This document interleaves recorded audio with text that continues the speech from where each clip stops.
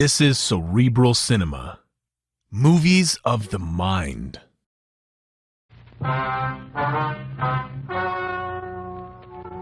Ladies and gentlemen, the story you are about to hear is true. The names have been changed to protect the innocent. Dragnet.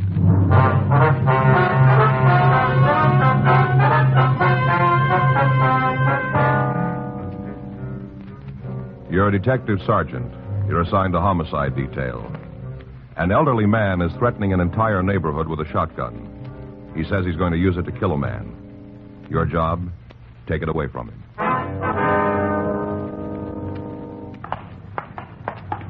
It was Tuesday, June 15th. It was hot in Los Angeles. We were working the day watch out of homicide detail. My partner's Frank Smith. The boss is Captain Lorman. My name's Friday. We were on our way out from the office, and it was 11:46 a.m. when we got to Unit 1F14. The police car standing by. Hi, Joe. Lloyd, what do you got? Take a look at the sign. Yeah. I will not live in the same neighborhood with a dog poisoner. Looks like he painted it himself. And there's we can figure he did. How'd you get the complaint? Came in, see the man. When we got here, the guy was sitting up there with his shotgun. Told us to leave him alone. We figured maybe you'd be a little better equipped to handle it. Well, it might not work out that way, but we'll give it a try. Anything we can do to help out? Just be here, right?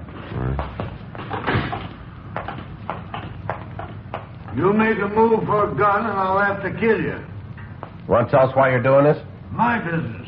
Well, that gun makes it ours. You think that if you want to, it doesn't make any difference to me. I didn't ask you out here. Yeah, well, now that we made the trip, don't you figure you ought to tell us? No. Something to do with that sign? Might have, yeah. Well, you better tell us about it.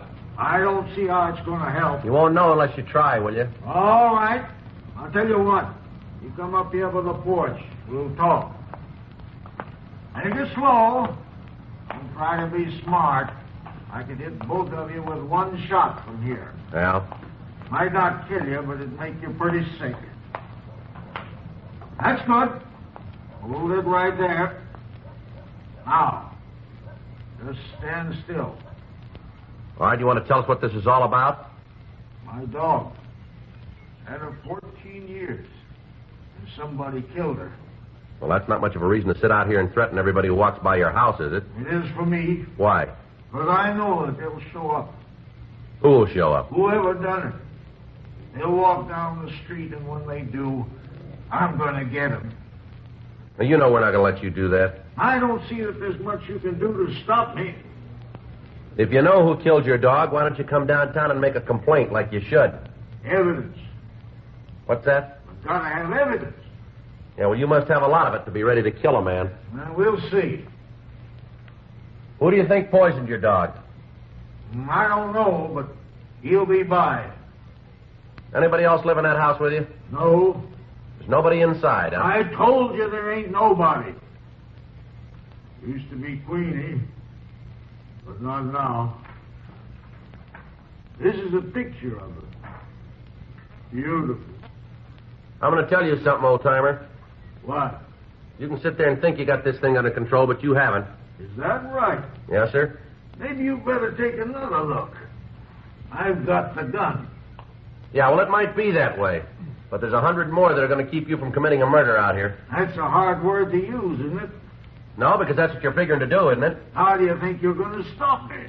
You bring that gun up into firing position, and I'll show you how I'm going to stop you. All I'm trying to do is to pay back something. I don't want to hurt anybody else. Look, mister, why don't you tell us who you think poisoned your dog and why? We might be able to do something for you.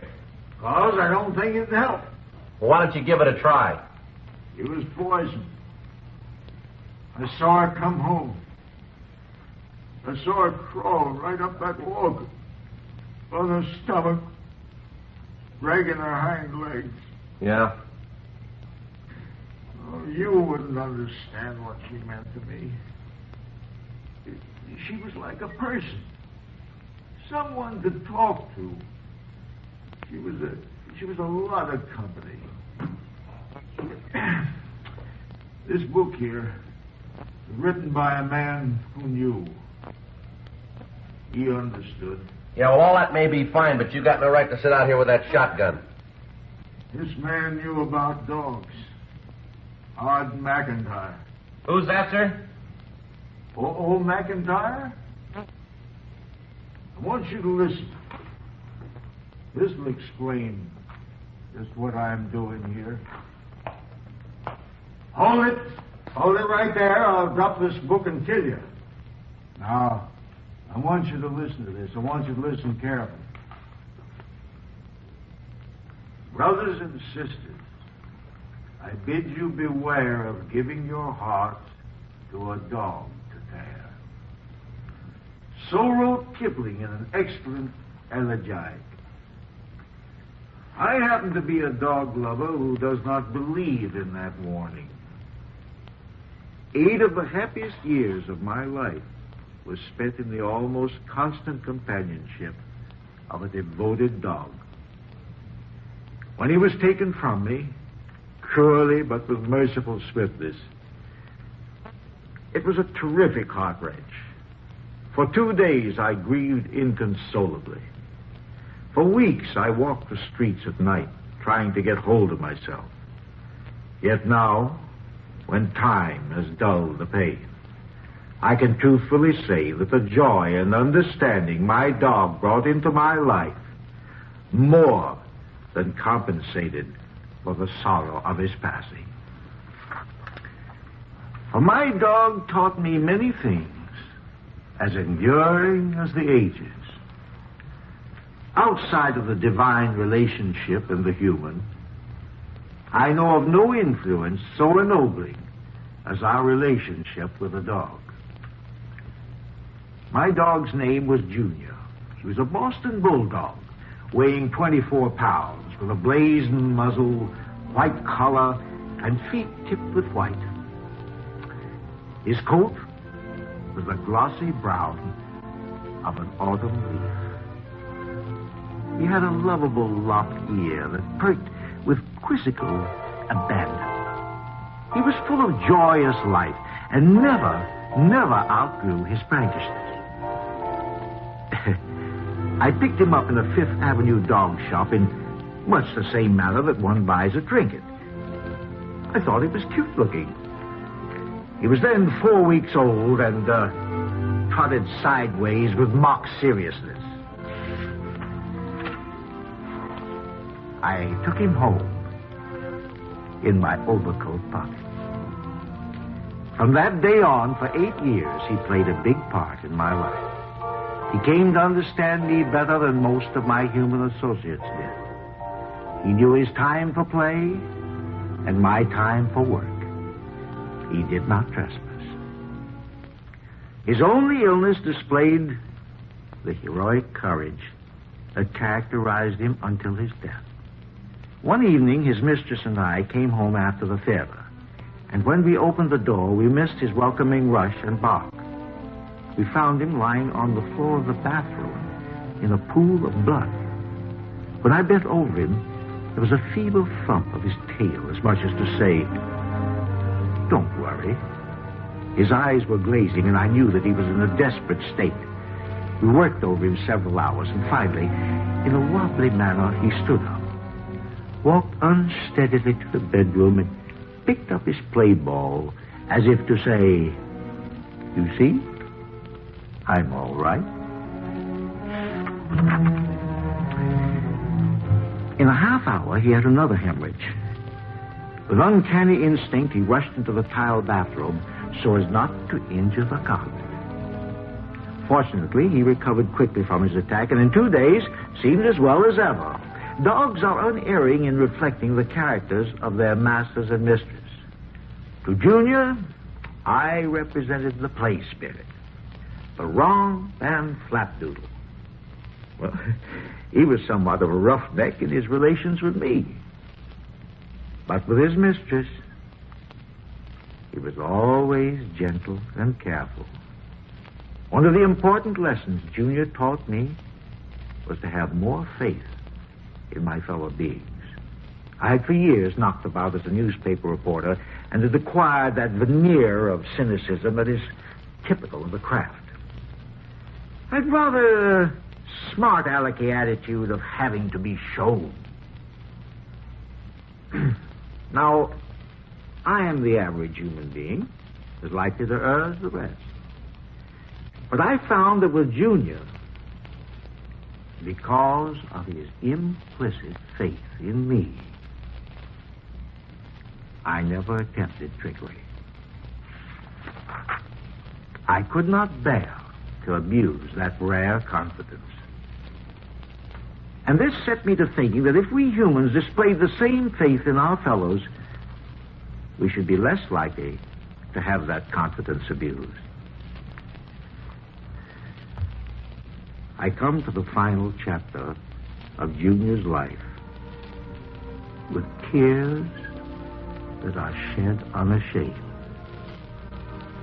As I have said, he was my constant companion for 8 happy years. My longest absence from him was when I was in Europe, where the quarantine regulations are so strict that it is quite unfair and selfish to take a dog there. Junior, like all good dogs, was faithful to the end. He died obeying my command, which made his loss all the more tragic to me. I left him after his evening romp and was away until shortly after midnight. Upon my return, his greeting was, it seemed to me, especially joyous. It was so joyous, in fact, that it indirectly led to his death. Shortly before I arrived, a servant had taken him out for a walk. But he was so glad to see me, and he loved so to go out late at night without a muzzle or a leash on, that I humored him, and we went out again together. At that hour, there was very little traffic on Fifth Avenue, and Junior ran far ahead of me. He had been trained to wait at curbings when unleashed until he received the command, go. Then he would race across the street like a flash.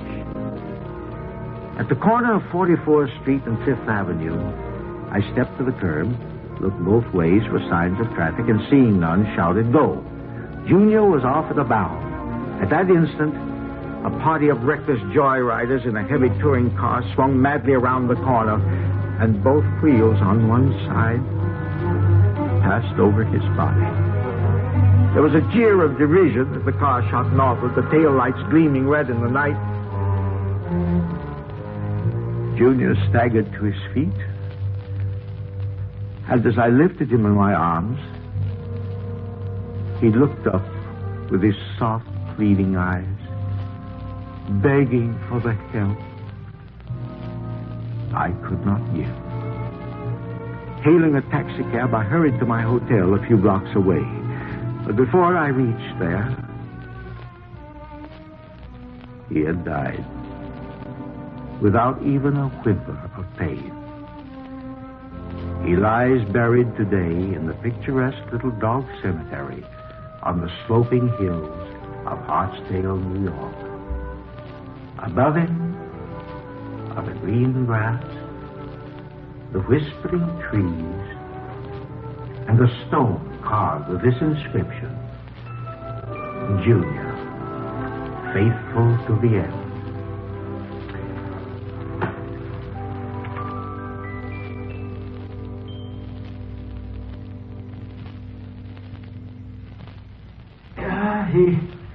He's a great columnist, old McIntyre.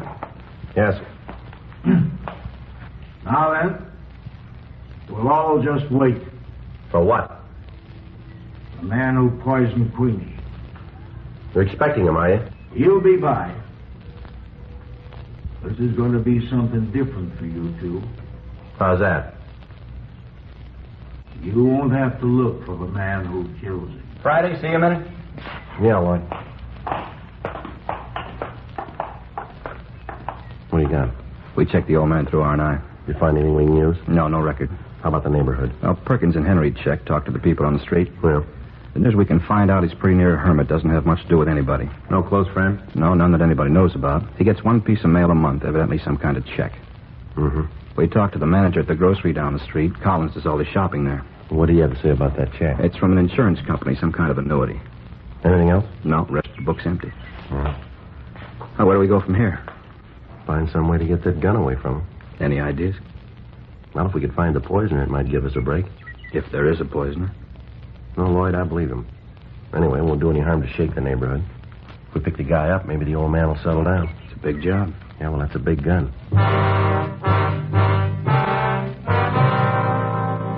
12:07 p.m. We contacted the office and made arrangements for additional cars to start a thorough search of the area. It was just an outside chance that the dog poisoner might still be in the neighborhood somewhere. The crowd on the sidewalk had gotten larger, and the uniformed officers were having trouble keeping order. While I was talking to the office, a middle-aged woman broke through the lines and ran toward the porch and Peter Collins. Pete! Pete Collins! All right, hold it right there, lady. He's a friend of mine. Yeah, well, he won't be if he pulls the trigger on that gun. What are you trying to do, Pete Collins? What? What are you doing to our street? I don't know what you mean. We were all sorry when Queenie died. Wasn't anybody on the street didn't want to do something. That's nice of you. You sit here with that gun trying to turn this street into a shooting gallery and none of us are with you. You know why I'm doing it. That don't make it right. We had a meeting last night. All the people in the neighborhood. Tried to think what to do about getting you another dog. I don't want no other dog. Grow up. Put that gun away and grow up.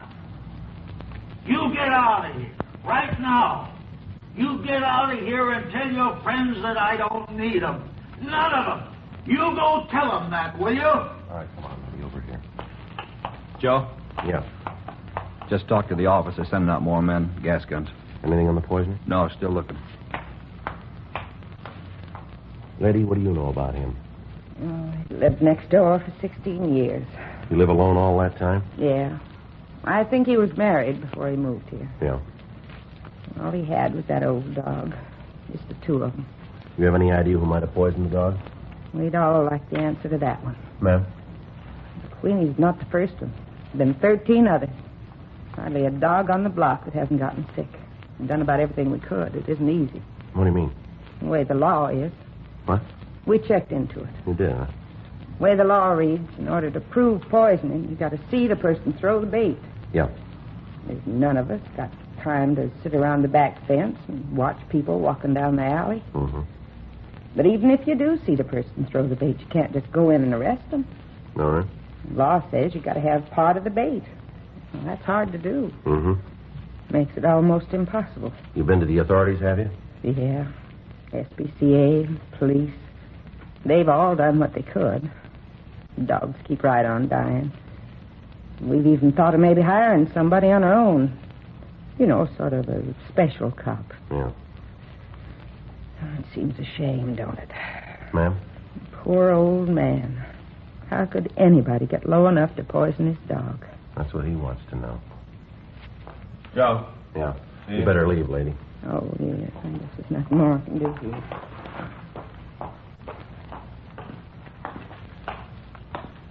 Yeah, what do you got? Well, this man here, his name's Bentley Mocker. Yeah. Uniformed men picked him up in an alley a couple of blocks from here, throwing this over the back fences.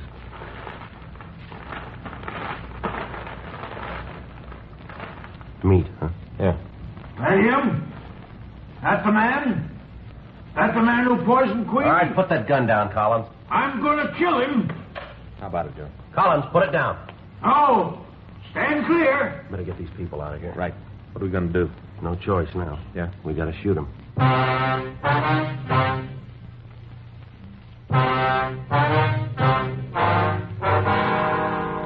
12:24 p.m. In spite of the precautions, it began to look as if we wouldn't be able to take Collins' gun away from him without physical violence. As he raised the shotgun, cocked it, and pointed it at Bentley Marker, all of the other officers in the vicinity were ready to stop him. Collins, you use that gun and I'm going to use mine. Put it down. I'll shoot through you to get to it. Yes, sir, you're going to have to. What's going on here? You got no right to do this to me? How about it? Did you poison his dog? He's crazy. He'll kill me if he gets a chance. Just answer me. Did you poison his dog? What if I did? Answer the question, mister. All right, I did. I poisoned him.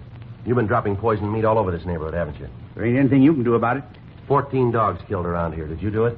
Pests, that's all they are. Good riddance. That's the way it looks to you, does it? Sure, rooting around the yard, barking and yowling. No good, any of them. You all through? I could go on for hours about them. Had my way, I'd get rid of them all. Now, I'm going to tell you something. Those dogs meant a lot to the people who lost them. That old man sitting up there on the porch, to him, that dog was part of his life. What gives you the right to sneak around back alleys and side yards and kill off a pet that belongs to a child or an old man? I don't have to stand around here and listen to you. No, sir, you don't. Lloyd? Yeah, Joe. Take him downtown. What for? You got no law to hold me. Yeah, well, maybe we can find one. In the way you talk, you think dogs are better than humans. In your case, they are. Come on, let's go. Frank, Yeah. tell him to stand by with the gas. Yeah. No other way, huh? Now I'll make one more try. Right. I'll bring up the heavy stuff. All right, Collins, it's all over now. I'm going to tell you once more. Put that gun down. Not until I get one chance at that poisoner. He's gone. He's downtown. Now, this is the last time. Put it down. I don't care anymore. It's up to you. We've done all we can. That man ought to die. Put the gun down. I don't care anymore. I just as soon shoot you. Collins, it's all over. Now put that gun down and we'll take it away from you. Joe. Joe. Yeah, take a look. What's the kid want here? Well, look. Note pinned to his coat. Policeman, maybe this will help. And I read it.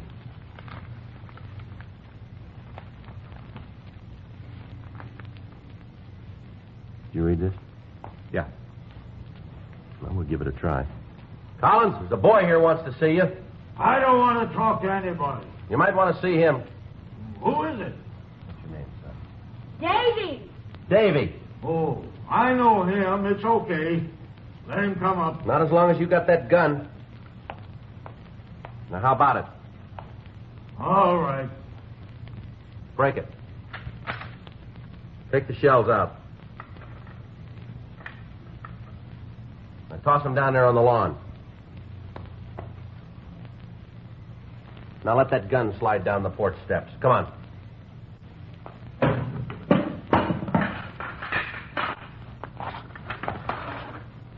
All right, son. Come ahead.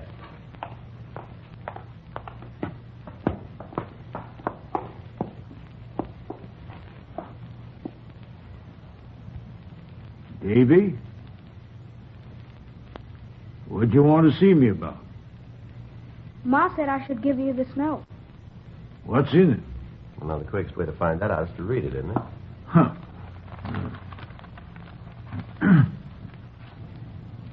My dear Mr. Collins, as you well know, all of your neighbors are dreadfully sorry you lost your Queenie. I know this one may never take her place, but please give her the chance. Oh, yes, it's a little girl. Your neighbor, Mrs. Tom Evans. You want to see the puppy? Well, Come on, son. Let's unzip your jacket here. Here. Okay. There you are.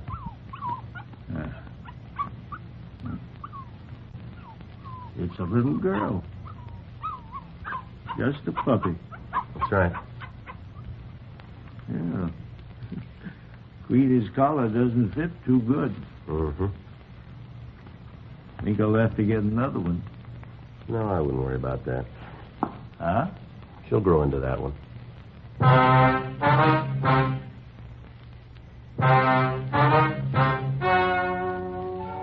The story you have just heard is true.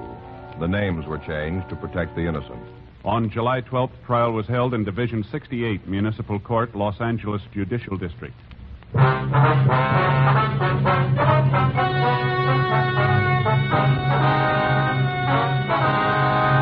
Peter Lawrence Collins pled guilty to violation of Section 417 PC, drawing or exhibiting firearms, 1 count.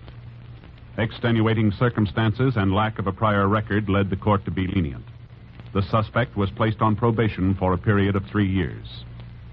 Bentley Jones Mocker was tried and convicted of Section 596 PC, unauthorized animal poisoning, and received sentence as prescribed by law. Violation of Section 596 PC is punishable by imprisonment in the county jail for a period not to exceed 6 months, or a fine of not more than $500, or both such fine and imprisonment. Ladies and gentlemen, we are grateful to the McNaught Syndicate Incorporated for granting permission to read excerpts from O.O. McIntyre's article entitled, What My Dog Taught Me. You have just heard Dragnet, the authentic story of your police force in action, and starring Jack Webb, a presentation of the United States Armed Forces Radio Service.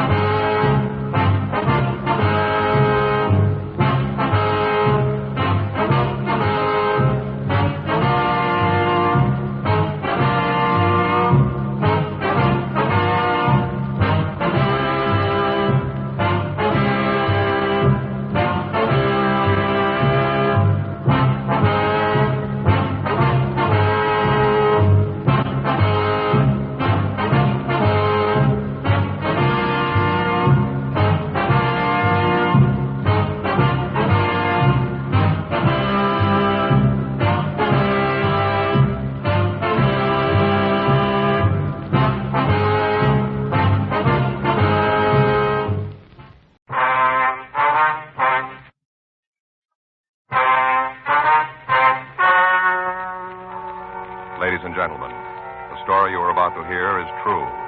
The names have been changed to protect the innocent. Dragnet.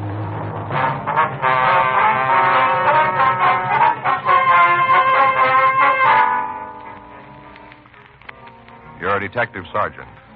You're assigned to homicide detail. A call comes into the office. A woman says her husband is dead. She thinks he's been murdered. Your job? Investigate.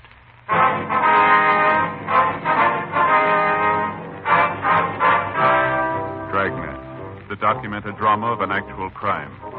For the next 30 minutes, in cooperation with the Los Angeles Police Department, you will travel step by step on the side of the law through an actual case transcribed from official police files. From beginning to end, from crime to punishment, Dragnet is the story of your police force in action.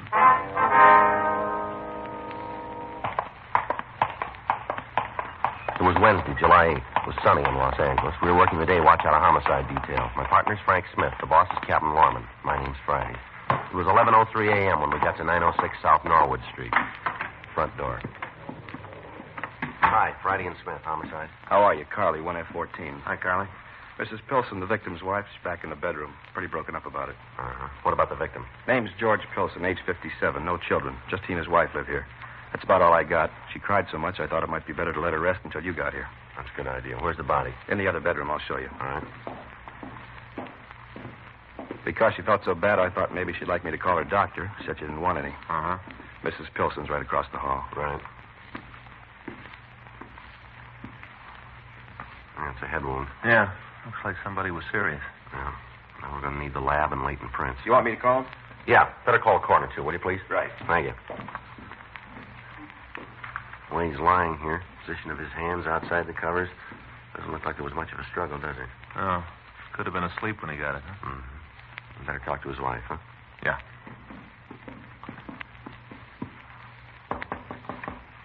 Miss Pilson. Miss Pilson, police officers. Who is it? Police officers, we'd like to talk to you. Sorry to disturb you, ma'am, but we'd appreciate it if you tell us what you know about all this. All right. You want to go in the front room? All right, that'll be fine. You go ahead, please. I couldn't talk to the other policeman. We understand. Calls are all in, Sergeant. Anything else I can do? No, thanks, Carly. We'll handle it now. Right, I'll shove off. Miss Pilson, this is Frank Smith, and my name's Friday. Uh-huh. How you doing, ma'am? This is like so many other mornings. Except nobody sat in his chair like you are, Mr. Friday. I used to sit here and it was quiet. I didn't want to disturb George's sleep. Well, then your husband usually slept during the morning hours, is that Yes. right? He worked nights at the Belden Aircraft Company. All right. Would you tell us what happened? What is it to tell? He came from shopping and found him just like he is now. Do you remember what time it was? I don't know for sure. 10:30. Somewhere around there. When did you leave the house? About the same time I usually do. I couldn't do my housework in the morning. I didn't want to disturb George. Mm-hmm.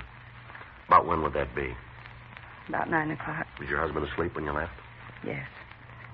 He never closed the door, and I looked in before I left. And when you left the house this morning, did you lock the house? The back door was locked. Never lock the front when I'm just going to be gone for a short while. I see. It doesn't take me more than 2 hours to shop at the most. Do you know if your husband had any enemies, Miss Pilson? Oh, not that I know of. He might have, but he never said anything to me about them. Mm-hmm. Hope you won't take offense, but we have to ask this. How did you and your husband get along? I guess I should have known that I'd be suspect, too. Well, we have to ask it. I know, Mr. Friday. You men are strangers. How could you know what our marriage was like? And how do you sum up 30 years in one or two sentences? Good, bad, happy, unhappy. It was all those. Mm-hmm. I don't think our life is much different than most couples. Maybe one exception. You see over there on the table? Yes, ma'am. My collection of elephants. I started collecting them as a little girl. I always thought that one day I'd have a little girl. I'd give them to her. We never had any children. Mm-hmm. So my children have been pretend. I've kept adding to the collection all these years. Each new elephant is one that my little girl, or perhaps a little boy, would have added. I see. I was wrong before about something I said. How's that? I said you were strangers. Yes. You're not, really. Otherwise, I wouldn't have told you about the elephants. Yes, ma'am. Then you and your husband haven't had any quarrels recently. Oh, usual words. Nothing serious, though. Now, there's something else we'll have to know. Yes. Do you know if any personal property is missing? Stolen, you mean? That's right. Well, I'd have to look first. What if you do that for us? Right now? Yes, ma'am. If you feel up to it, we'd appreciate it if you could. You want to know about the bedroom, too? Yes, ma'am. All right. One other thing, Miss Pilson. Yes. Was your husband in the habit of carrying large sums of money on his person, would you know? Oh, no. Usually carried some cash, but never large amounts. I see. All right. Would you like to start checking now, Miss Pilson? Do you mind if we sit a moment longer? No, it's all right. Take your time. I was just remembering how like other days this is. I'd sit here reading or maybe just looking at my elephants and thinking. Mm-hmm. It would be real quiet. Then the clock would strike 12. I'd go in and wake George. Yes, ma'am. So we go in. Yes, if you're ready. It's not quite time. That won't make any difference now. Beg your pardon? He won't hear us.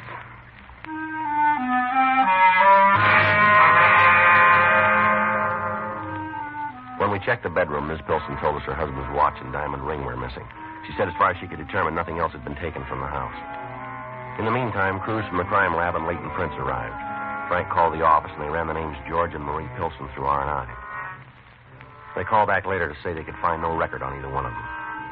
Further questioning of the victim's wife failed to give us any definite lead as to who our suspect might be. We left the home and began to question some of the neighbors. 1:14 p.m., we rang the bell at the house directly across the street. We identified ourselves, and Sam Mordell, the occupant, admitted it. We went into the front room. I was beginning to think I'd have to go look you fellas up. How do you mean that, sir? I saw all the cars and activity over at the Pilsons. I couldn't figure out what it was. I thought it must be trouble of some kind. Well, curiosity just about got the best of me. Uh-huh. Grab a chair. Might as well be comfortable while you're here. Thank you, sir. Thank you very much, Miss Mordell.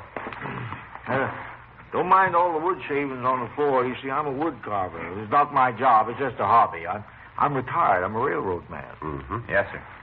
I had a rug in here, but I took it out. I always like those eating places with the sawdust on the floor. You know the kind. Of course, shavings aren't sawdust, but then it's easier to save them this way, too. Yes, sir. I wonder if you'd answer a few questions for us. Sure thing. Anyhow, if I keep on gabbing, I won't find out what this is all about. You go ahead and ask your questions. Thank you. Do you usually sit in that chair when you work? Sure do. Seldom miss a day. I call this my cab window. What's that, sir? Cab window. I used to be an engineer, sort of got used to looking out and enjoying the scenery as it went by. Oh. Of course, now the view doesn't change much, but I still like to see what's going on in the neighborhood. Yes, sir. Were you sitting here this morning, sir? Yeah.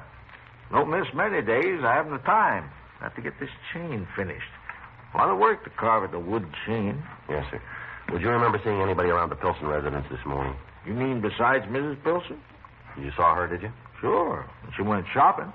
She always goes Wednesday morning, of course, unless the weather is bad. Yes, sir. Did you see anybody else? Yes. Saw a fella come out of there while Mrs. Pilson was at the store. Saw a man come out of the house? Yeah. Would you remember what time that was? 10 o'clock sharp. You sure of that? That's right. You see this watch? Yes, sir. They gave me this when I retired. You can see what it says on the back. See? Look. It's real nice. Railroad watch. Doesn't vary a bit. I don't get a newspaper, so I listen to the radio news when I'm working. Mm-hmm. Always check the time they come on. Because I know that my watch is right. Sometimes they're a couple of seconds late or early.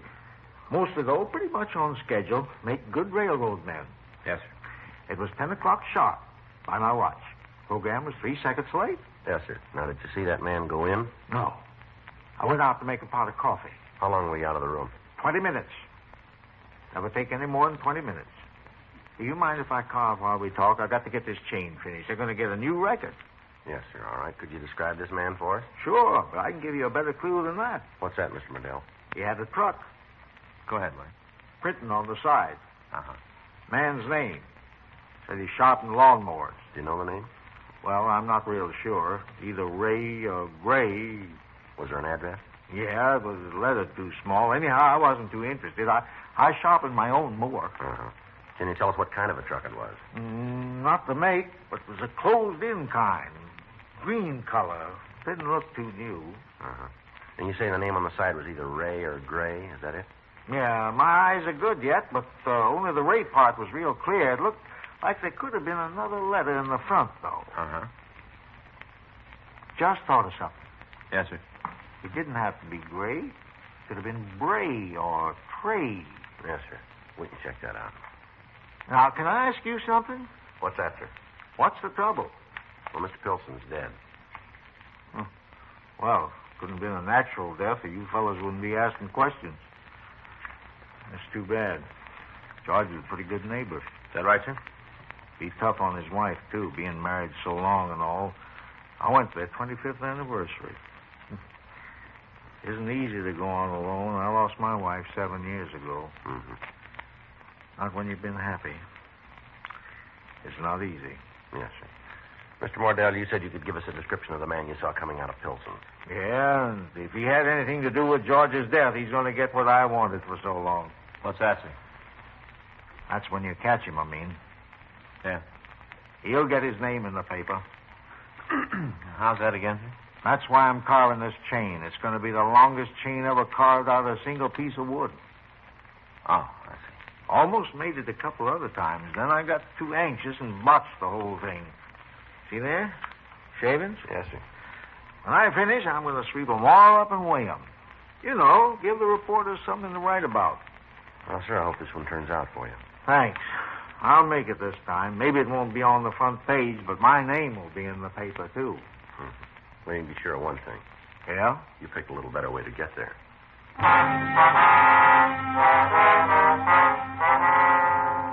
Sam Wardell gave us a description of the man that he'd seen. We called the office and got out a local broadcast, and then we went back to the Pilson house. We found a lawnmower in the backyard. Mrs. Pilson said her husband had sent the lawnmower out to be sharpened, but she didn't know who the man was that did the work. We checked the classified directory, and we found the name Gray's Lawnmower Service. The listing had been underlined in pencil. Frank and I drove to the address, 2604 Royal Street. It was a small shop set well back from the street. The place was locked. A clock sign on the door read, "We'll be back at," and the hand pointed to 4:30. We parked across the street and we waited. At 4:43 p.m., a man answering the description we'd been given unlocked the door and entered the shop. 4:45 p.m. Oh, hiya. Either this is perfect timing or you've been waiting for me. We're police officers. Uh-huh. Well, I guess that writes off the timing part. Is your name Gray? No, it's Para. Do you work for a man named Gray? It's my own business. I bought it from him. I see. He'd been here for some 20 years, so I just kept the name. Do you pick up and deliver in your business? Yeah? Well, then you have a truck. That's right. What kind? Panel job, Dodge. What color? Green. Look, I don't mind answering questions. I know you got a job to do, but the way I see it, this question and answer game plays better if we both know what counts and what doesn't. How about it? Well, for the time being, let's just say you called it, huh? Yeah? We got a job to do. That's it. It'll have to be for now. All right, I don't want to buck you guys. I got nothing to hide, but I get the same feeling when somebody won't cash a check for me. Yeah. It galls me to think I'm lined up as a bad risk. We're not accusing you of anything. Now, we'd appreciate your cooperation, but try and keep this in mind. We'll still get what we came here for. Now, you make the choice how you want it. Okay, what are you after? Hot lawnmowers? You said you made deliveries, is that right? Yeah. Do you keep a record of the calls you make? Sure. Can we see the record? Yeah, if you want, the book's over at the desk in the drawer. I'll get it. I'll get it. What'd you expect? I was going to pull a gun out of the drawer? That's the one? Yeah. Here you are, Joe. Thanks. These all the calls for today? That's right. Austin, Kemper. When'd you make these calls? What time? That's right. Well, Kemper this morning, Austin this afternoon. They're the only ones you made today, huh? Yeah. Wait a minute. Let me see the book a second. All right. It isn't here. I guess I forgot to enter it. What's that? Another call I made. Where was that? On Norwood Street, 906, I think it was. Remember the name? Yeah, Pilson. What time were you there? I'm not sure. 9:30 or so, I guess. Who'd you talk to? Nobody. Didn't see anyone around. Did you go in the house? Why? Did you? Yeah, I rang the bell a couple times, and I knocked. Yeah. I thought maybe they were in the back of the house and couldn't hear me. The door was open a little, so I walked in. Yeah. Went in the front room, called out, didn't get any answer, so I left. You didn't leave the front room. That's right. Did you see anybody? I told you I didn't. What more do you want? You said you called out. Yeah? How loud? What do you mean? Loud enough to wake a person sleeping in a back bedroom, maybe? Well, I guess so. No one answered. It came out. I know that. All right. Well, was there someone there when I called? That's right. Well, ask them then. I don't know what you're getting at. I walked into a house. I didn't do anything wrong there. If there was someone there, ask them. Be a little hard to do. Huh? He's dead.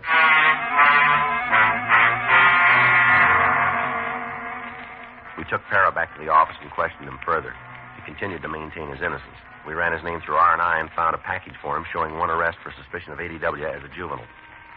We booked him on suspicion of 187 PC, murder, and Frank and I went back to his shop. We thoroughly searched both the building and his truck, but we failed to turn up either the ring or the watch. Thursday morning, Leighton Prince reported that they'd found no fingerprints in the house other than those of the victim and his wife. We got a call from Ray Pinker in the crime lab. He said that George Pilson had been beaten about the head with some type of round instrument. He also substantiated our theory that there had been a little struggle on the part of the victim. We called the county morgue, and Dr. Cephalou said he'd notify us as soon as he posted the body. 11:26 a.m. Joe? Mm-hmm. Just checking over these time elements. Yeah? Mrs. Pilson left at 9. It's gone about an hour and a half. The neighbors saw Para leave the house at 10, right? Yep. And if Mordell is right about how long he was gone from his front window, Para could have been there about 20 minutes. That's the way it checks out. Well, give him enough time, don't you think? Well, we still got to figure maybe he's telling us the truth. Yeah. And if he is, that gives us several possibilities. When Pilson didn't answer, maybe it's because he couldn't. Yeah, I see what you mean. I got it. Homicide Friday. Yeah. It was, yeah. I see. Right. Be right over. It's Doc Cephalou, who just finished posting the body. Yeah? It's possible that Pilson wasn't killed by the head blows. What do you mean? Might have been dead before he was hit.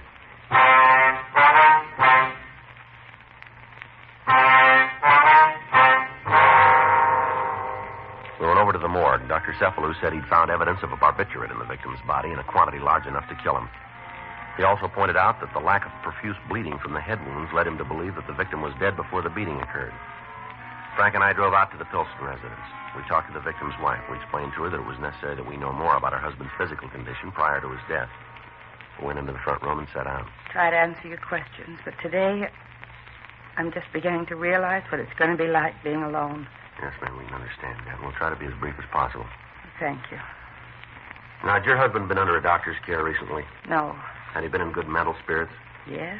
He didn't seem unusually worried about anything. Not that I know of. Well, now, would you tell us about yourself, Miss Pilson? Well, what do you mean? Well, have you been under a doctor's care recently? No. What has all this to do with my husband's death? Well, we'd like to know if there would be any reason for you or your husband to have a prescription for a strong barbiturate in the house. A what? A sedative, ma'am.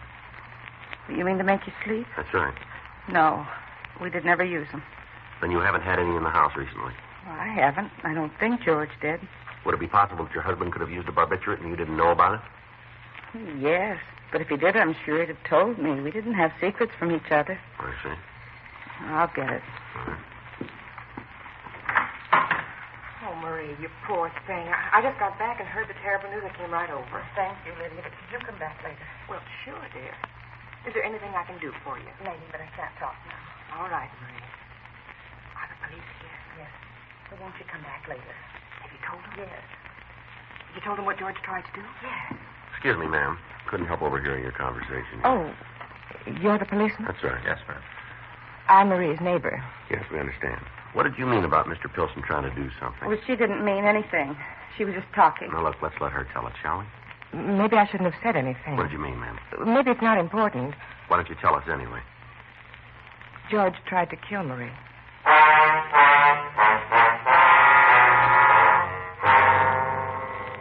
We brought the neighbor, Lydia Shires, into the house for further questioning. She explained that she was a close friend of Marie Pilson's. It was quite evident that Mrs. Pilson didn't want her friend to talk to us. If I had any idea I was going to cause all this trouble, I'd never come over. I only meant to help Marie. Would you tell us why you said that Mr. Pilson was trying to kill his wife? Sure, but Marie can tell you better than I can. Oh, now, honey, don't get upset. It's going to work out all right. Well, I'll tell you what I know, but Marie will have to fill in the details. All right, go ahead, please. Last week it was, she came over to my house, terribly worried. She was afraid she was going to have another nervous breakdown. Oh, please don't, Lydia, please don't. Now, don't fret, dear. We all want to help you. Miss Pilson, once more, had you been under a doctor's care recently? It was George, her husband, that made her sick. Kept telling her she was going crazy, said she was going to die. Finally, she got to believe in the things he was saying. Yeah. That's when she had the breakdown. How long ago was this? About 3 weeks ago. All right, go ahead, will you? Well, George got these pills for her, something for her nerves to make her rest. Yeah. That may be our office, I'll guess. All right. Hello? That's right. No, he isn't. You want to tell me who's calling? Would you like to leave a message? All right. No, my name's Smith. She hung up. Woman asking for Mr. Pilson. Did she give her name? No, said she was a friend of the family. It was her. I know it. I wish I'd talked to her. Who was it, Miss Pilson? I don't know her name, but she lied. She's no friend of mine. She caused all this. How do you mean? That's why George was trying to kill me. With me out of the way, he could have her. She'd come and live in my home. You never told me about her. I still had some pride. All right, now this medicine your husband got, was it a barbiturate? Yes. That's how he was going to kill me. Where did he get the pills? I don't know. George would come in and sit on my bed in the early morning. When he'd come in from work, he'd wake me up, tell me I was going to lose my mind. Yeah. Time after time he did it. I began to think he was right. I couldn't remember doing things. That's when you started taking these pills, huh? Yes, that's right. I see. He'd put them in my food or in my drink. You sure he did that? Yes. I counted the capsules in the bottle every time I took one. Got so I couldn't remember if I'd taken them or not, so I counted them. Mm-hmm. I wrote the number down on paper so I'd be sure. Some were always missing. I knew he'd been giving them to me. All right, go ahead. That's when I told Lydia about it. She said to stop. Is that right, Miss Shire? Yeah, I told her not to take any more. Did you stop taking the sedative? Yes. I told George about what Lydia said. He got mad and said I shouldn't have gone to her. Then he started telling me I'd go crazy if I didn't take them. He kept after me. Is that why you killed him, Miss Pilson? Can't mean Marie did it. He kept after me. I knew he was trying to get rid of me. He'd stay out all night when he wasn't working. Did he tell you about the other woman? No, he didn't have to. I knew. A couple of times she called here. I answered the phone. When she heard my voice, she hung up. Mm-hmm. So you gave him the pills you'd been taking, is that it? To make him sleep. I always had a sandwich when he came home from work. I fixed it before I went to bed. When'd you strike him? When I came home from the market, I suppose. You'll want the weapon, won't you? Yeah, and the watch and the ring, too. All right. Marie, how could you do it? Had to be. He was going to kill me. She was going to live at my home with my children. Lydia. Yeah. I want you to take my family. What? My elephants. I want you to have them. All right, Marie. You want to tell us where the weapon is, Miss Pilson? All right. I didn't believe George, that he was telling the truth. Yeah. He told me this would happen. What's that? He said I was crazy.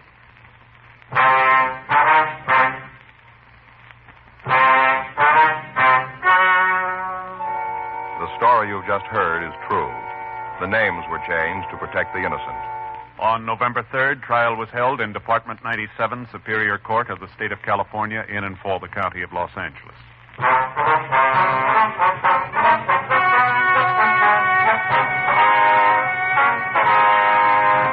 Marie Ellen Pilson was examined by 3 psychiatrists appointed by the state and found to be insane. She was confined to Mendocino State Hospital for the criminally insane for treatment.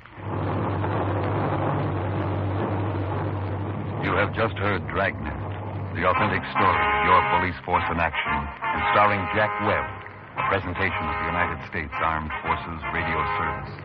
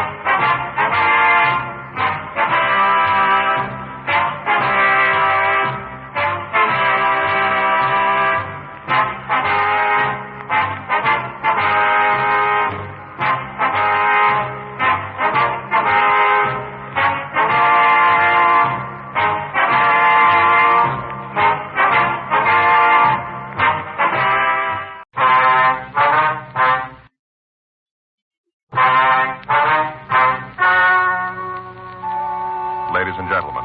The story you are about to hear is true. The names have been changed to protect the innocent. Dragnet.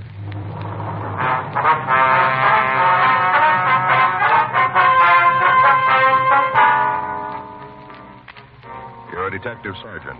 You're assigned to robbery detail. You get a call that a flower shop has been held up. 2 men have been shot. One of them killed. Your job? Check it out.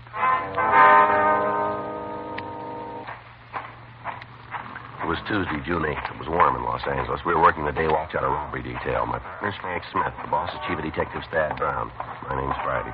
We were on our way out from the office, and it was 10:15 a.m. when we got to the corner of 7th Street and Bunker Hill Avenue. The Stoneham Flower Shop. Back there, Phil. Wasn't any way for me to know what it was all about till it was too late. Yes, sir. Just stood there, didn't move around, just stood. Oh, you fellas want to see me? Police officers. This is Frank Smith. My name is Friday. Central? That's right. Roberts, 1 of 16. You answer the call? Yeah. I'm the fellow that shot the crook, you know. Yes, sir. Did you get a description? Yeah, it's out. Metro sending a couple of cars to help us look for the suspect. Very good. Anything else I can do for you? No, not right now. Okay, I'll get on outside then. Right, thank you. You'll take care of the report then, won't you? Yeah. Okay, we'll check with you. Good. Nice fella. Yes, sir. Could have used him back to home. Sir? Good man like that. Could have used him. What do you mean? Ran a detective agency back home. Had a couple of men sleuthing around. He made a good one. Mm-hmm. Would you tell us what happened here? Ain't nobody done that yet? No, sir. We just got a hotshot call that there'd been a robbery and shooting. We came right out from the office. You heard about it? No, sir. Well, don't you worry. I'll fill you both in and give you the whole story. All right, sir, if you would. Abner Stossett. What's that, sir? Full name's Abner Davis Stossett. After Jeff. Who? Jefferson Davis, the president. Oh. Don't usually use the middle name. People out here don't seem to understand 3, just the front and back. Abner Stossett. Yes, sir. All right. Now, if you tell us what happened. They shot Danville. That's the victim. Yep. Shot him right here, just above the spleen. Here. Mm-hmm. How'd it happen? It looked like 38 automatic. Well, yes, sir, but what led up to the shooting? 2 fellas, they tried to rob us. Mm-hmm. Tried it with the wrong 2 men, tell you that. Mm-hmm. Out loud. Sir? Tell you that out loud. Oh, I see. You want to go on? Well, same thing every morning. Yes, sir. We make up the deposit slip, take the money to the bank. You're the one who does it right and don't have to do the walking. This time, Danville Road, I was going to make the trip. Yes, sir. I was about to leave. These 2 young guys come in the place. First off, I figured they want to buy some flowers, something like that. Yes, sir. Danville was going to take care of them. Excuse me a minute, will you? Yes, sir. Go right ahead. Stone and Flores? Yes, sir. Oh, no, we can take care of it for you. That's right. Where do you want them sent? Now, just let me check the book here a minute. Walnut Creek. Yep, we can do it for you. No, sir, we'll send them by wire. Well, they'll be delivered in about an hour. Mm-hmm. That's right. You want the long stems? Yeah, well, they're $7.50 a dozen. That's right. Yes, you want to give me the charge information on that card? Yes, sir. How do you spell that? Mm-hmm. Yes, sir, the number?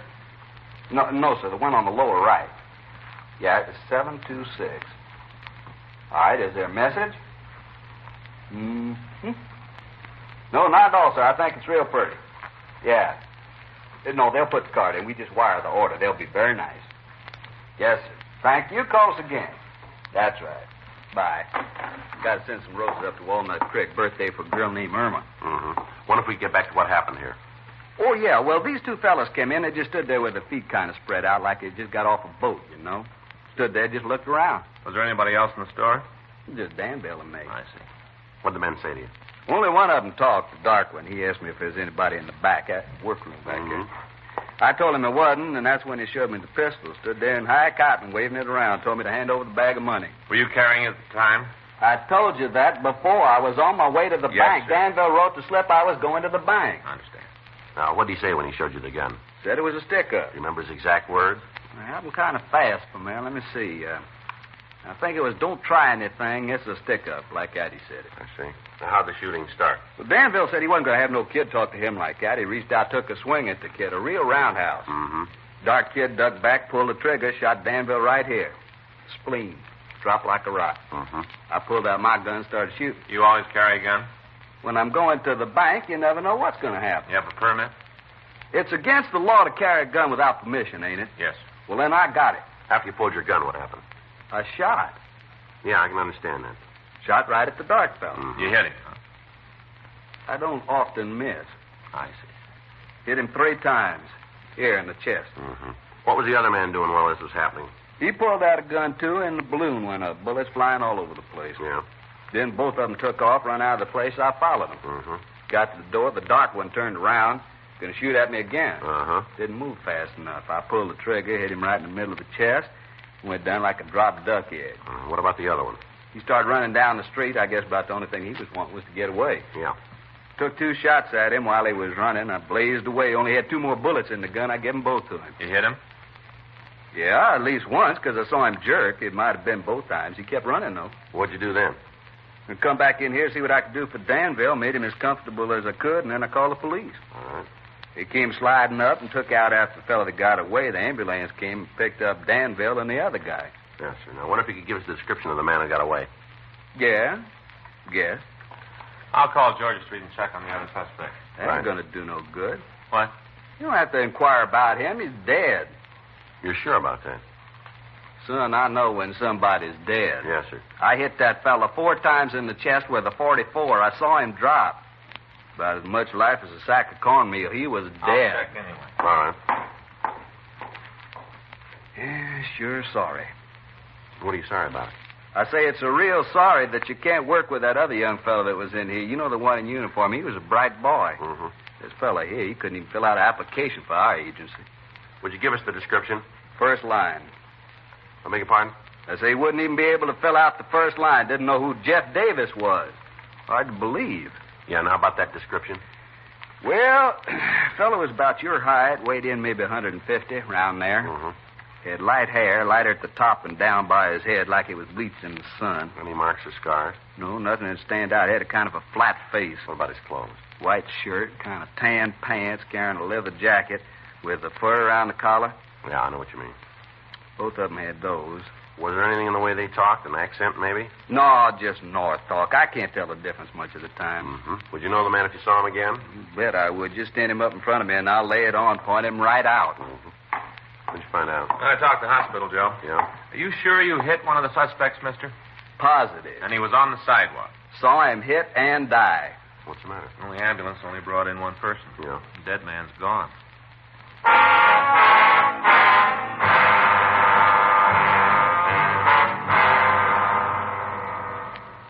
We put in a call to the hospital and made arrangements to talk to the ambulance crew. They told us that they'd only picked up one person at the scene.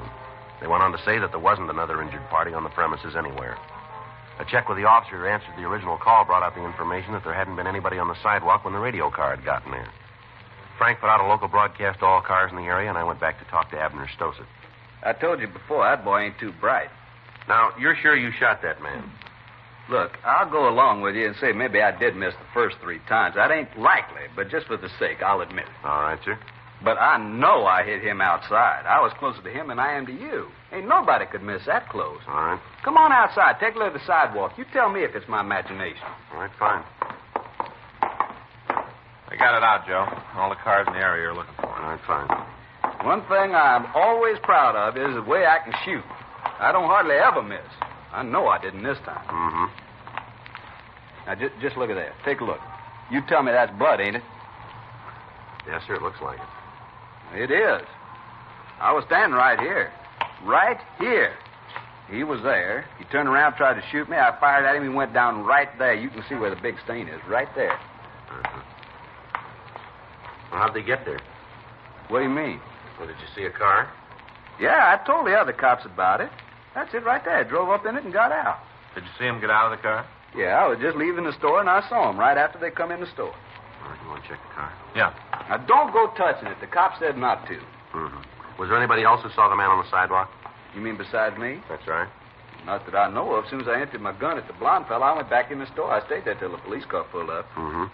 Not more than 3, maybe 4 minutes. Yes, sir. Not more. But I'm telling you, he was right here.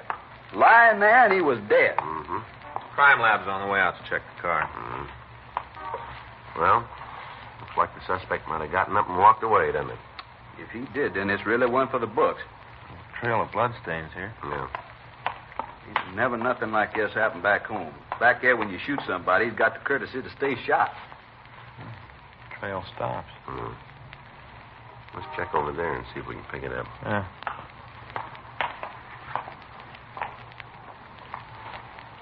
How about it? Nothing. It just stops, that's all. Maybe somebody picked him up in the car. Yeah, must be. Was there anybody else parked in front of the store at the time? Not that I remember. You can see yourself. We got the sign where it says just for the customers. You're absolutely sure there was nobody else? If I wasn't, I'd have told this fella. Yes. You didn't see the man get up off the sidewalk? No, there wasn't no reason for me to look at him. As far as I was concerned, he was dead. Still ain't sure he wasn't. Well, the trail of bloodstains showed that he did leave here. It still don't sell me. We better start checking the neighborhood. Right. You want me to help you? No, sir, that won't be necessary. Mr. Friday. Yes, sir. Could I talk to you for a minute? All right. Alone? Excuse me, Frank. Yeah. Mr. Friday, I saw that man fall. I saw him hit the sidewalk. I know he was hurt bad. He wasn't going to get up. I'm sure of it. Yes, sir, we understand. I told him all that. I just don't see how I could have made a mistake like that. That fella couldn't have gotten up. He's dead. Yes, sir, we believe you, but he's not here. That don't change a thing, my boy. How's that? He's dead someplace else, that's all.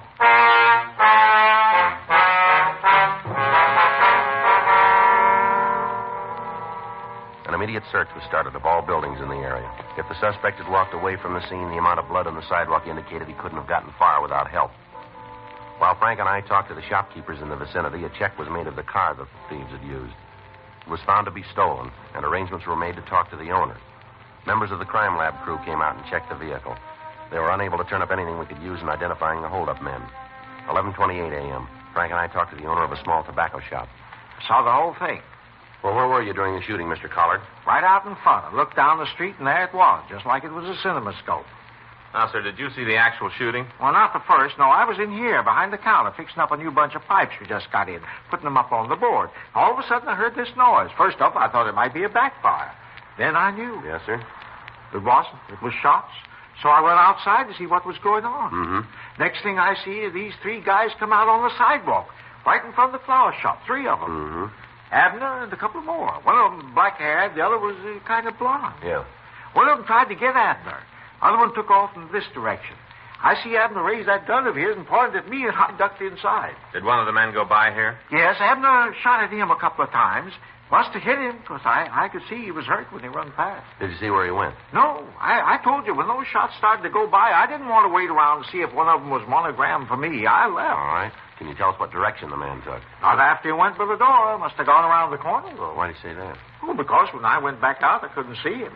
If he'd gone up the street, I'd have been able to. Now, did you see the man out in front of the store? You mean Abner? No, sir, the one he was shooting at. The suspect. Yeah, I got a pretty good look at him. Where was he? He was just lying there. He wasn't moving around much. Did you see him get up?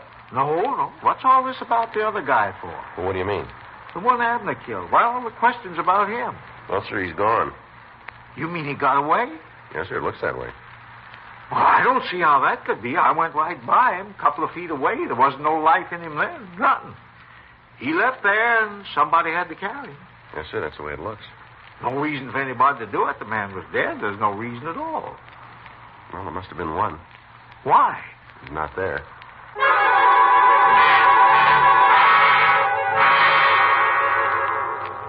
Frank and I checked out the rest of the neighborhood, but we failed to turn up any information. None of the shopkeepers in the vicinity had seen where the blonde holdup man had gone. All of them who had seen the man on the sidewalk were willing to testify that he was dead.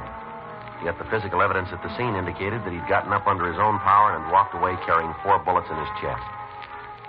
2:40 p.m. Frank and I returned to our car and began to cruise the streets in the area. 3:15 p.m.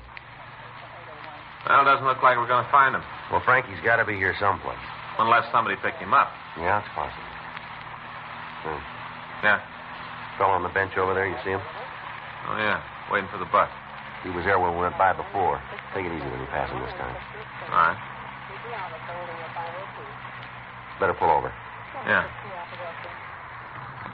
Matches the description. Uh-huh. Looks like bloodstains on his shirt from here. It sure does. Fits in good. All right. You cover him from that side. I'll go this way. Right. Joe, he's got a gun.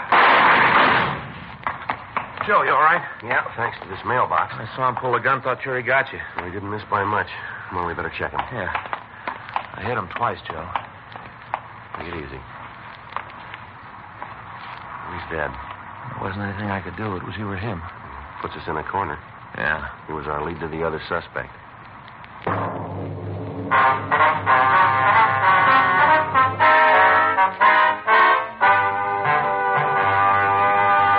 You are listening to Dragnet, the authentic story of your police force in action.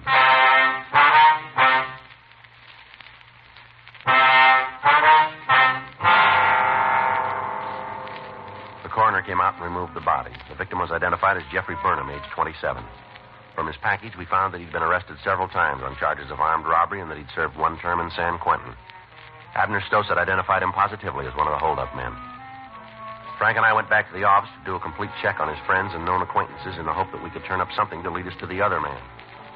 The search for the dark suspect was continued during the night without result. The next morning, we met with Lieutenant Stoner, and we made arrangements for additional men to aid us in checking out the list that we'd made on Burnham's friends. 8:47 a.m. You ready? Yeah, let's go. I get it. Robbery Friday. Yes, sir. Right away. Yes, sir. Bye. The victim, Abner Stossett. Yeah? Says he came across something this morning. What was it? Should tell us who the missing man is.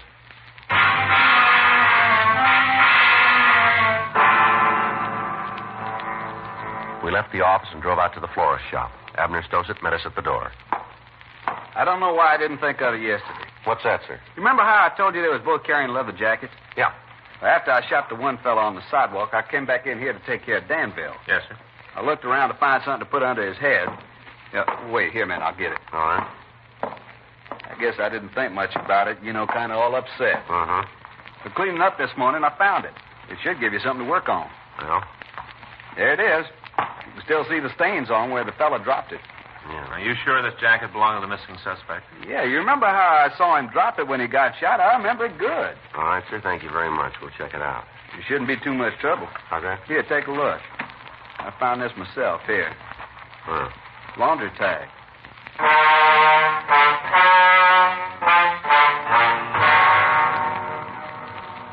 We took the jacket over to the crime lab. Lieutenant Lee Jones started to check through his records for the name of the cleaner that had serviced the garment. Frank and I went back to the office and talked with Officers O'Donnell and Gerber. They told us that the list of the suspect's friends had been checked without result. The search for the missing man had been called off, and the additional units had returned to Metro Division. At 4:30 p.m., we got the call from Lee Jones. He gave us the name and address of the cleaner. Frank and I left the office and drove over to his shop. Yes, sir. Something I can do for you? Police officer. This is Frank Smith. My name's Friday. Oh, how do you do, sir? Hope there isn't anything wrong. No, sir. We just like some information. I got it. It's yours. All right, sir. Ever see this before? Leather jacket. A lot of them around. How about this tag here? It's one of yours, isn't it? Let's see. Yeah, there's our mark. Can you tell us who brought this jacket in to be cleaned? It'd be hard to say. Well, the way we got it, it belongs to a fellow about 25, dark hair, about 150 pounds. We do a good-sized business. Hard to remember all the people who come in. That's right, sir, but do you have that many leather jackets? No. Wait a minute. Let me think a minute. Might be outside, but it could be. What's that? Halleck. Norman Halleck. He looks like how you said. I've done some work for him and his family. It might be him. Can you tell us where we can find him? I got his address in the book. I can look it up for you.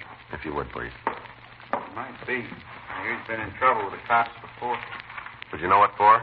No, it's just neighborhood gossip. I didn't think I'd want to put my name on. Uh-huh. Here it is. Norman Halleck. Hallik. 10267 Sacramento Street. All right, sir. Thank you very much.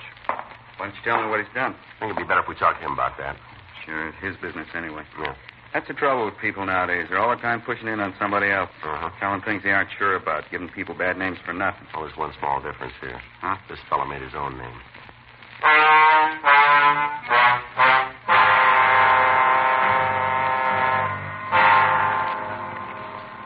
We got Halleck's address, and we drove back to the office. We checked the name through R&I and found that he had several arrests for robbery and one for assault with a deadly weapon. We pulled his mugshot and drove out to see the victim, Abner Stossett. No, that ain't him. No. Wait a minute. Here he is. You're sure, are you? Yeah, I think so. Let me see that again. Go ahead. Eyes are the same. Hair's a little shorter. No, it doesn't make any difference. Sir? That's the man.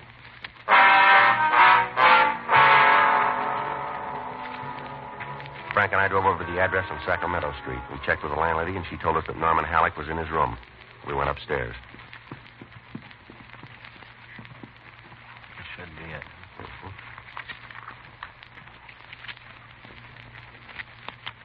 All set? Yeah. Freeze, Halleck, right there. What do you want? Turn around. What? Turn around. Put your hands up on that wall. Come on, move. Stand still. All right, he's clean, Joe. All right, let's go. Well, what's this all about? Come on, let's go. Well, you got to make a charge. All right, suspicion of robbery. You're out of your head. You tell us about it, will you? Sure, it's a bad beat. It always is, isn't it? It doesn't make any difference. You take me down, book me. I'll be out right away. All I need is a little time. Yeah, well, then you're in real trouble. Huh? You just ran out of it.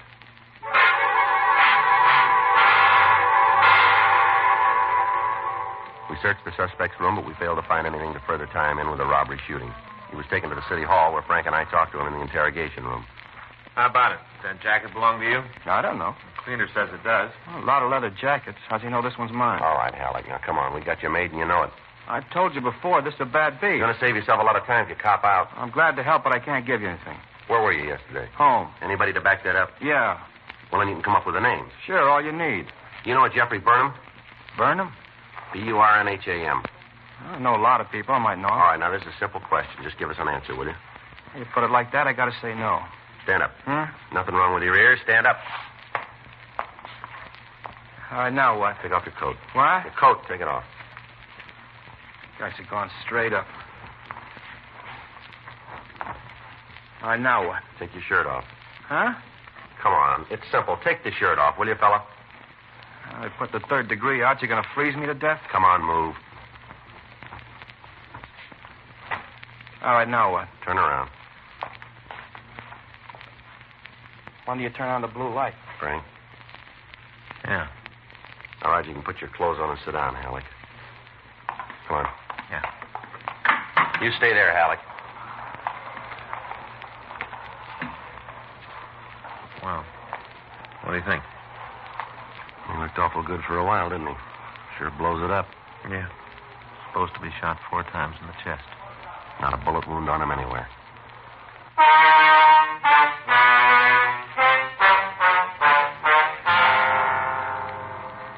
A special show-up was arranged, and the suspect was shown to the victim. On seeing Halleck in person, he was unable to give us a positive identification. The suspect was detained at the main jail while we checked out his alibi for the day of the robbery. It held. Several people swore that he was 2 miles from the scene when the shooting took place. We questioned him about the leather jacket. He was unable to come up with an explanation as to how it could have gotten to the scene. We checked out all of the people in the building where he lived, all of his friends and associates, and on June 11th, he was released from custody. 10:16 a.m. Frank and I got back to the office from the main jail. Well, I guess better check with the skipper, huh? Yeah? You got a good excuse? Yeah, we'll just tell him the way it happened. He has to go along with it, the truth. Well, Joe, it isn't logical that a man could walk around with 4 bullets in his chest and we can't find him. Well, then you tell me what we're looking for. Well, you think Halleck gave us all he had? I don't know. At least we know he's clean. Yeah. Well, where do we go from here? We'll go tell the skipper. All right. Put it in the books and keep working on it. We got one thing with us. Huh? That guy's around someplace. Sooner or later, somebody's going to have too much to drink, maybe get in a fight with their girlfriend, trust somebody too much, but they're going to say something. When they do, we'll hear about it. And we'll get to them. Yeah. Just a matter of time. Mm-hmm. One thing, we got more than he has.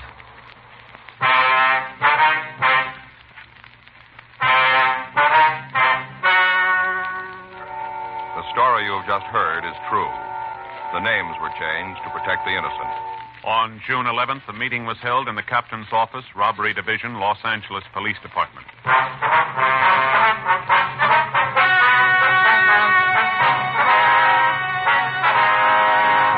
The case was completely reviewed and a report written on the results of the investigation. As of this date, that investigation is continuing. Dragnet. The story of your police force in action is a presentation of the United States Armed Forces Radio Service.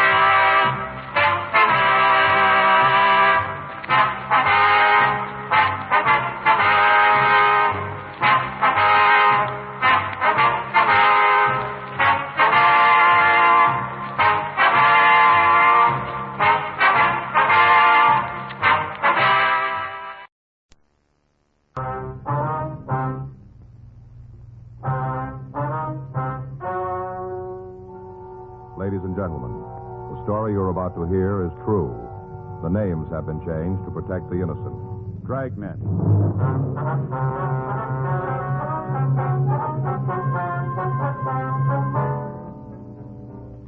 You're a detective sergeant. You're assigned to homicide detail. A woman reports her sister is missing. The story she gives you indicates foul play. Your job, investigate. It was Tuesday, April 8th. It was warm in Los Angeles. We were working the day watch out of Homicide Division. My partner's Frank Smith. The boss is Captain Lorman. My name's Friday.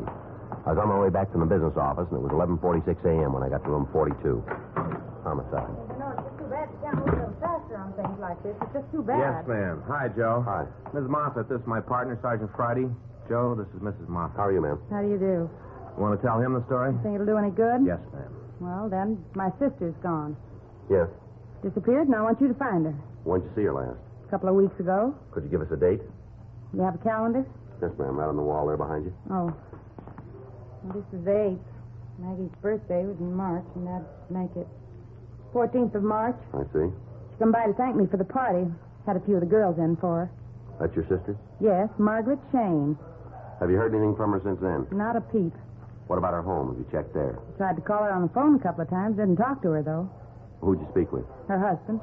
Did you ask him where your sister was? Yes, I come right out with it. Didn't mince anything up. What'd he have to say? Well, then, just beat around. Didn't come out with a yay or no. Just beat around. Mm-hmm.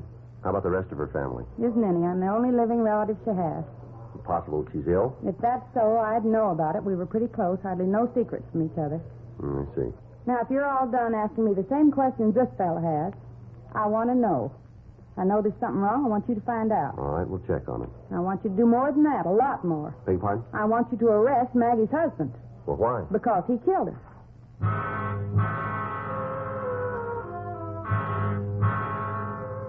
We checked the name and description of the woman through missing persons files, but we failed to find anything on her. While I talked to Karen Moffat, Frank went down the hall and ran the names Margaret Shane and her husband Gordon through R&I. There was nothing on either one of them. 1:06 p.m. We left the office and drove out to check the missing woman's house. Doesn't seem like anybody's home. Well, let's check the bank. Right. You think there's anything to it? You know as much as I do. We both started from the same place. Yeah. I'll get it. All right. Well, there's somebody home. Yeah. I wonder why he didn't bark when we knocked on the door. I don't know. There's nothing here. Let's check the garage there. Locked? Nope.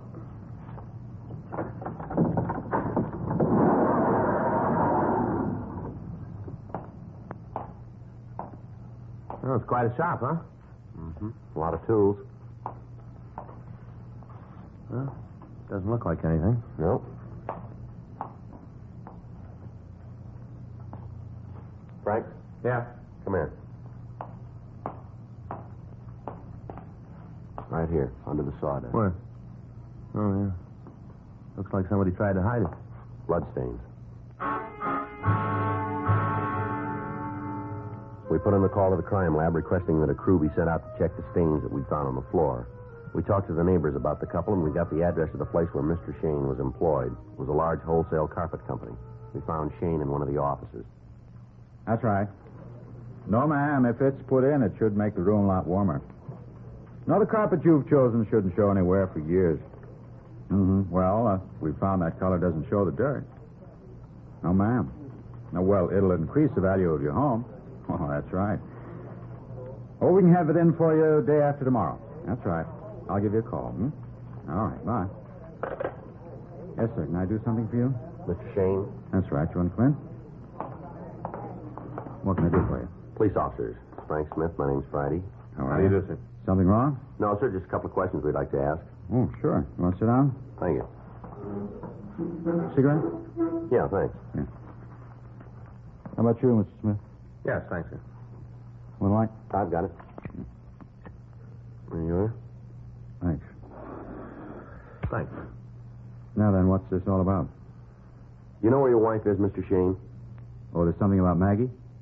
Well, do you know where she is? Look, Mr. Friday, if there's something wrong with Maggie, I got the right to know about it. Yes, sir, that's true. We're not sure there's anything wrong. We'd like to talk to Mrs. Shane. We hope you'd tell us where we might reach her. Was she in trouble? No, sir. Well, then I don't understand all the questions. We've got a report that she's missing. Who filed it? Her sister? That figures. How's that? She isn't ever going to stop. I don't believe I follow you. Karen's been hacked at me ever since I married Maggie. Not a day goes by she doesn't plant some kind of a dig. She have a reason? Yeah. She had it all fixed for Maggie to marry someone else. I came along and upset her plans. Been trying to break us up ever since. That's so? Yeah. This fella she was trying to palm off on my wife. Karen's husband worked for him. She figured it'd be real soft having the boss as a brother-in-law. Well, the way it worked out, the slob had to work for a living. Almost kills Karen every time she thinks of it. Where is your wife? I wish I could tell you. What? I wish I knew where she was. Haven't you got any idea? No. A couple of weeks ago, I came home from work. Maggie was gone. I haven't seen her since. Can you pin it down? Thursday, a week. She called during the day to tell me she wanted me to go out to dinner. Said she wanted me to be home on time. I told her I wouldn't be able to make it. We had words. She hung up. When I got to the house, she was gone. She leave any kind of a note? Yeah. Have you got it? I don't think so. I was pretty upset. Guess I must have thrown it away. Haven't seen her around since. You know, you've got quite a woodworking shop in your garage. Yeah. Stuff's getting a little rusty now. I haven't felt like doing anything. Now, this trouble with your wife, was there another man involved? It'd be hard to say. What do you mean? Well, Maggie's an attractive girl. Everywhere she went, there was some guy trying to make time. Might have been someone special. I wouldn't know. Mm-hmm. Wonder if we could use one of the phones outside. Use this if you like. Well, one of the others will do. Well, sure. Go ahead. I'll call the lab, Joe. See what they've come up with. Okay. This note your wife left, what did it say? You mean the exact words? If you remember them. It was pretty simple. Just that she was leaving me. Said she didn't have to tell me why, that I knew. Did she say where she was going? No. Figured maybe she went back east. She's got some friends there. Where? Nebraska, I think. I've never met them. How about clothes? What? Did she take any clothes with her? Oh, yeah, I guess so. She had quite a few. I looked at her closet. I couldn't tell what was gone. She took her fur coats up. Mm-hmm. Did you try to contact any of her friends? I called around. I didn't find out anything. Mm-hmm. Whole thing's a farce, Sergeant. Isn't anything new about a wife leaving her husband. Read about it all the time in the papers. Karen's just stirring up trouble. She's sore at me. Always has been, always will be. Joe. Yeah. Excuse me. Yeah, sure.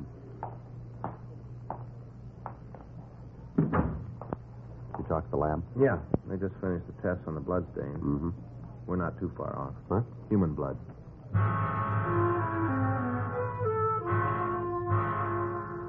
Frank and I took Gordon Shane back to his house. During the ride, he was quiet, and he refused to be led into a conversation about his wife. When we arrived at the house, we took him back to the garage. The crew from the crime lab had gone back to the office to make the grouping tests on the blood stains. We should tell me what this is all about. We figure you might have the answer to that. When are you going to stop talking in riddles? Now, Shane, you know what we're after. You'll save yourself a lot of trouble if you go along with us. Well, I don't know. What are you after? You drag me away from my job, caused me a lot of embarrassment. Now, how about calling the game so we both know what we're playing? All right, fine, sure. You got an explanation for this? What? The blood stains here on the floor. Yeah, sure. I killed a couple of people. This is where I did it. We don't need any jokes, Shane. Just figure it out. Well, you better turn in your deerstalker cap. I made those stains myself. Yeah? I was working on the lathe. Chisel slipped out of my hand, cut my foot. When did this happen? A couple of weeks ago. Before or after your wife left? Now you're ready to stop the game. It's a real easy question, Shane. Give us the answer the same way, will you? Before. How much? A couple of days. You told us your wife left on the 27th of March. Is that right?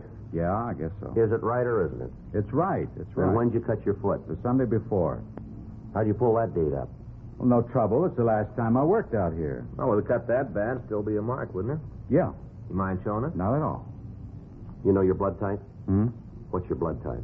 Oh. How about your wife's? I don't know. Somehow we never quite got around to talking about it. All right. Let's go in the house. You can show us your foot there. Yeah, sure.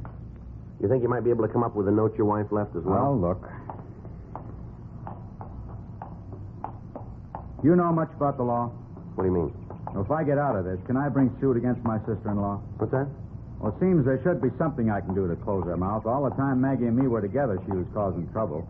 I'd like to really fix her good. That's a civil matter. You better see your lawyer about that. Wait a minute. I'll get the door. Come on. We can talk in the living room. Where? Living room. All huh? You want to go ahead? Yeah. This is the living room. You can sit down any place. All right. A little messy. I haven't spent a lot of time here since she left. Just toss those things on the floor. Don't worry about it. You want to see if you can find that note now? Yeah, I think maybe it's in the desk. I'll get it. Wait a minute. I'll have a look first. You guys don't trust anybody, do you? That's the way it's going to be. You got to go with it. All right. Better make sure I haven't got a machine gun hidden in there. You know, you've done pretty good up to here, Shane. Don't press your luck. Yeah. Go ahead. Tear the place up. Too bad I haven't got a wall bed. You could look for her in there. Doesn't seem to make any difference to you that your wife left at all, does it? That's the way it looks. Yeah. Well, you ain't far off. Real load off my back. We've been married over 4 years, and all that time I haven't had a minute's rest. Thinking how she was going to run off with somebody else. Figured that she'd drop me. Now it's over. I don't have to worry anymore. You got it wrong, Shane. That's right. Yeah. Take a look, Joe. Hey, what do you got there? You got no right to go through my personal things. When did you see your wife last? I'm not going to say anything more. You're trying to lead me into something. Looks like you found your own way. Now, how about it? I'm not going to talk anymore. All right. You call it any way you want. No matter how it turns out, you're going to carry the load. All right. She left on the 27th. That's the last time you saw her? Yeah. Have you heard anything from her since then? No. And I hope you got an answer for these. What do you got? A couple of checks made out to you, and they're signed by your wife. Well, what's that prove? The dates in the checks make a liar out of you, Shane. Huh? They were written a week after she left you.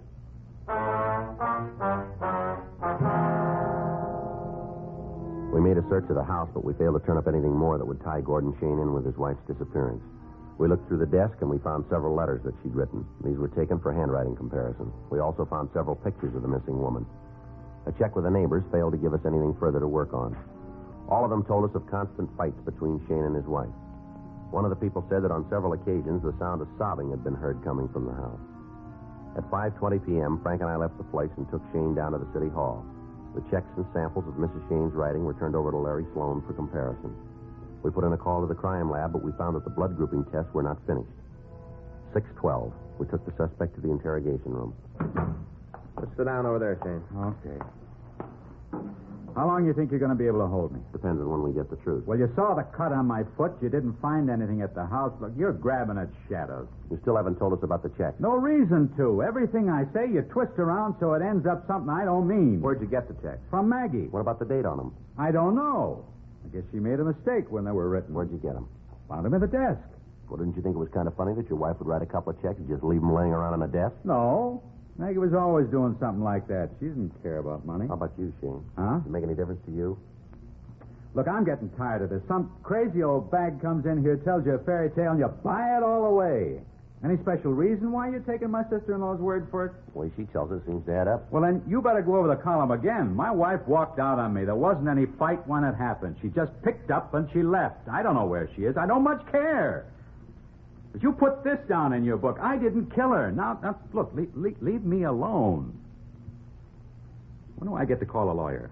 We'll set it up for you. Well, do it fast, because you're getting nothing more from me. That's the way you want it. Wasn't any other way. I'm telling you the truth, and you don't believe it. Might as well keep my mouth shut so you can't make it any worse. All right, Gordon. We'll take you over to the main jail. You can call your lawyer from there. What are you holding me on? Suspicion of murder. You just don't give up, do you? Look, we got to go along with the evidence. Well, you better check it again, because you're making a mistake somewhere along the line. That's the way it looks to you, does it? Yeah. Go over the road again. Find it. You're a cop. No, let's do it the easy way. Huh? You point it out.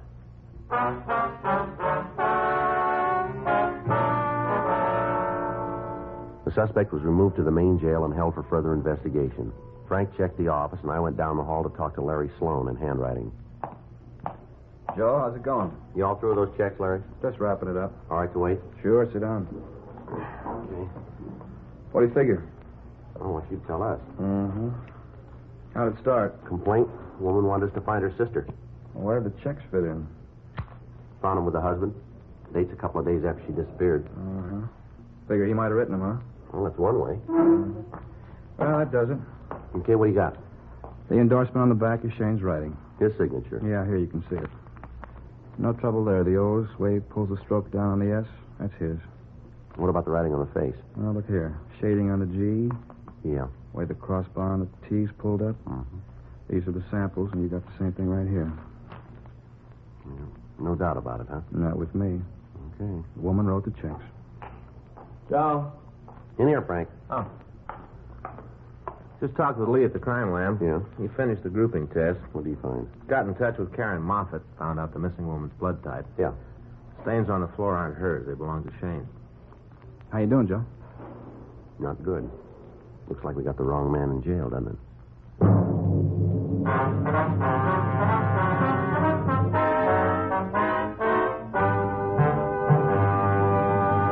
You are listening to Dragnet, the authentic story of your police force in action.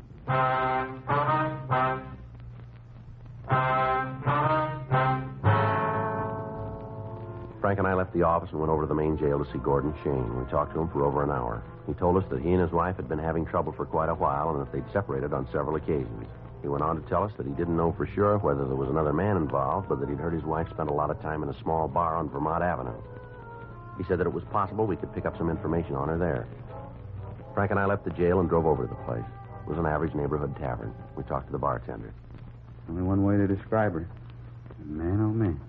Well, was there anybody special that Mrs. Shane spent a lot of time with, would you know? Gee, I don't know. A lot of people in here like a family. Guess if you had to nail it down, it'd be Leonard.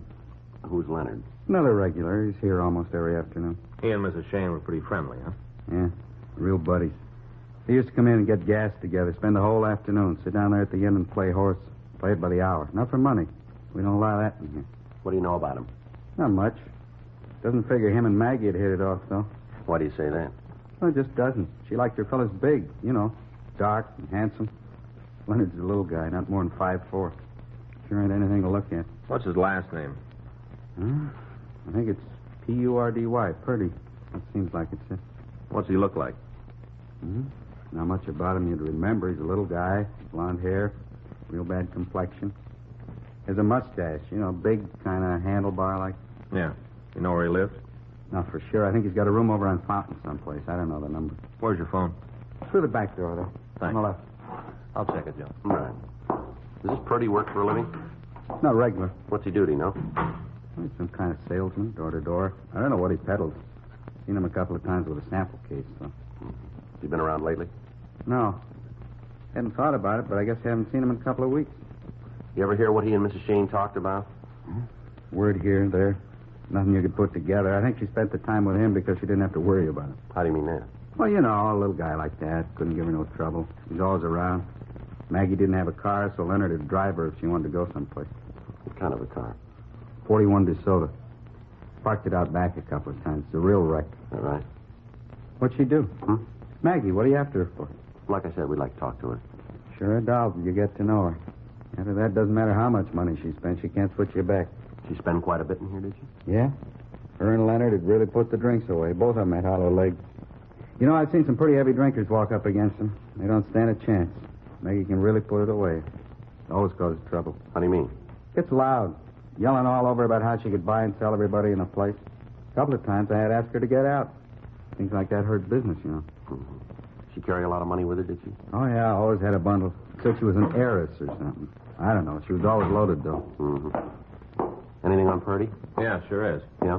Got out of the state mental hospital 6 months ago.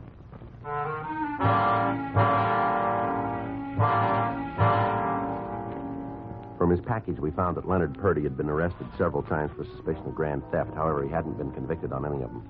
Also, there were 18 drunk arrests against him. We put in a call to Georgia Street Psycho Detail, and we talked to Lieutenant Quinn. He remembered Purdy, and he went on to say that the suspect had been in to see him several times since his release. He told us that Purdy had committed himself to the state hospital as an alcoholic. Quinn went on to say that when Purdy was drunk, he became violent, and that on 3 of his arrests, it had taken several officers to subdue him. We contacted the authorities up at Camarillo. They told us that the suspect had been released by them after treatment, and that he apparently was cured. We checked the last address in his package, but we found that he'd moved. A local and an APB was gotten out on him. We asked DMV to furnish any and all information on a car registered to him. 2 days went by without a word of him. In the meantime, we talked to all of his friends and acquaintances. From each one of them, we got the same story. Leonard Purdy was a freeloader who'd do anything for $1. On Thursday, April 10th, we got word that the suspect had been seen in a second-hand store down on Main Street. We checked the area and got an identification from his mugshot. He'd come in to pawn a man's watch.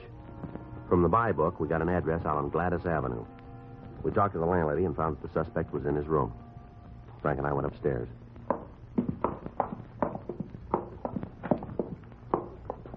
Who's that, huh? Yeah.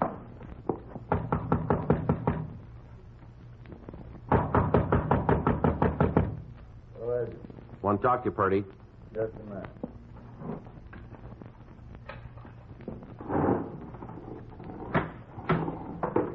Yeah, what do you want?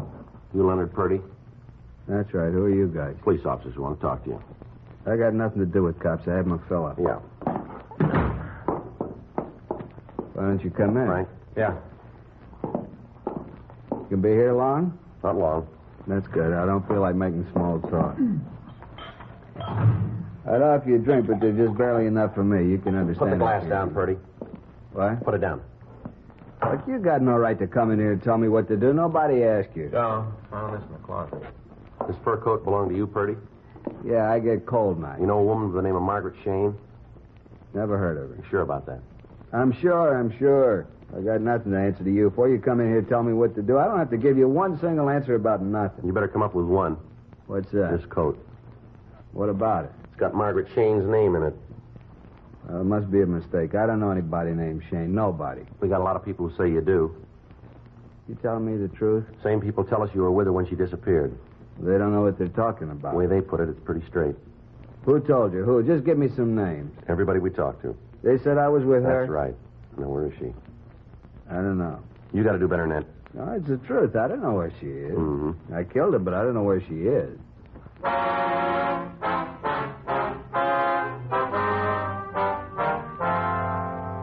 We took the suspect down to the city hall and questioned him. He finally sobered up enough to tell us that he'd gotten into an argument with the Shane woman and he'd beaten her to death. He went on to say that his car was being repaired and that he'd rented one and driven it out into the desert. He buried the victim there. We showed him maps of the area, but he was unable to tell us where to find the body. He only knew that he'd put it in the culvert along the roadside. We got the name of the automobile rental agency and we called them. Their records gave us the date of the rental and the mileage the car had been driven. We put the suspect in our car and started out toward the Mojave Desert. As we drove, Purdy verified our route. By dividing the total mileage in half and figuring the distance between his house and the office of the auto rental company, we had a vague idea where to start looking. After we'd been driving for over 2 hours, we pulled to the side of the road. How's it look around here? Yeah, it might be it. I think up the road a little way. I remember that big rock over there. Remember that pretty good. It's up ahead a little. All right.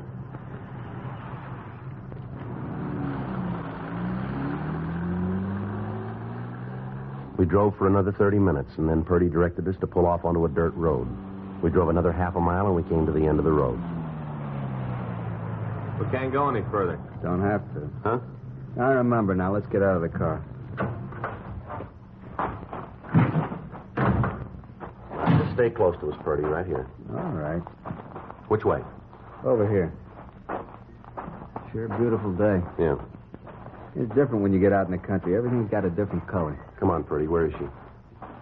Over there behind the bushes. I'll go look. Always been the big trouble. What's that? Boozing it up. Every time I get a few drinks, I don't know what I'm doing. Thought after I got out of the hospital, I had it made, you know. I'd be able to stay away from it. Yeah. First time I had trouble, I went back. I always went back. How about it? Yeah. She's there. All the time. That's what caused the trouble. Wouldn't be here if it wasn't for me boozing it up. Mm-hmm. If I could just stay away from it, I wouldn't have any problems. I want to give it up if I could just find a way. You got one now.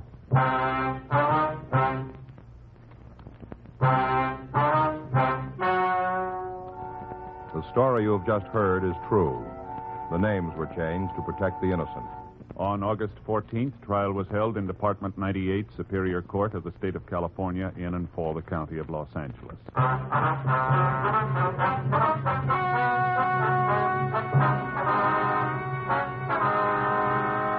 Leonard Eiler Purdy pled guilty to murder in the second degree and received sentence as prescribed by law. Murder in the second degree is punishable by imprisonment for a period of from 5 years to life in the state penitentiary. Dragnet. The story of your police force in action is a presentation of the United States Armed Forces Radio Service.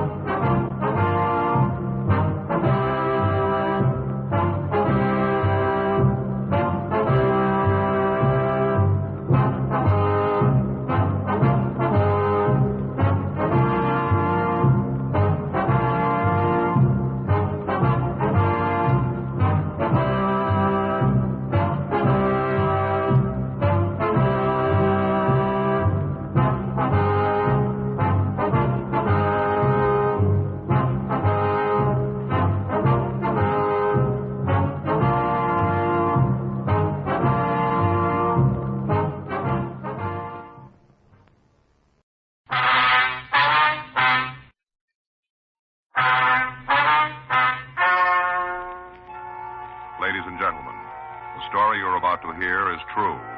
The names have been changed to protect the innocent. Dragnet.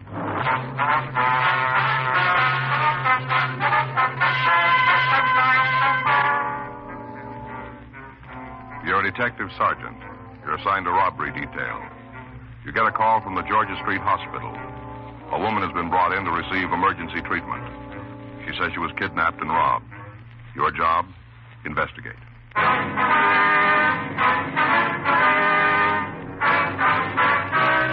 Dragnet, the documented drama of an actual crime.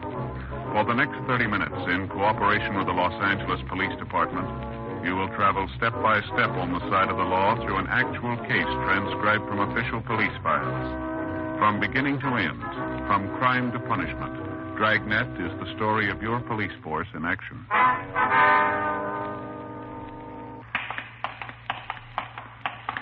It was Wednesday, February 4th. It's cool in Los Angeles. We were working the night watch out of robbery detail. My partner's Frank Smith. The boss is Chief of Detectives Thad Brown. My name's Friday. We're on our way out from the office, and it was 8:32 when we got to Georgia Street Hospital, the treatment room. Dr. Hall?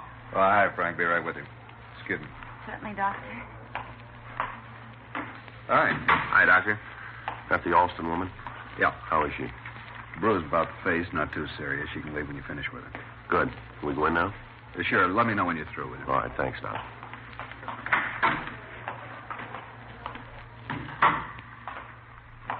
Miss Alston? Yes? We're police officers. This is Frank Smith. My name's Friday. How do you do? I do, ma'am. Doctor just told us that you could return home when we finish questioning you, so we'll try not to keep you too long. Thank you. I'm not really hurt much. I was more frightened than anything else. Yes, ma'am. Would you like to tell us what happened now? I stopped at a signal at Washington Boulevard in Normandy, and suddenly the car door opened, and a man jumped in the car. I was scared, and I let out a yell. Mm-hmm. Which door did he open? Well, on the passenger side. He got right in the front seat beside me. All right. He had a knife in his hand. He said not to scream or he'd stab me. Put the knife right against my ribs, right here. Mm-hmm. Then he said to drive straight ahead. I did. We went a couple of blocks, I guess it was, and then he said to stop the car. When I pulled over the curb, another man got in the car, in the back seat. Mm-hmm. The one with the knife told me to get in the back seat. And when I did, he gave the knife to the other man. Then he started to drive. Mm-hmm. And the man in the back took my purse from the front seat and started going through it. I don't know why I did, but I grabbed for it. It was a mistake. Mm-hmm. He slapped me real hard. He said that was just a sample. That I'd get some more if I didn't just sit quiet. He took the money I had in my billfold, and he grabbed my arm. He twisted it so he saw I had a watch on. And I hesitated when he told me to take it off, and then he hit me again. He took your watch, too, did he? Yeah, and my ring, too. Can you give us the serial number on the watch? Yes, I have it written down at home. We need a description of the ring, too. All right. Would you go on, please? Sure, I'd wind up as a picture and a headline in tomorrow's paper, one way or the other. How do you mean that? Well, he was driving like a maniac. He was breaking all kinds of laws. Yes, ma'am. Then I thought, well, maybe this might be a good thing, his driving like that. I mean, because a police car started chasing us. I could hear the siren, and I thought I saw the red lights flashing. Mm-hmm. I was hoping they'd catch us, but, well, somehow we got away from them. This man took so many chances and all. No wonder we didn't smash up sooner. You mean that you did have an accident later on? You don't know about that? No. Well, after he got away from the police car, this man kept driving real crazy and dangerous. Finally, we went down a dead-end street. He put on the brakes, but it was too late, and we smashed into a wall of some kind. Yeah. And they got out of the car, and they started running. I started screaming. Mm-hmm. Well, anyhow, some man came out of a building. I told him what had happened, and he called the police and the ambulance. Here I am. Still some shaky, but thankful it wasn't any worse. Can you give us a description of these two men? Well, not much, I'm afraid. That makes me feel pretty stupid, too. What do you mean, ma'am? Well, I'm always doing those observation tests in magazines. I could get real high ratings, and when I'm up against the real thing, I fail miserably. Can you give us a general idea of their age, their coloring, their height, the way they were dressed? I don't think they were too old. maybe around 20 or so. Mm-hmm. They had dark hair. I can't tell you how tall they were. The only time I saw them standing up was when they ran away from the car. I see. As I remember, the one that drove had on a sport coat, tan color. And the one in the back had on a brown suede jacket. You know, the kind with the knit cuffs and the collar and the waist. That's about all I can remember. I'm sorry. That's all right, Miss Austin. We appreciate the fact you're under a pretty bad strain. I really thought they'd kill me. Yes, ma'am. You remember if they were clean shaven? You mean that they have mustaches? That's right. No, they didn't. Well, you remember if either of them had any scars or marks on their faces, anything distinguishing that might help us identify them later? Well, if they did, I didn't see any, but... Well, there was one thing. I don't know if it means anything. Yeah. The one that was driving had a bandage on his thumb. I could see that because he held the steering wheel up near the top. On which hand? The right one. It was all wrapped up, you know, all around, not just adhesive kind. Mm-hmm. I'm sorry I can't give you more information. That didn't make me happier than for you to catch them. Especially the one that kept hitting me, the one in the back seat. Yes, ma'am, we understand. I think he enjoyed it. He'd grin when he did it. After I made the mistake of grabbing for my purse. I tried not to give him a reason to hit me again. It didn't help. He just hit me when he felt like it. No reason at all. Really wouldn't have made any difference what you did, ma'am. How do you mean, Mr. Friday? Men like that, Yeah? they don't need a reason.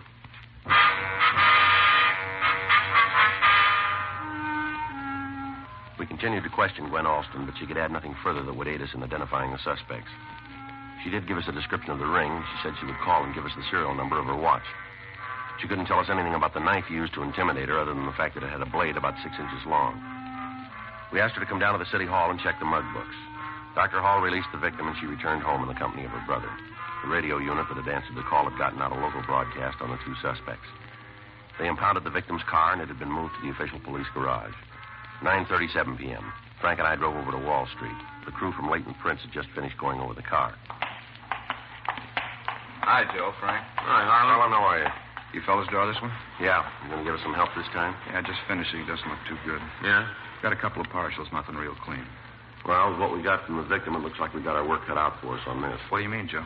Well, all she could give us in the way of a description would fit any number of guys. I see. Well, we got something out of the back seat that might be of some use to you. What's that, Harlan? I got it right here in an envelope. Here you are, Joe. What's this? Well, that aluminum container has some corneal lenses in it. What do you mean? Eyeglasses. You know, the kind that fit right in the eye. Oh. Where'd you find them? In the back seat, right on top of the cushion. Well, it might be something. We'll have to check with the Alston woman, see if they belong to her or anybody in her family. Yeah. What is this case, Joe? Kidnapping robbery. How many suspects? 2. One woman in the car? Yeah. Hurt her at all? Yeah, beat her up a little. Huh. Real He-Man, huh? I sure wish I had more for you fellas to go on. Yeah, Harlan, we don't have much, but at least we know something. What's that, Joe? When we reach these two, yeah, they won't give us any fight. We went back to the office and called Gwen Alston. She told us the corneal lenses found in her car did not belong to her or to any member of her immediate family. She also gave us the serial number on her watch. We took the container over to the crime lab. Ray Pinker said because of the facets on the lenses, he thought it was a type made by the Stimson Company. The next morning, we drove out to their shop. We talked to George Dudley. We showed him the lenses. Yes, that's our lens. You can tell quite easily when you hold it up to the light. See those little facets? Mm-hmm. Where is it? Oh, yeah. Could you tell us who these were made for, Dudley? I can give you the name of the optician. Appreciate it if you could. I'll have to check our files, but it shouldn't take too long. All right, sir. Ordinarily, we'd have checked lens power, diameter, and radius curvature. Yes, sir. But this is special type lens. That so? It's used to correct the condition of the eye known as keratoconus. What's that, sir? The conical cornea. Oh. We don't make too many of them. Excuse me, I'll get the name of the optician for you. All right, fine. Pretty good deal, huh? Yeah. I know a fellow who wears them. Says he used to hate to get a haircut, but not anymore. All right. Yeah, with these glasses on his eyes, now he can get his hair cut and still read the magazines. I found it for you. That's good. These were made for John L. Roberts. Just a minute, sir. I'd like to write that down. Okay, go ahead, please. John L. Roberts, 439 Camden Drive, Beverly Hills. Thank you, sir. Got it? Yes, sir. This is the optician that sent in the prescription, huh? That's right. All right, fine. Thanks for your cooperation, Dudley. Not at all. I always get a kick out of helping you fellas. Yes, sir. A lot of steps to solve the crime, aren't there? Quite a few, yeah. Sure hope I've given you a little something. You have? A lot of steps. Yes, sir. You helped us make the first one.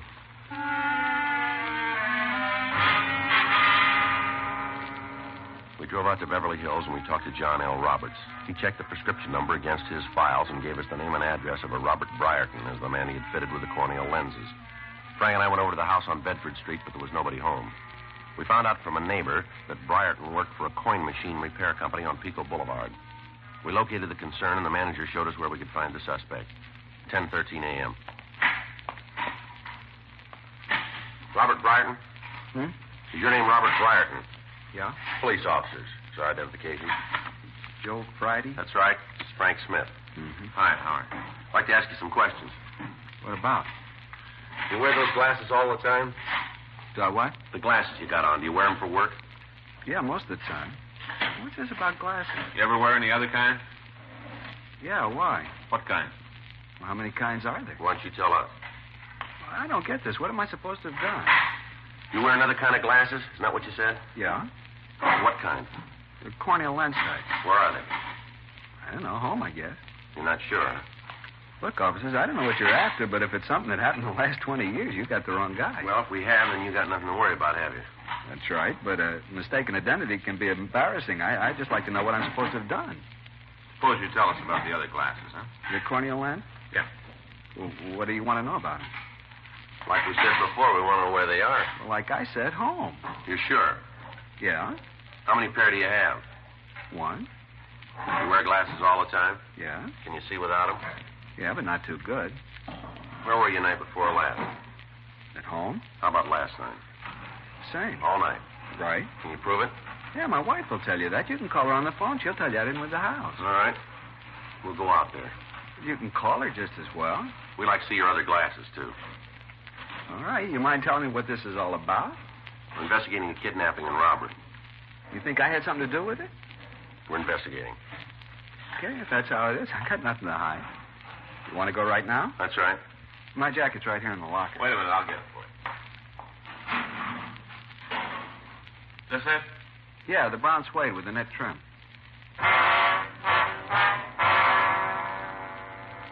We took Robert Briarton with us, and we drove out to his home. On the way, he continued to deny any knowledge of the crime. Because the victim, Gwen Alston, had been unable to furnish us with much of a description of the suspects, it was difficult to determine whether or not Briarton was one of the men. He had dark hair. He was in his early 20s. The suede jacket he wore checked out. 11:07 a.m. Anna? Anna? Guess you didn't hear. It's all right. We'll wait for her. Now, I've been trying to make up my mind whether I should be mad or not. I know you're only doing what you have to, so I guess there's no need to get overheated, but I'll say it again, you got the wrong guy. Well, if we're wrong, we'll admit it. Just hope this doesn't put me in bad down at work. No need for it, too, if you're innocent. I suppose so. You want to sit down? I don't know just when my wife will get back. If you don't mind, we'd like to see your other glasses now. Oh, sure, I'll get them for you. Where are they? Well, I usually keep them on the bedroom dresser when I'm not using them. All right, we'll go with you, all right? Sure.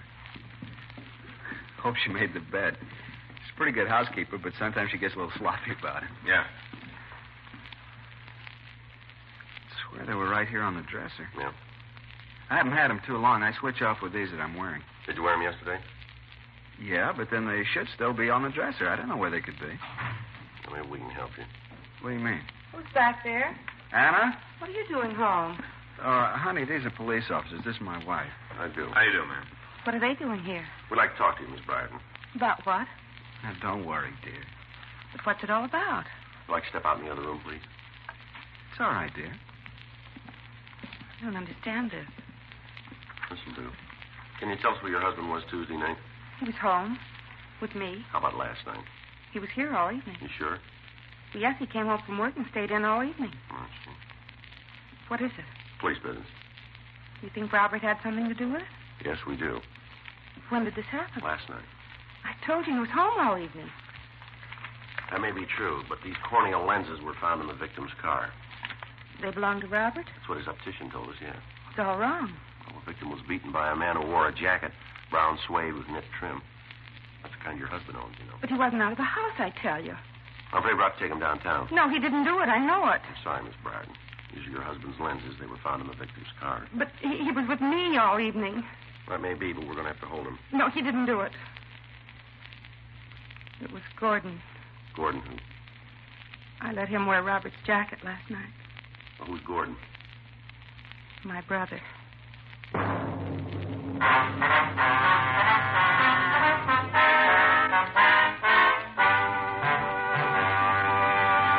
You are listening to Dragnet, the authentic story of your police force in action.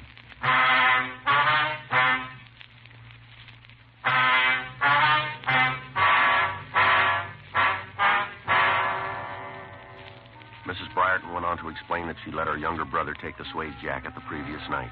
She also told us that the boy was living with them while he attended school. After questioning her further, we learned that Gordon Heddig had been in trouble with the police before. We called the office and asked Jack Crowley to check the name and description through R&I. We also asked that if he came up with a record, he'd have Harlan Stahl compare Heddig's fingerprints with the partials found in the victim's car. Frank and I got the address of the school that the boy was attending, and we drove over to see him. We waited in a small office while the school authorities located him. Well, Miss Austin was right about what she told us. What do you mean? Well, she said she couldn't give us a very accurate description. Yeah. She said the ages might be around 20 or so. Mm-hmm. Not many high school students look 20, not even seniors. Yeah, that's true, but according to what the Briartons told us, this could be the boy. Yeah, that's right. Come in. Come on in, son. Close the door. You Gordon Heddig? Yeah. Police officers, Heddig. What do you want me to do? Stand at attention? I told you once to come on in. Now come on over here. Sure, but remember where you are. These ain't soundproof walls. I don't play tough with us, son. Sit down there. Always the orders. Always tell you guys what to do. Sit down, stand up. You're all the same. Never get off a guy's All right, back. now just keep still.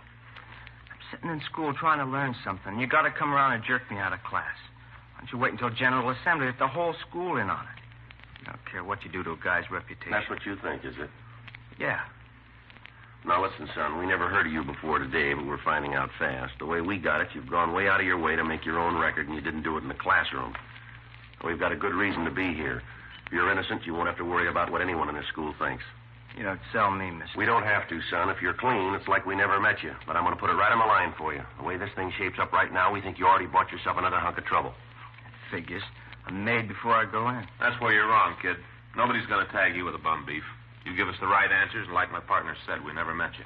All right. What do you want from me? You can start by telling us what you did last night. I went to a show. Where? Downtown. What time? Oh, around 7, I guess. Who was with you? Nobody. I went by myself. What was the name of the theater? The Dorn. What'd you see? What pictures? Yeah. I don't remember right off. One was a Western. It was about spies. You're all by yourself. I said so, didn't I? What time did you get out of the show? Around 10, I guess. What'd you do then? Went home. What kind of clothes did you have on last night? What do you mean? What were you wearing? Oh, jacket, sports shirt, usual stuff. What kind of jacket? Suede. Belong to you? No, my brother-in-law. Mm-hmm. How'd you get out to Washington and Normandy? To where? Washington and Normandy. I told you I was downtown. Say, what is this? You tell us. You were in that car, weren't you? What car? The one you beat the woman in. Ah, you're crazy. Who was with you?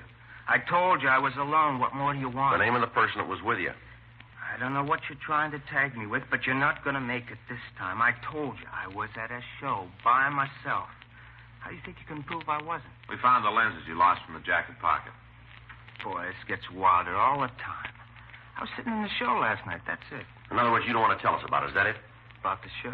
All right, Heddig, you play it your way. It's going to take us a little longer, that's all. Same old story. Don't make any difference what I say. You know I got a record, so I'm guilty. Don't make any difference. Either way, I'm the pigeon. No, you're wrong. Not with us, Heddig. Oh, come on. I just didn't fall off the Christmas tree. There's only one way we want you. Yeah? If you're wrong.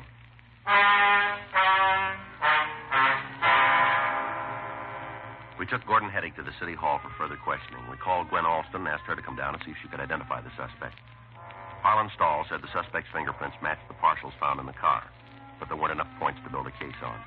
2:47 p.m. Frank and I had the suspect brought to the squad room. Why don't you give up? I ain't going to cop out to something I didn't do. We don't expect you to, but we still want to know how a container with your brother-in-law's lenses could be found in the backseat of a victim's car. Now, they were in his jacket, and you wore that jacket. Isn't that right? Don't ask me. I was at the show. Yeah, so you said. Another thing, you guys better treat me pretty good while I'm in here. Yeah? Sure. I'm a kid. Don't forget. Yeah, that's the way it reads in the books. For my money, that's as far as it goes. I told you once we can put you in the back seat of that car. I get it. Robbery Friday. Right.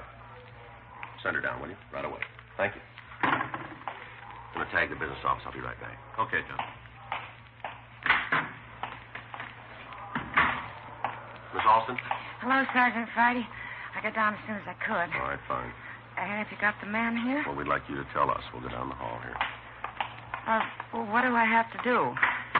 Just look into this room. Tell me if you see the man that beat you up. Will I have to face him? No. We'll go around here. You can look through the door. Come on. All right. All right, here. Now, do you see him? Well, what about it? Yes. That's him there.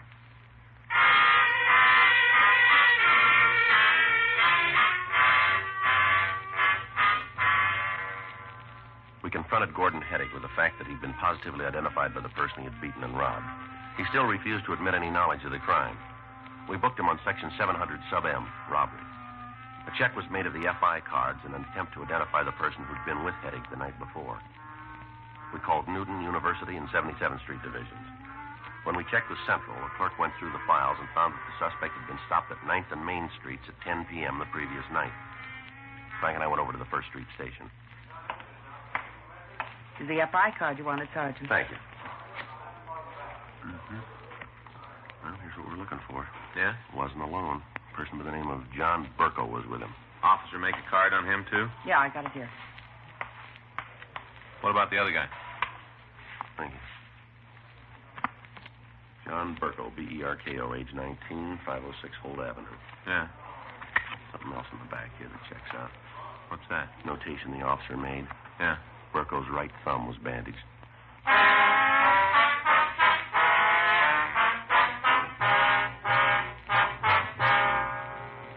We went back to the office and ran the name John Burko through R&I. We found a package for him that showed several arrests as a juvenile and one as an adult for suspicion of ADW. Gwen Alston was shown his mug shot, and she identified him as the other suspect. We drove out to his address on Holt Street. It was a boarding house. The owner admitted us to his room. We waited. 4 hours went by. 8:19 p.m.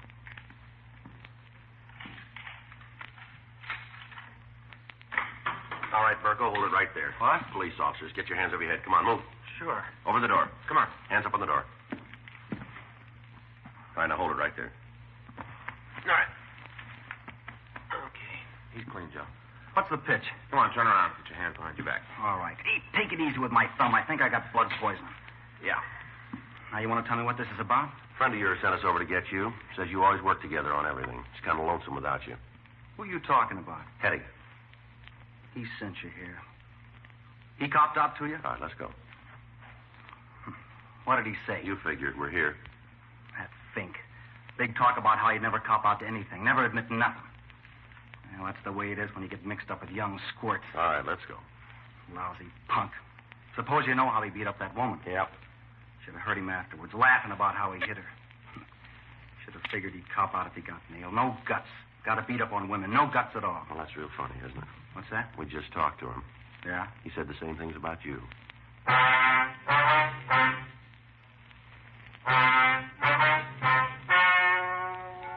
The story you have just heard is true. The names were changed to protect the innocent.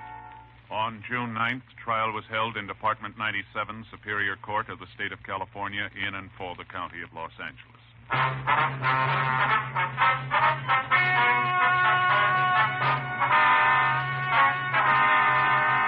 A petition was filed on Gordon Heddick, alleging one count of robbery and kidnapping. He was declared unfit as a juvenile and ordered to be tried in Superior Court. Gordon Jerome Heddick and John Carlton Burko were tried and convicted of robbery in the first degree, one count, and kidnapping for the purpose of robbery. Robbery in the first degree is punishable by imprisonment for a period of not less than 5 years. Kidnapping for the purpose of robbery with bodily harm is punishable by imprisonment in the state penitentiary for life without possibility of parole. Dragnet, The story of your police force in action is a presentation of the United States Armed Forces Radio Service.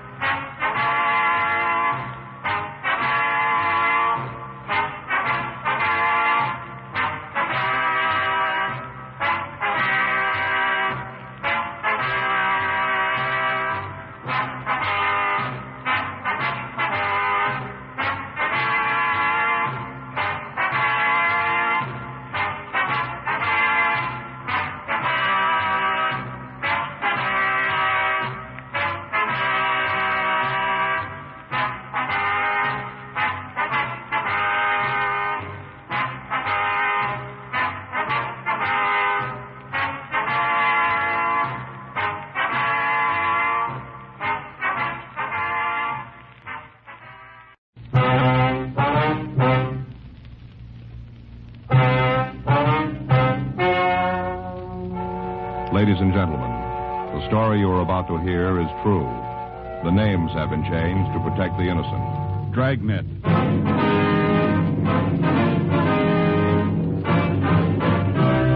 Dragnet, the documented drama of an actual crime. For the next 30 minutes, in cooperation with the Los Angeles Police Department, you will travel step by step on the side of the law through an actual case transcribed from official police files. From beginning to end, from crime to punishment, Dragnet is the story of your police force in action. It was Monday, July 6th. It was sunny in Los Angeles. We were working the day watch out of burglary detail. My partner's Frank Smith. The boss is Captain Bernard. My name's Friday. We were on our way out from the office, and it was 8:23 a.m. when we got to the corner of Walton Avenue and Adams Boulevard. A used car lot office. I'm sorry, gentlemen, but you can't come in here. We're police officers. Oh, well, what, Frank Smith? That's right. My partner, Sergeant Friday. How do you do? My name's Binion, John Binion. How are you? I thought the door was locked. Didn't want anyone to come in until you fellas got here. Are you the owner? Yeah. Did you put in the call? That's right. When I found out I'd been robbed. You want to tell us what happened? I sure do. Only one trouble. What's that, sir? Not much I can tell you. Opened the door this morning, same as usual. Came in, hung up my hat, and sat down at the desk. Yeah. Wouldn't have noticed anything was wrong, but I promised my wife I'd type her jingle first thing when I got here. What's that? A jingle. Wife works all the contests and papers, magazines, you know. Oh, yeah. She writes them in longhand, then I have to type them. It takes up my time, but it makes her happy and keeps peace in the family. Yeah, you want to go on? I sat down at the desk. Opened the door on this side. See? Yeah. Reached in to pull the typewriter up into position. No typewriter. It was gone, huh? Yeah. Knew something was wrong. I'd used it yesterday just before I locked up the place. I see. I looked around to see if anything else was missing. The adding machine and my desk fountain pen are gone, too. Now, how about the outside? Are there any cars missing? Yeah. One. A 1953 Dodge. I was saving the real bad news to last. All right, we'll need a description, the color, the model, the engine number. Mm-hmm. I knew you'd want it. Got it all right here on this card. Here you are. Okay. Better call this in, huh? Yeah. Clayton Princeton Lab, too. Right. You can use either phone. Thank you. Can you give us the serial numbers on the typewriter and the adding machine? Have to talk to Mabel first. She has them filed someplace. That's your secretary? Yeah. This is her day off. Well, now, as far as you know, then, you've told us about everything that was taken. Yeah? Were these windows locked when you came in? Yeah. And never open them. Don't have to. Place is air conditioned. Uh-huh. You say the front door was locked, huh? Yeah. Extra key is gone from the board, though. Fellas will be right out here. All right. What were you saying about those keys? Want to step over here? I'll show you. Now, these are the keys for the cars on the lots. All labeled. Here's where the keys for the Dodge were. Mm-hmm. Now, this hook had the extra key for the front door. Binion, how many keys are there for the office? 3. I have one. Mabel has one. The other one was on the board. How long has she worked for you? Mabel? That's right. About 8 years. If you think she had anything to do with this, forget it. I'd as soon accuse my own wife. We can understand that, Binion, but we'll have to talk to her. All right. I'll call Mabel and have her come down. We'd appreciate that. I know she didn't have anything to do with this. I'll give you odds on that. Anyway, I've read in the papers recently where there have been other burglaries like this. Yeah. My money says it's somebody with experience. Maybe. You must have some idea who's doing it. Well, we're working on it. In other words, you don't have much to go on. Not a lot. Doesn't sound too good for me. I mean, my chances of getting my property back. We'll do what we can, sir. I know, but if you don't have any leads, if they don't make any mistakes, isn't much you can do, is there? Seems to me the thieves always have the edge. Yeah, it begins that way. They always start before we do.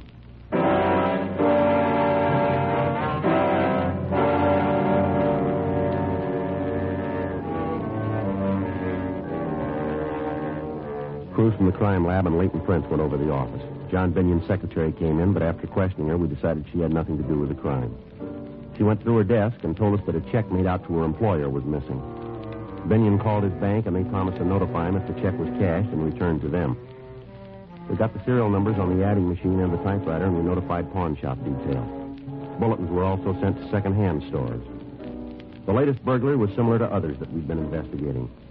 The thief's M.O. was no different than we had on file, and to date, we had been unable to make any recoveries.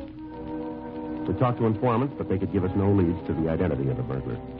The report from the crime lab was the same as on all the other thefts. Entry had been made through the door. The lock had not been forced, indicating either the use of a key or some instrument to pick the lock. Leighton Prince failed to find any usable fingerprints. Tuesday, July 14th, 10:31 a.m. Yeah, I got it. Burglary Friday. Yeah. With your name? Do you have it now? All right, we'll be right out. Right, bye. It was Binion. He called from his bank. Yeah? I think he turned a lead. What do you mean? Stolen check was cashed.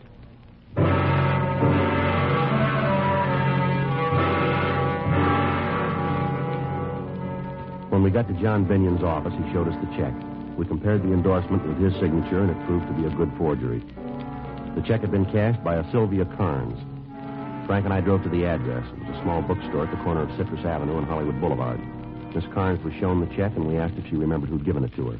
Let me think now. John Binion. Not too good on people's names. Let me check the sales slips for that day. I should have a record of what he bought. Excuse me. Yes, ma'am. I forget names, but when I look at the books they buy, most of the time I can remember the person. Yeah, here they are. You always write the name on cash sales? Yes, it's a good way to build a mailing list. Here it is. John Binion on the 8th. Let's see. Now, can you remember anything about the man? I might. May I have the slip, Mr. Friday? Here you are. From Blackboard to Back Bay. Oh, yes. This is by a country school teacher. Gave up the Little Red Schoolhouse to become a private tutor. Tells about some of his problems and how he dealt with them. It's quite amusing. Yes, ma'am. But does it remind you of anything about the man? No. Well, let's see what else he bought. Locks down through the ages. I never read that one. I guess it's about locks. Now I'm beginning to remember. Yes, ma'am? He said locks were a hobby with him. Does that mean anything to you? Yeah, it might, but can you tell us anything about the man's looks? Well, now, let's see. I guess he was about your size. Me, ma'am? No, he wasn't quite as... Well, he looked more like Mr. Friday. Yeah. How about his coloring? Had dark hair. Straight. Did he have any marks on his face that we might use to identify him? Not that I recall. Could you tell us anything about how he was dressed? I'm afraid not. Other book was The Window Without Curtains. Now, that reminds me of something. What's that? His voice. Yeah. Seemed almost too precise, too perfect. Did you notice any accent? No. Was there anything else you can tell us about his looks? No. What kind of identification did he show you? A driver's license. And it was made out to John Binion? That's right. I copied the name for the sales slip from it. That's the only identification he showed you? Yes, I didn't ask for any more. He seemed to know a lot of the business people in this neighborhood. Yeah. Mentioned them by name, said he lived near here before he got married. I see. No, I've been in business for 6 years. This is my first loss on a check. Is that right, ma'am? Always been so careful. This man, though, he seems so honest, so polite. He's sure rough on me. I have to suffer the loss. Check was for $30. He only bought $10 worth of books. I gave him $20 of my own money. It was a real loss, I can tell you. Oh, yes, ma'am. There's one thing in your favor. What's that? He's going to feel it more than you will.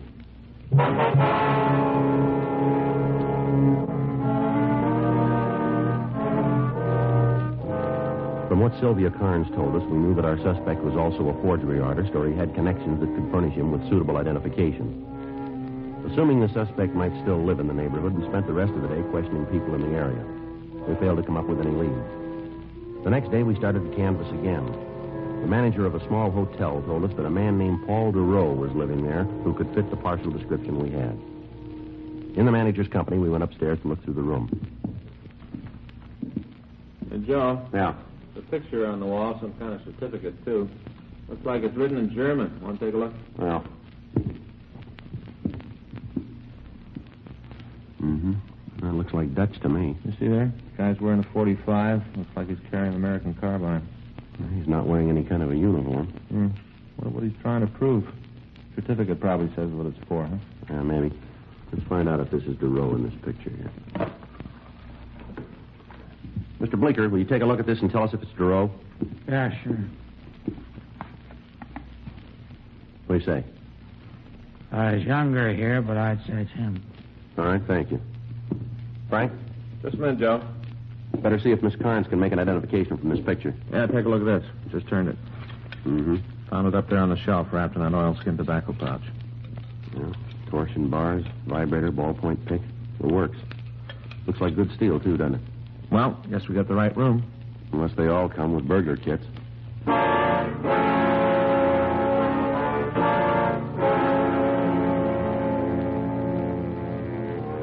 Frank and I continued to search the room.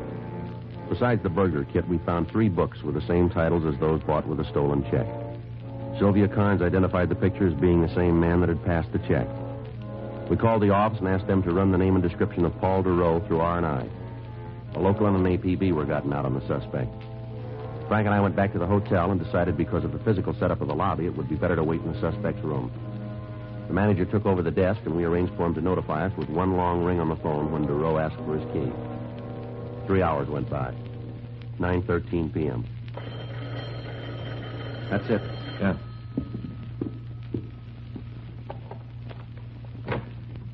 All right, hold it right there. Oh. Get the light, Frank. Yeah. Who are you? Police officers, what are you doing here? You're police, eh? That's right. Who are you? Paul sent me up here. Paul DeRoe? That's right. Where's he now? Why do you want to know? Come on, lady. Where is he? Waiting for me. Where? Outside in the car. Is he still waiting? I don't know. What do you mean? Well, he left me off at the door. There wasn't any place to park. All right, go ahead. He was going to drive around the block and pick me up. What kind of a car is he driving? Well, I'm not sure. You rode in it, didn't you? Yes. Well, don't you know what kind it is? I didn't pay any attention. Well, what do you mean? Well, he drives so many different kinds.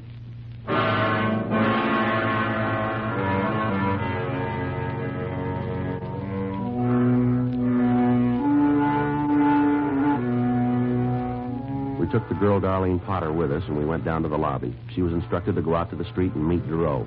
Frank and I followed her. There was no car waiting outside the hotel.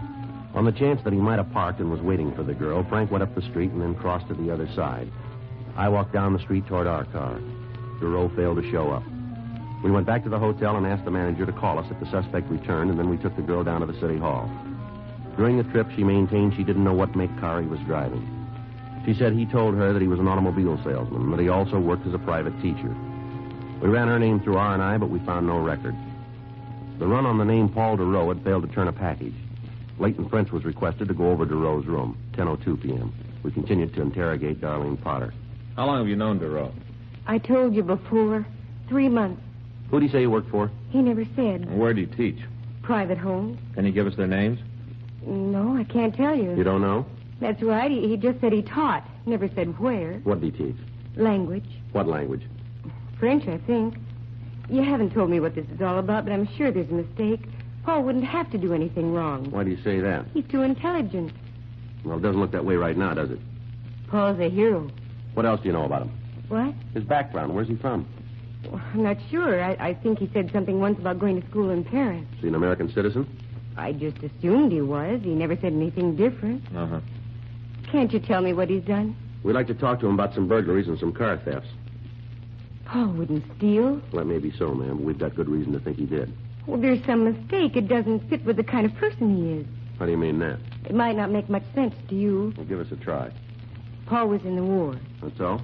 Yes, maybe you saw the picture and citation in his room. Yeah, we did. What about it? He fought with the Dutch underground forces. He told you that, did he? Yes, he only talked about it once or twice. I think he was in that group. I don't remember the name, but they went in and organized the resistance forces before the invasion. Uh-huh. You're pretty sure Paul is the man you want? Looks that way, yes, ma'am. It's hard to believe. But there's a reason for it. I guess he took a lot of chances during the war. Must have changed him. He hasn't changed.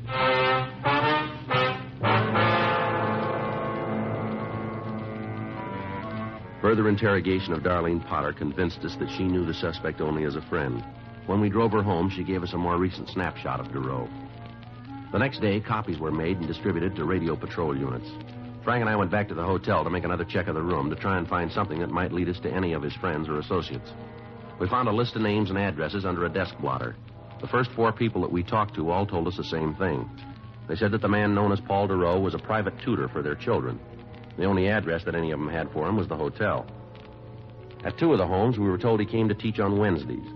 One party said he came on Saturdays, and the other one said he came on Tuesdays. 4:03 p.m. We identified ourselves and were admitted to a home on Chatham Drive by a Mrs. Grace Findlay. Won't you gentlemen be seated? Thank you very much. What was it you wanted to see me about? Well, Miss Findlay, we'd like you to look at this picture and tell us if you recognize this man. There you are. Certainly. Why, yes, that's Paul Duro. Wonder if you'd mind telling us what you know about him. Well, I'm not sure I understand just what you mean. Well, is he a friend of the family? Yes, in a way. He's the children's French teacher. Uh-huh. He's not in trouble with the police, is he? We'd like to talk to him. I hope it isn't serious. Well, it might be, Miss Finley. Serious enough to have him put in jail? Might be. Oh, I'm sorry to hear that. He's been so wonderful with the children. Mm-hmm. He's the 3rd teacher we've had. Somehow they never liked the others, but they're just crazy about Paul. You're certain he's done something wrong? We'd like to find him and get his side of the story. Now, do you have a home address for him? Yes. Does he know you're looking for him? We wouldn't know that, ma'am. It's strange. How's that? Well, I was thinking if you're looking for him and he knows it, it's odd he'd call here today. You talked to him today? Yes. Thursdays he gives the children their instructions. Yes, ma'am. He said he'd be here at 5 o'clock.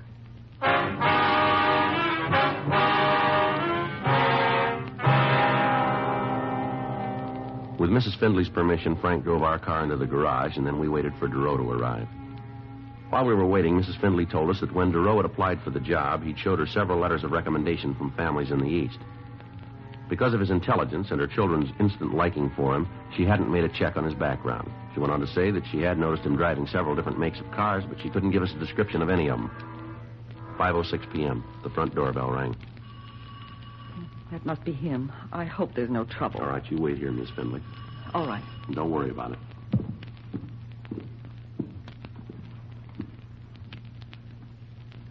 All right, hold it right there, Duro, police officers. This is hardly the reception expected. All right, move over. Put both hands up against the door. Come on, move.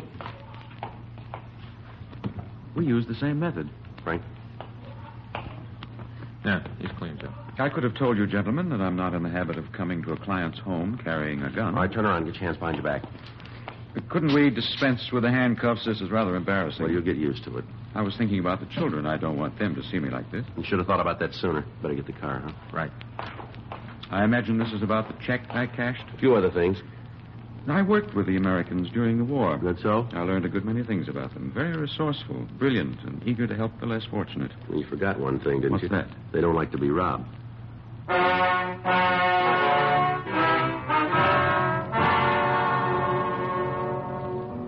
We contacted the office and had them send another team out to pick up the car Duro had driven and take it down to the police garage. On the way down to the city hall, the suspect told us he'd been in this country about 6 months. He refused to talk about anything except what a great country he thought America was. Frank went to check with DMV on the suspect's car, and I took Duro to the interrogation room. It's wonderful. It's the only place in the world to live. Yeah, well, all right, Duro. We got the idea you're sold on this country. Now let's get on to cases and talk about the reason we're here. How about it? It might as well be now as later. All right, fine. You want to start by telling us what you did with this stuff? I spent the money. The books are in my room. What about the other things you stole? No, there must be some mistake. I didn't steal anything. Well, you cashed a forged check, didn't you? Yes, I admit that. And the check was stolen? It's possible, but I didn't take it. You expect us to buy that Duro? That's entirely up to you. Where'd you get it? If I said I found it, could you prove otherwise? It won't be necessary. We can nail you on a forgery rap right now. That's what I had in mind. I have no desire to be connected with anything else. Well, you seem pretty anxious to pick up that tab. Well, it's only right. I took a chance and lost. I'm willing to settle for my mistake. Yeah, well, that's real big of you, but I got a hunch we'll be able to tag you with more than a 470. Sure, let me see a minute. Yeah. What do you got? Well, I'm not sure now we got the right guy in the car theft. What? I checked with DMV. The car DeRoe is driving is registered to a Seward car company. I called him. Yeah. They tell me he works for him.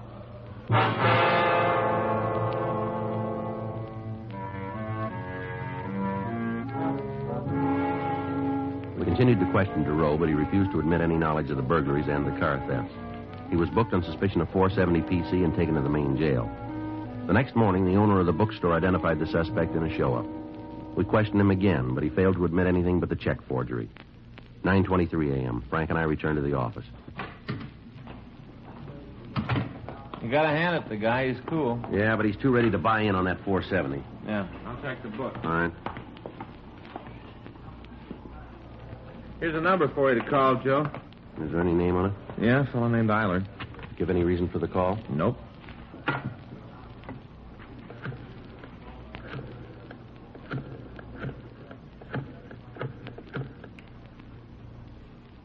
Hello, I'd like to speak to Mr. Eiler, please.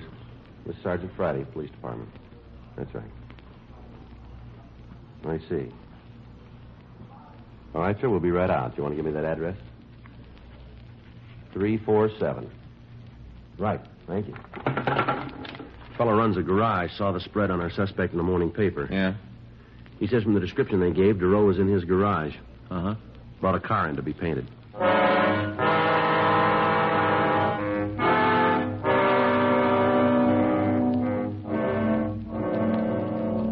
Frank and I drove out to the garage, and when we showed DeRoe's picture to Frank Eilers, he identified him as the man who had brought in a Nash sedan to be repainted.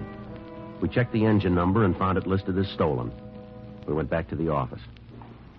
Here's that FBI kickback. Did you read it? No, I just picked it up.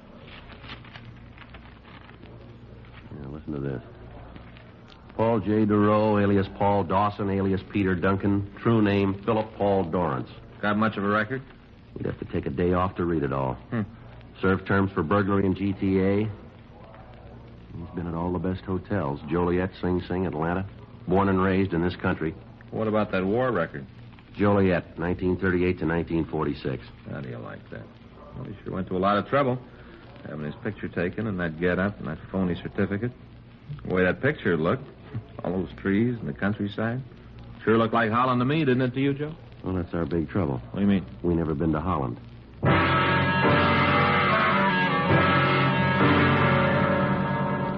We went back to the main jail and had the suspect brought to the interview room. He still denied any connection with the burglaries and the car thefts. 12:16 p.m. With my war record, I don't have to be subjected to Now, this. look, we got you made on the check, and it won't be hard to prove you stole that car. Your story falls apart like a $4 suit. I have great admiration for the Americans. Yeah, you've been telling us that. I managed to escape situations more difficult than this during the war. I was trained for it. Yeah, you told us. Of course, there was some difference then. We were all on the same side and fighting for the same things. You know you're doing a lot of talking, but you're not saying anything. I'll tell you what you want to know. You do that. Yes, Well, all right, go ahead. I will. But first, I'd like to tell you about the shoes. About what? Shoes. What about him? I fought with the Dutch underground. Now, for a man to fight, two things are important. Is that so? A gun and a good pair of shoes. Mm-hmm. Many of us who wanted to fight had neither. One of your OSS men contacted us and said we would get them. And one night a plane came over and dropped containers by parachute. Yeah. The man kept his promise. We got guns, the fine carbines, and we got shoes. When daylight came, I looked at mine very closely. They had stamped on them, made in America. Yeah. And that's when I made up my mind. You did? Yes, I decided that someday I would come to the United States. Mm-hmm. I knew if I wasn't killed, I'd come here. Yeah, it's a wonderful story, isn't it? Yes, and I regret that I'll lose my chance to become a citizen. They may even deport me for this. No farther than the nearest jail. No. please don't make light of my predicament. I admit I made this one Oh, mistake. come on, look, settle down, will you? I can buy a better story than yours in any magazine. All right. I didn't want to do this, but I insist that you call the Dutch consul. They never heard of you. Well, there must be a mix-up of some sort. Somebody must know me. Yeah, sure, every prison warden in the United States. You've got a record that'll reach from here to Holland, but that's the closest you ever been. Your real name's Philip Dorrance. The only war you ever fought was in the prison library over the daily papers. You've been in and out of every joint in the country. Now there's more. Do you want the rest of it? No, I guess that's enough, isn't it? I might as well admit it. I'm a burglar and a car thief. You left one out. What? You're a liar.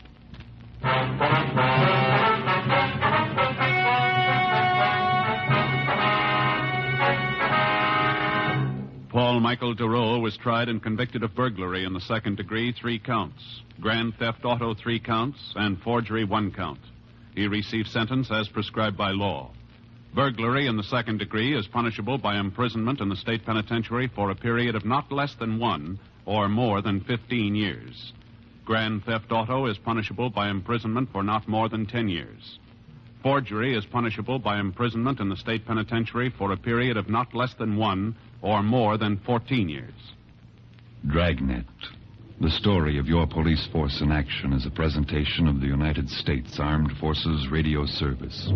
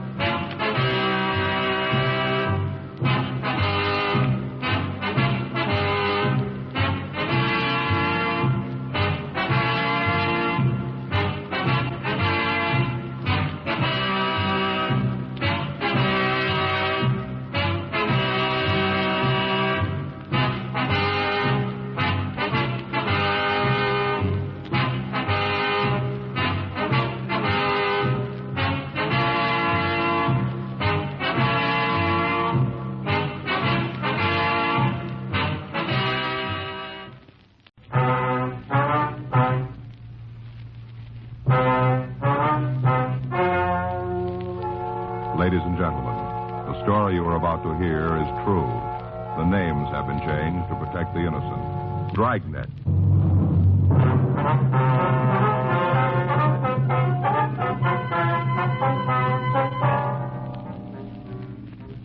You're a detective sergeant. You're assigned a robbery detail. For the past 3 weeks, a strong-arm hold-up man has been terrorizing the downtown area. You've got a description of the thief and a method of operation for him. Your job, find him.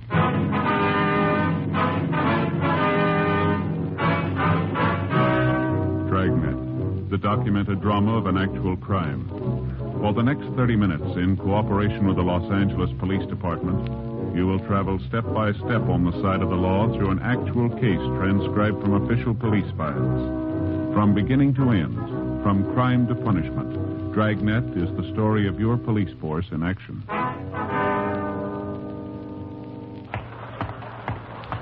It was Monday, May 3rd. It was warm in Los Angeles. We were working the night watch out of robbery detail. My partner's Frank Smith. The boss is Chief of Detectives Thad Brown. My name's Friday.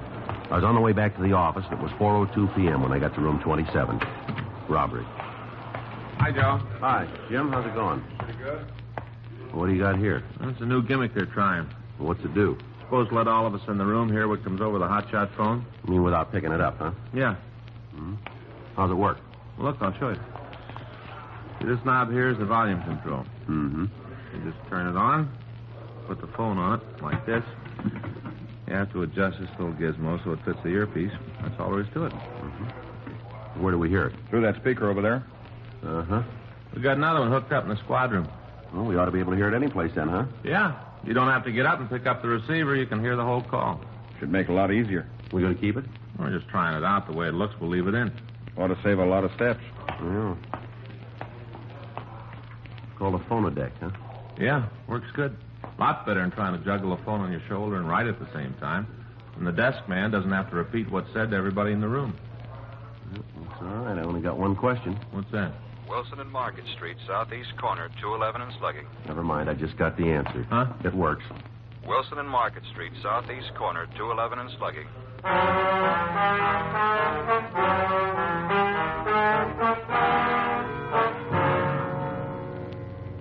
Frank, Jim Austin, and I left the city hall. There was no way of telling from the hotshot call if the suspect was the one we were looking for or not, but either way, we had to check it out.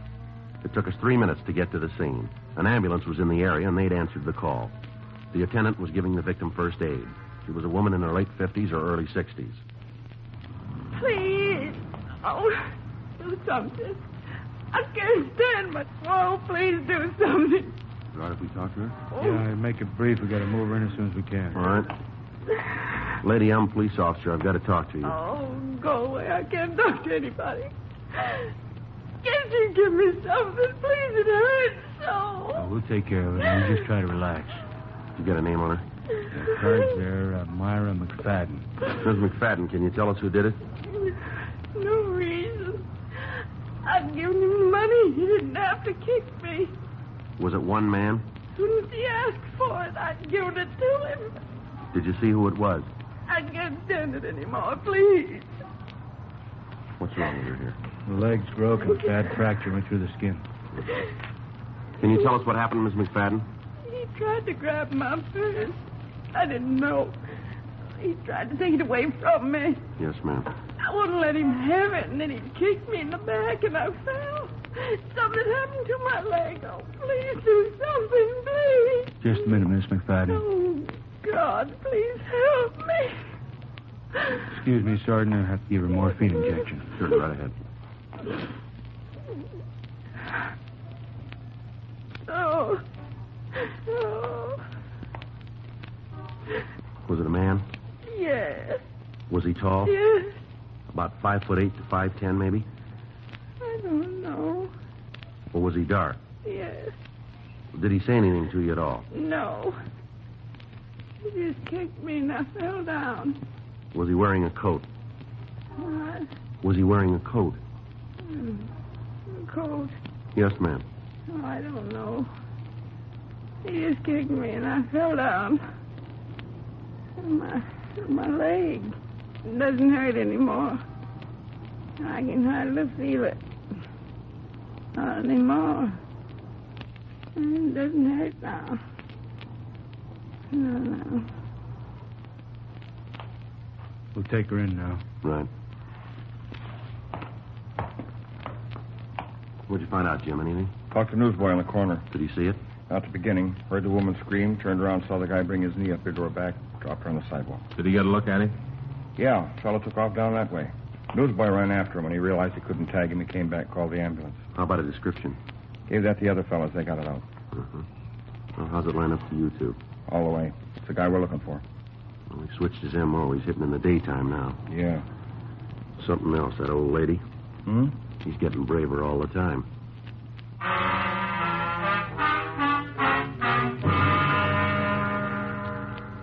We talked to the witness. From what he told us about the suspect, it was the same person we were after. There was only one change in his method of operation. Instead of waiting for darkness, he was now hitting in the daylight hours.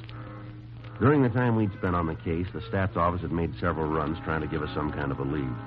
Everything about the suspect had been checked and rechecked. Special show-ups were arranged, and possible suspects were shown to the victims. In spite of all our efforts, the suspect continued to run free. Wednesday, May 5th, Frank and I stopped for dinner across the street from the city hall. It's a big thing now. What's that? Mambo. Hmm? Mambo. Dance step. Faye's been trying to get me to learn. She sees it on TV all the time. Mm-hmm. Faye says a man looks sophisticated when he does it. That's what she says, huh? Yeah. You think it would? Would what? Make me look sophisticated. Well, you want me to be honest? Sure, Joe. I don't think anything could do that for you. Oh, I'm glad to hear it, old buddy. Mm-hmm. I'll tell Faye. Keep her off my back about taking them lessons. Mm-hmm. Hi, Joe. Oh, hi, Dick. How's it going? Oh, pretty good. Donahoe said you was over here. Uh-huh. It's my partner, Frank Smith. This Dick Blake writes for the L.A. Examiner. Hi. Haven't seen you for a while, Frank. Oh, yeah. Hi, Dick. Want a cup of coffee? No, thanks. I just had dinner. You looking for something special, Dick? I'd like to get a story on the strong-arm man you fellas are after. Anything you can give me? No, you got about all of it. What about the McFadden woman? She going to be all right? I haven't heard anything. I called the county hospital this afternoon. Yeah? Said her leg's been set. Going to take some time to heal. They're giving her a new kind of serum. She going to be all right, though, huh? They're not sure yet. They don't know if there's any injury to her spine. Yeah, sure, a rough one. Well, that's the way this guy does business. We've been getting calls for the last 10 days, letters to the editors, everything. You can get in line, Dick. It's been coming at us from all sides. What do you got on them? Oh, we ought to put out a mimeographed answer to that. We can take a lot of paper. Is there anything I can have? It's no secret. Most of the victims have told us the same story. Guy comes up to him and starts a conversation. About a ride someplace, cup of coffee, anything to slow the victim down from leaving. Uh-huh. First chance he gets, he slams the victim into a wall and asks for the money. Now, before the McFadden woman, he worked at night, didn't he? Yeah. What about his choice of victims? A possible tie-in there? Mm-mm. Not that we can find. Anybody on the street is right. You got a description on him?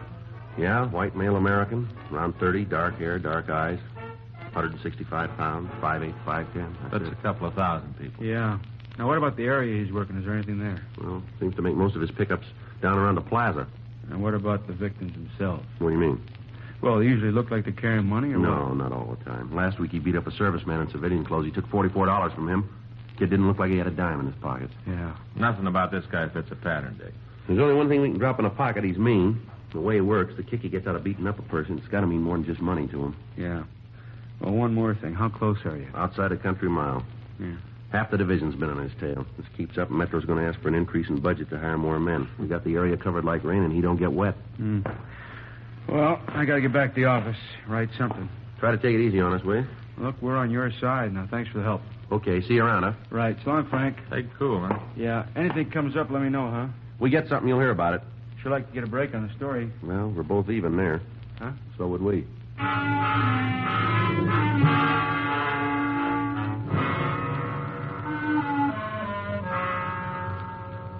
For the next week, the patrol of the streets continued. The strong-arm bandit hit 3 more times. Each time, the victim and the witnesses gave us the same description. It matched the suspect we were looking for.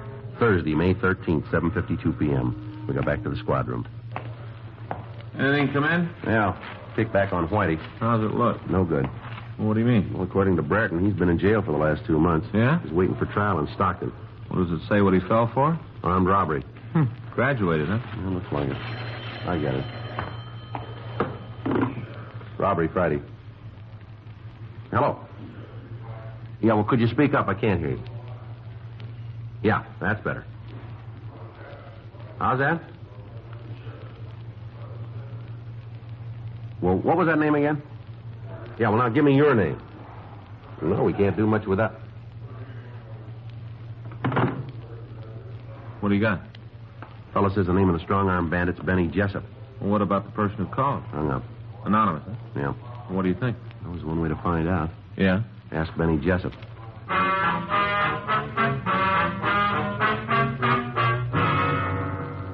After we checked the name through R&I, Frank and I went out to Benny Jessup's address.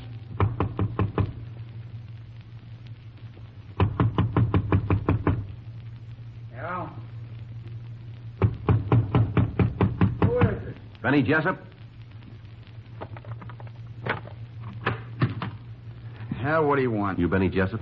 Yeah. Police officers want to talk to you. You looking for something special? A couple of questions we want to ask you. Sure, I got no beef with the cops. Appreciate it if you keep it short. I got big trouble. Thought this seltzer might help.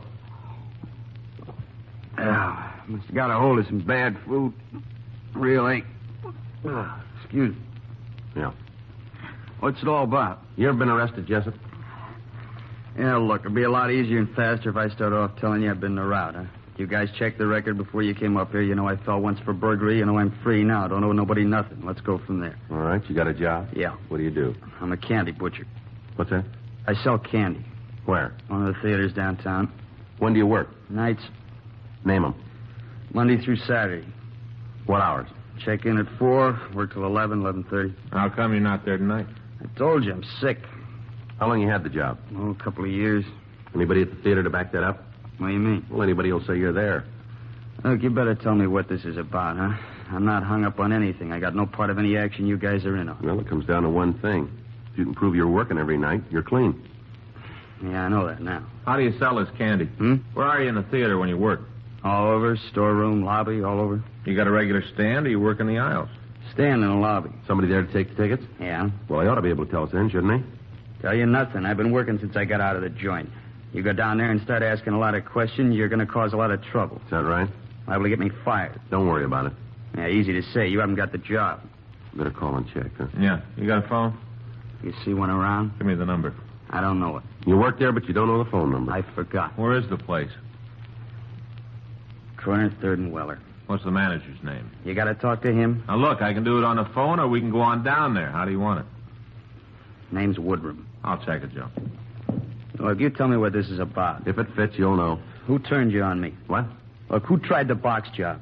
You got reason to come up here. I don't know what you're digging for, but I'm not around. Somebody gave you my name, didn't they? We heard it. Who? If we told you the truth, you wouldn't believe it. Somebody I know? It's hard to say.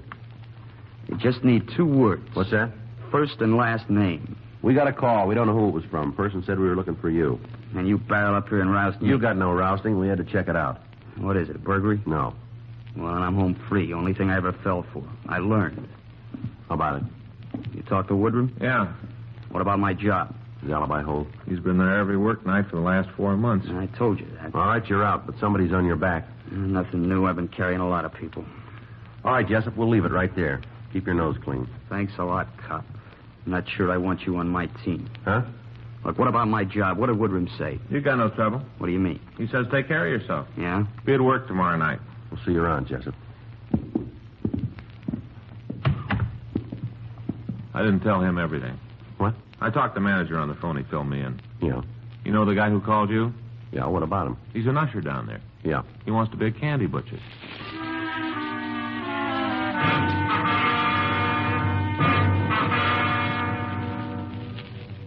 Frank and I left Jessup and went downtown to talk to the theater manager in person. He verified the fact that Jessup had been at work during the hours of the robberies.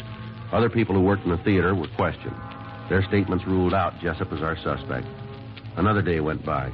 There were several strong-arm robberies in the downtown area, but none with the same viciousness used by our suspect. Saturday, May 15th, Frank and I got back to the office. Hi, Joe. Frank. Jim? Hi. What do you got there? Talked to Skipper this afternoon. Had a meeting with Chief Brown. Yeah. They drew the line, said we got to come up with something.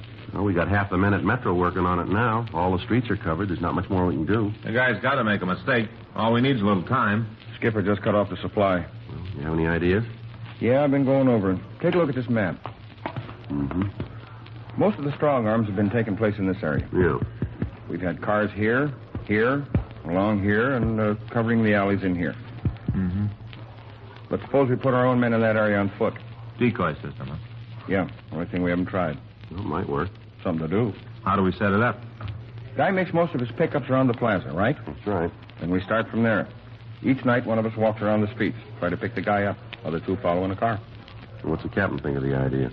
Haven't talked to him yet. He can't beef. It's a possibility. And when do we start? How about tonight? Well, let's go. Wait a minute. Who's going to do the walking? Doesn't make a lot of difference. How about flipping a coin? All right.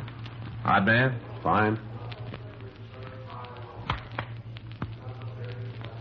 Huh, that's one you didn't get, Joe. Yeah. I win. I hope so.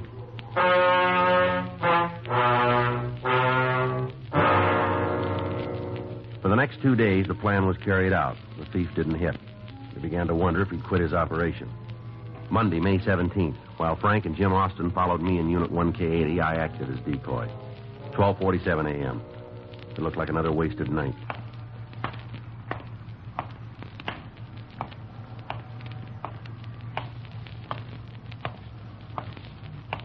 You got a match? Yeah. How about a cigarette? Sure. All right, how about a light? Yeah. Come, give me your wallet. Try and take it, huh? Sidney! Sidney! All right, fella, where are you going? Let me go! Okay. Get up there. Get your hands against the wall. Come on, move. All right, now get your hands in back of you. All right. Come on, don't shove, cop. Just do as you're told. It'll save you a lot of trouble. Jim? Yeah, here you go. All right, you. Hands down. Turn around.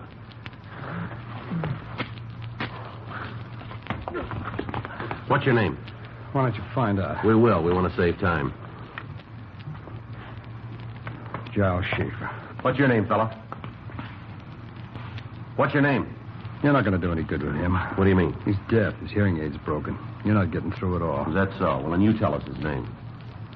Sidney Remler. Just the two of you in this? You see anybody else? I ask you a question. You got an answer? What'd you tell him? I can't hear what you said. Never mind. I told you wouldn't get through to him. You got it wrong. Huh? We'll get through.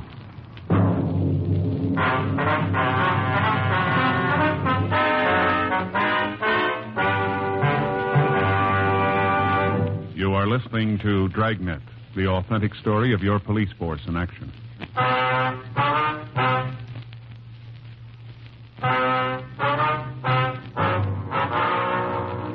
Frank, Jim Austin, and I took the suspects to the city hall for questioning. You guys got nothing on us. You're sitting in the wrong place, fella. That right? We got you made on tonight. Time we get through, we'll tag you for at least 10 more counts. You better stick to coffee. Isn't anybody going to let me know what's going on? Can't you fix that thing We'll for get me? it taken care of. Where do you guys live? Dig, cop. That's what you pay All for. right, we can do it the hard way if that's how you want it. You're getting no help from me. That works both ways. Oh, you're whistling anyway. You maybe got us for tonight, that's all. What's going on? Oh, shut up! Be careful what you tell them. You guys work alone? You got a reason to think there's anybody else? We want you to tell us. You're off your rocker, cop. You better put a button on that mouth, Schaefer. The way you've treated people doesn't give you a soft ticket. Doesn't make any difference how I got it. I'm going to ride it all the way. Yeah, well, you stick with that and see where you land. You're really off your rocker. Isn't anybody going to tell me what's going on? All right, take everything out of your pocket, Schaefer. What? Come on. Just put it right there on the table.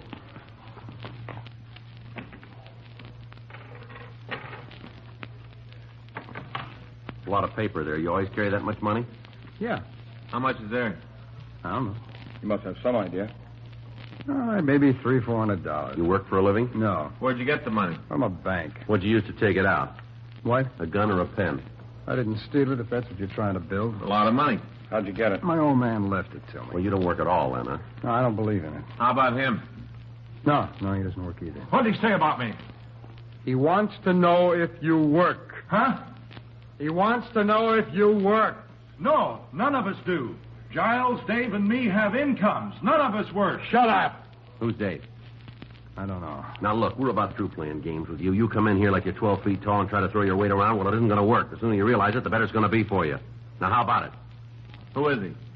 You know we'll come up with it.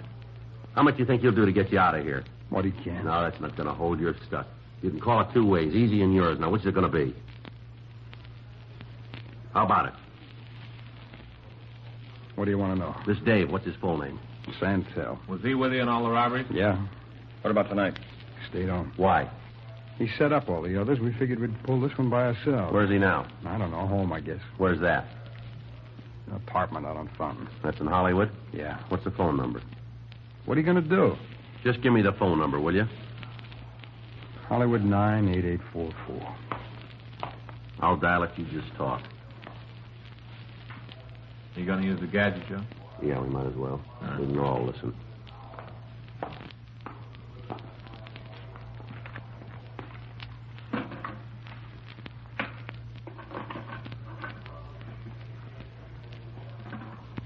It's Hollywood 98844. Yeah.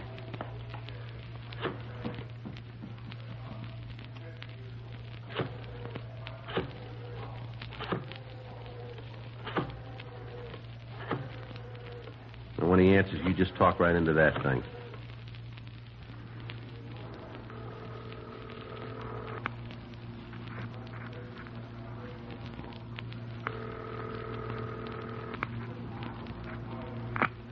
Hello. Hello, Dave? Yeah, this you, Joss? Yeah. Sydney with you? Yeah. How'd it go? Pretty good. You coming home right away? Yeah. I'll go out and get some beer. I should be back by the time you guys get in. Okay, Dave. We'll see you. As soon as you get home, we'll have a celebration, huh? Yeah, sure. Hey, I tell you what, I'll give the girls a call. Sound all right to you? Yeah, it's fine. Oh, one thing, though. What's that, Dave? You know that Helen always got a couple of crow girlfriends around. You better stop on the way home, huh? What for? Well, see if you can pick up a couple more guys.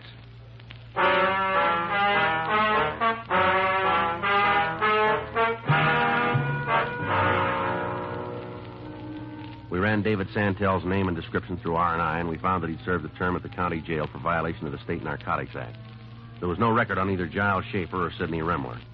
Remler was taken to the main jail, and Frank and I, along with Jim Austin and Giles Schaefer, drove out to Santel's apartment. It was a large place in the Hollywood area. While Jim Austin stayed with the suspect, Frank and I checked with the manager. He told us that Santel had left a few minutes before we got to the place. The four of us went inside.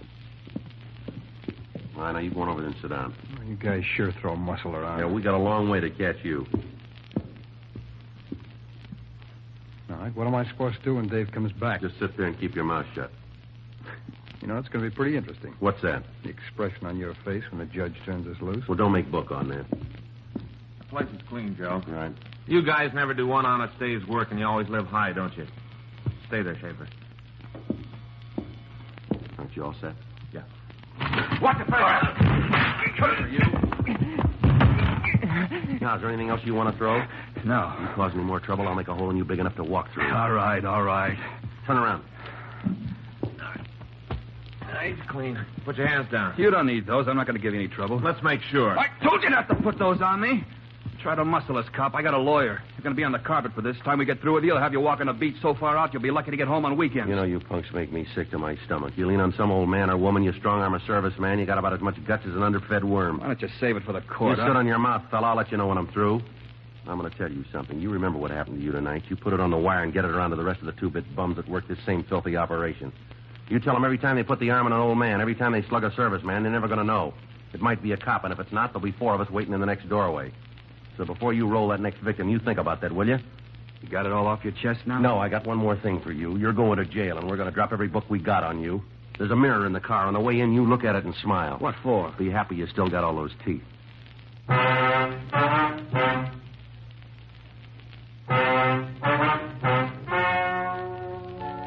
The story you have just heard is true. The names were changed to protect the innocent. On September 14th, trial was held in Department 98, Superior Court of the State of California, in and for the County of Los Angeles.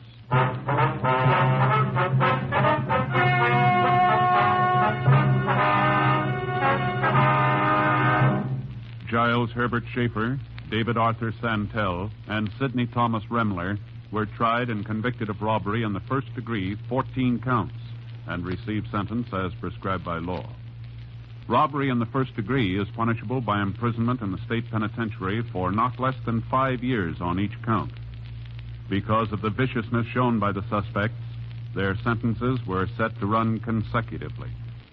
Dragnet is a presentation of the United States Armed Forces Radio Service.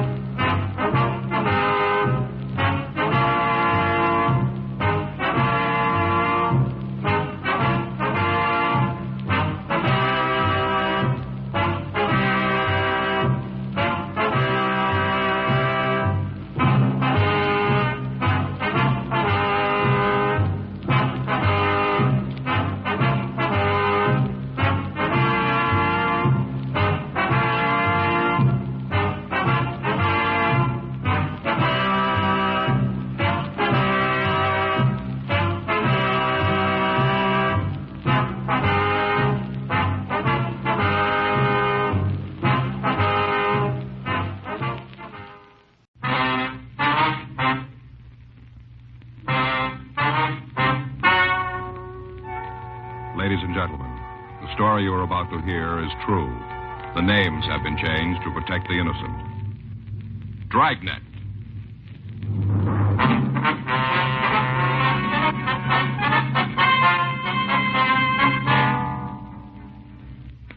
You're a detective sergeant. You're assigned a juvenile detail. In the past 6 weeks, a junior high school has been broken into 3 times, and extensive damage has been done by vandals. Your job? Investigate.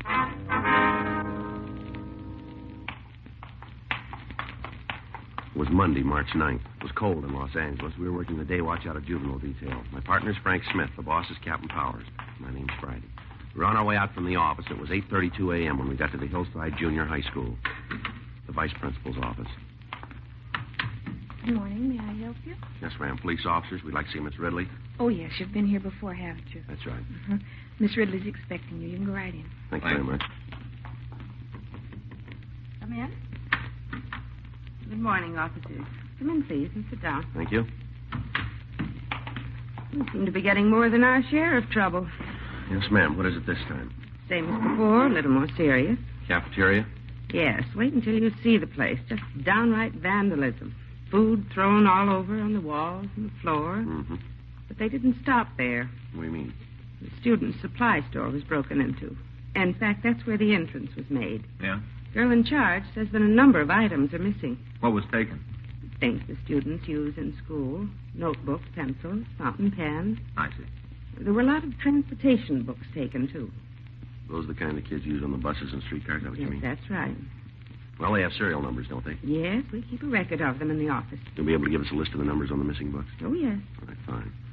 What if we take a look at that storeroom? Surely. It's right next to the office. I wasn't so sure the last time, but I am now. What do you mean? About who's responsible for this. You got an idea who might have done it? Well, I'm pretty sure it must be a student or a former student. Why do you say that, Miss Ridley? Well, there's the window they entered. Mm-hmm.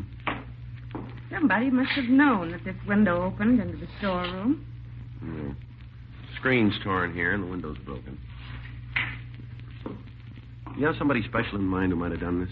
No, it wouldn't be fair to cast suspicion on any boy or girl without proof. Well, have you had trouble with any students since we were here last? Yes? What was wrong, ma'am? During study periods, a group of 5 boys were causing minor disturbances. Uh-huh. But it's all been straightened out. I had a talk with the leader of the group. Found out he wanted to take part in school athletics. His parents didn't want him to, afraid he might be injured. Mm-hmm. So I called them in for a conference. We talked, and they finally agreed to let the boy participate in school sports. Mm-hmm. That's all there was to it. Haven't had any trouble since. How about the other boys? They weren't really bad. Without a leader, they just settled down. I'm sure it wasn't any of them. Mm-hmm. Wonder if you could tell us if anything has been moved in here. No. This is just the way we found it. Mm-hmm. Wonder why they didn't mess this room up, too. I don't know. I've been teaching for 20 years, and I'm pretty sure of one thing. What's that, ma'am? Children do wrong, but not because they want to be tough or brave. Usually because they're afraid of something. Mm-hmm. Most of them are pretty frightened kids. They need help. Well, we'll buy that. The problem is, what happens to them if they don't get it? I'm afraid you know the answer to that one better than I do. They'll still be around. Yes? As frightened adults.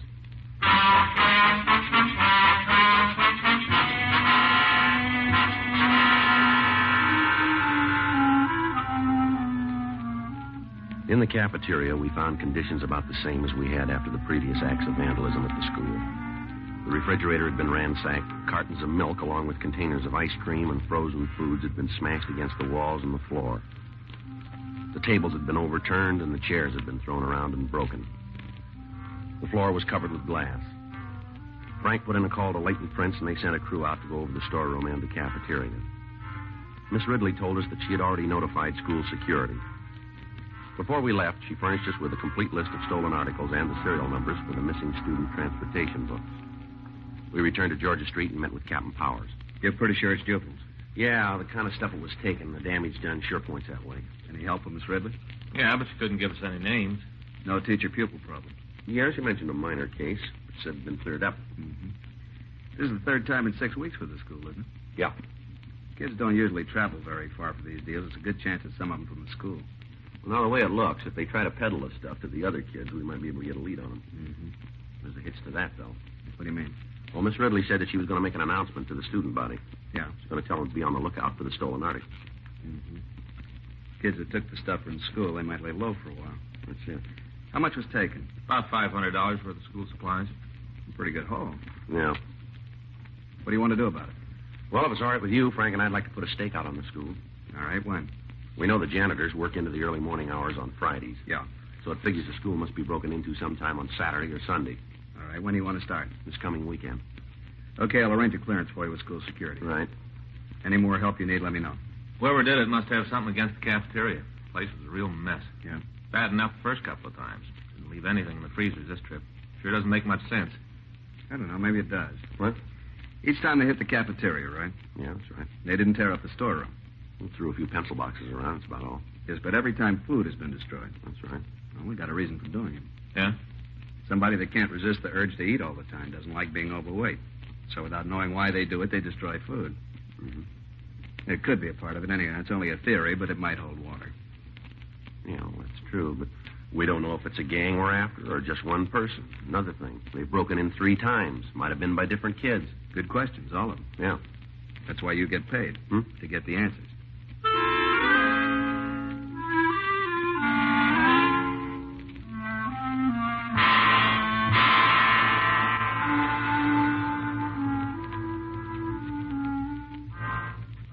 We kept in contact with Miss Ridley during the rest of the week, but as far as she knew, none of the stolen articles showed up.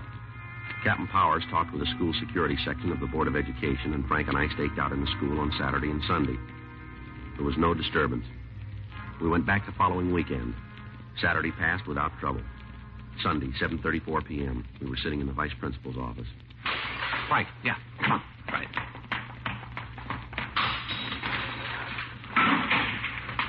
All right, son, come on. Party's over. What? Come on, tell us. Grab him, Frank. Let me go, let me go. All right, take it easy, boy. Now, take it easy. This isn't going to help. Just hold still. What's your name? Jerry. What's your last name? Beckel. You've done this before? Come on, son, answer me. All right, let's go. You gonna put me in jail? We'll see. Not afraid of you cops. There's no reason you should be. Why'd you throw all this food around? I don't know.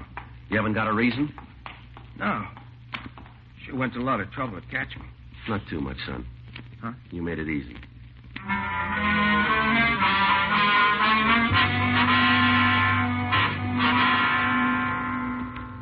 Before leaving the school, Frank called school security and notified them of the broken window and the damage done by Jerry Beckel. We drove back to Georgia Street to question the subject further. On the way down, he refused to say anything. At the office, he told us he lived at 1206 Walnut Street. Frank went to check Central Juvenile Index. 8:42 p.m. That's all. Not gonna tell you any more. Now, let's get one thing straight, son. You're in trouble. We'd like to help you, but you got to play ball with us. We'll level with you, but you got to play it the same way. Now, do you understand? Yeah. All right. Now, we can't do anything for you unless you want us to. Unless we know why you do these things, it'll be pretty hard for you to find a way out. Is that clear? Guess so. Well, the only way we can find out is if you tell us the truth. Joe? Yeah. The boy has no previous record. All right, how about it? You ready to answer our questions now, son? Sure. But it won't do any good. Why do you say that? Can't change my looks, can you? Well, why? There's no reason to do that. You look healthy to me. Sure, I'm healthy. Fat and ugly, too. That's why I had the trouble with Miss Ridley. Well, now, suppose you tell us about it. She kicked me out of school. Why? Fighting. Who were you fighting with? Different guys. Why'd you fight? Called me names. All right, go ahead. It isn't my fault. I can't help how I look. You sure that's why you had the fights? They wouldn't let me alone. Suppose you think I'm real good looking, huh? Son, I told you we'd level with you. You're not an ugly kid. Now, it seems to me you're imagining a lot. Sure. I suppose they call me Lard Barrel and Witchman because they imagined it, too, huh? Maybe they got another reason. Like what? To needle you. If you didn't let them know it bothered you, they probably wouldn't have kept it up. They called you names to get you into fights. Don't you think that's it? That's what you say. Well, that's what we believe. She didn't have to kick me out of school. How many fights you have, Jerry? I don't know. Well, you must have some idea. Quite a few. Miss Ridley talked to you? Yeah. She gave you more than one chance, didn't she? Yeah. But the kids kept after me. Wouldn't let me alone. You don't like Miss Ridley, do you? Why should I? Is that why you broke into the school? Maybe. How many times did you go in? 3. Did you steal the things from the storeroom? Yeah. Where are they? Oh. You live with your father and mother? Yeah. Any brothers or sisters? 2 brothers, 3 sisters. Well, now, when you had the trouble at school, did Miss Ridley talk to your parents? No. She didn't get in touch with them at all, huh? Sure, she tried, but they didn't go in to see her. Is there any reason why they didn't? No, just didn't go, that's all. Well, I guess we better go out and have a talk with them this time. Why? Well, they'll have to know about this trouble that you're in. Maybe if we talk to them, we can sort of work this problem out together, don't you think? That won't do any good. Why not, son? They think I'm fat and ugly.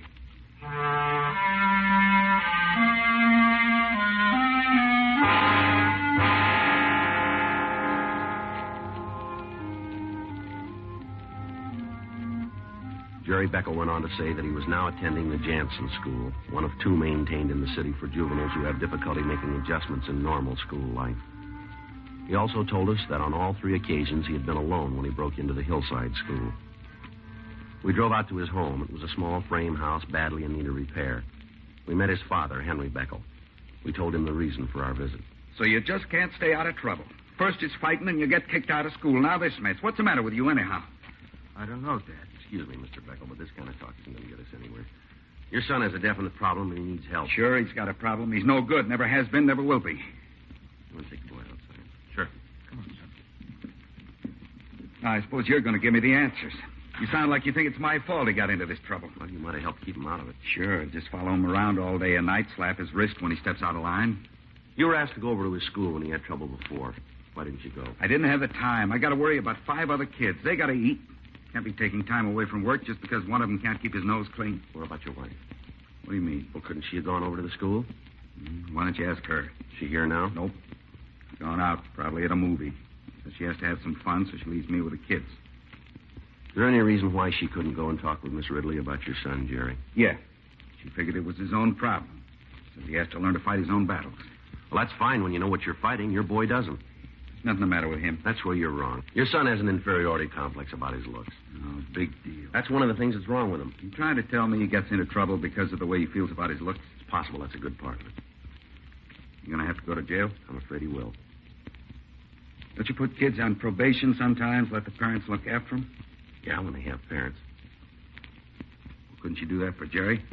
If you could show the authorities that you'd be responsible for him, it might work out. I could do that.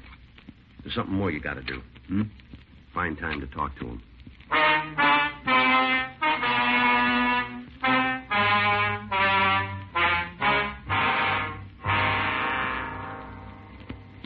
We took the subject along with the recovered stolen property back to Georgia Street. The next day, Miss Ridley came down and identified the articles as those taken from the school storeroom. She said that Jerry Beckel had been in numerous fights before he was dismissed from school. During her investigation of the disorder, she found that Beckel had provoked several of the fights. She went on to say that the subject had been a below-average student, showing little interest in academic work. A petition was filed in Beckel's behalf with the juvenile court. The petition was sustained, and he was placed on probation with the Los Angeles County Probation Department and allowed to remain in the custody of his parents. March 31st, 8:06 a.m. I just picked up the reports for yesterday. You want to check them over? Yeah, all right. Thanks. I saw the skipper on the way in. Yeah? You remember that Austin boy? Car thief, wasn't he? Yeah. Violated his probation. Picked up again last night. Too bad. What was that kid's name on the Hillside School case, that heavy-set boy? One that thought he was so ugly? Yeah, that's the one. Beckel or something. Yeah. What about him? Well, look here. The description on this report fits him. And listen to this. Victim states the subject said to her, "What are you smiling for, because I'm so ugly?" It might be. What's the charge? Pretty bad this time. Yeah. Attempted robbery and shooting.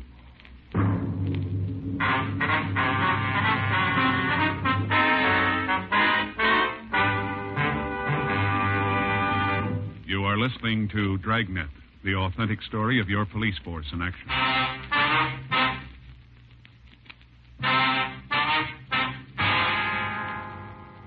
The robbery and shooting had occurred the previous night about 7:30 p.m. We checked with the Georgia Street Receiving Hospital, and we found the victim, Linda Cotterly, had been treated for a minor flesh wound in the leg. She'd been shot with a .22 caliber pistol. The hospital report showed that she'd been released and allowed to return home. We contacted the officers working the case and checked the reports that had been filed. We asked if we could talk to the victim. Frank and I drove out to the address, and we were admitted by her sister. Linda Cotterly was lying on a couch in the front room. We identified ourselves and asked her if she'd mind going over the story for us. I told the other officers all about it. Yes, we understand that. We saw their report, but we appreciate your telling us just what happened. I guess it won't do no harm. Suppose if more of you know about it, you'll have a better chance to catch a little stinker. That's right, ma'am. I shouldn't have said that. Ma'am? Little stinker. He was a big stinker. Oh, yeah. Could have killed me. Gives me cold chills thinking about it. We can understand. I wonder if you'd do something for me. Yes, ma'am. What's that?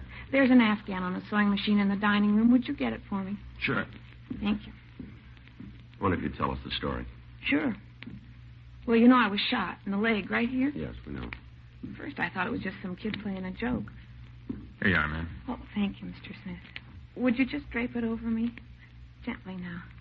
All right. That's fine, thank you. Yes, ma'am. Now, you said you thought it was a joke when this boy tried to hold you up. Yeah, he was so young looking. Couldn't have been more than 15 or 16. Yeah. He was sort of chubby. Didn't look mean at all. I guess I should have been scared, but I wasn't. I just smiled. Did he say anything when he approached you? About it being a holdup, you mean? That's right. No. Came up to me, had a gun in his hand. That's when you smiled. That's right. Then what happened? He got a real mad look on his face. Made him look tough. Is that when he spoke to you? How'd you know? Well, it's in the report. Well, that's right. I'd forgotten. Well, then I guess I can skip the part about what he said. We'd like to hear his exact words if you can remember them. He said, "What are you smiling for? Because I'm so ugly?" Mm-hmm. Did you get a good look at him? Yes, no. How do you mean that? Well, I did see him, but I don't remember his face too well. I know he was young. Not too good looking, but it's hard to say just what he did look like. You think you'd know him if you ever saw him again? Might. It's pretty dark. I'm not sure. All right, what happened after he spoke to you? I said no, meaning I didn't think he was ugly. And they told me to give him my purse. That's when it happened. What was that, man? Well, I got scared. I knew he wasn't fooling. I screamed and started running. Then I heard the noise, gunfire. Right, go ahead. Then I felt a sting on my leg when the bullet hit me. Kept on running, went past a vacant lot. Kept screaming, and then I saw a man across the street open his front door and look out. I ran up to him, told him I'd been shot, and he called the police. When you said this person was chubby, did you mean he was fat? Well, he was kind of big around the middle, and his face was sort of round-like. How about his hair? Was it dark? Yeah. Did you notice if it was straight or wavy? No. Tell me, you got an idea who this kid was? Well, we're not sure. Well, I know one thing. What's that? The kid should be taught a lesson. Only one thing to do with them when they're that rotten. Slap them around a little and just forget about them. Well, that's the trouble here. That's what they did to this boy.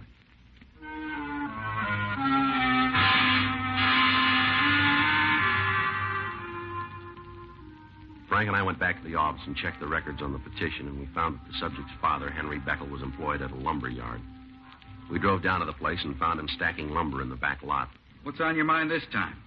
How's Jerry been getting along? All right, I guess. Attending school regularly? As far as I know, haven't had any bad reports. What's he been doing nights? He stays in the house. Goes out once in a while, never too late. Why? Where was he Monday night? Home. All night? Yeah. How about Tuesday? After supper, he went out for a while, came in early. Why? How's your son been acting lately? What do you mean? Has he had any trouble at school? I told you I haven't had any bad reports from him. How about at home? No trouble. We're trying to help him. Well, and as far as you know, he's been in pretty good spirits. Is that right? Look, you know he's no ball of fire, but he seems to be happy enough. Uh-huh. What is all this, anyway? We're just checking something out. Well, the way you ask questions, it sounds like you think Jerry's in trouble again. No, we didn't say that. Well, you don't have to.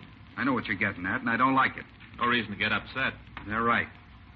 How would you feel? Jerry's been released to my custody. You're as much as telling me I haven't been doing the right thing.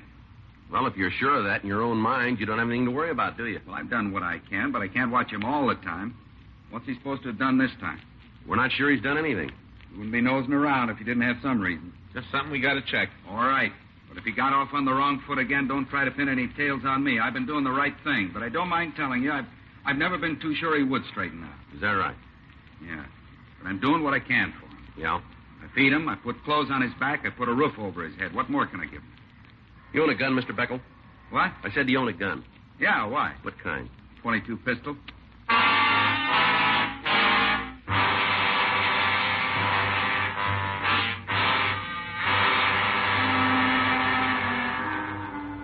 We drove over to the Jansen school and we talked to the principal. We explained our business, and he told us that Jerry Beckel hadn't been in school all day. We drove out to the boy's home. We met his mother. She said he wasn't there, but he'd probably be home about 5 o'clock. We went back to the car and waited. At 4:30 p.m., Henry Beckel returned from work. He drove into the yard, and we met him at the back door. So you're here again? That's right. Let's go in the house, Beckel. You want it. Go ahead. You want to tell me what this is all about now? We'd like to talk to Jerry first. Well, if you want to see him, why didn't you go over to his school? We did. He wasn't there today. Kid's up to his old tricks again. Oh, they found you. This is my wife. We've met. What's the trouble? Jerry again. He wasn't in school today. Is that all? We should get out of the kitchen so I could fix supper. Yeah. You guys want to come on into the other room? All right. While we're waiting for your son, I wonder if you get that gun for us. I don't know why I should. You got no choice, fella. It's in the closet. You said that before. Now, where is it? Over there. Where? It's in that box, a small flat one. This one here? Yeah.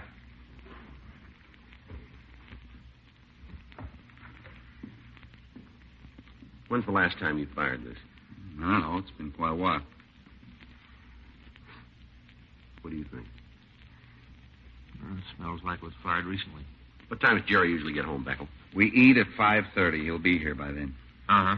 You don't have to worry about him not showing up. He might skip school, but that fat, lazy slob won't miss a meal. Mm-hmm. Eats twice as much as the other kids. No wonder he looks like he does.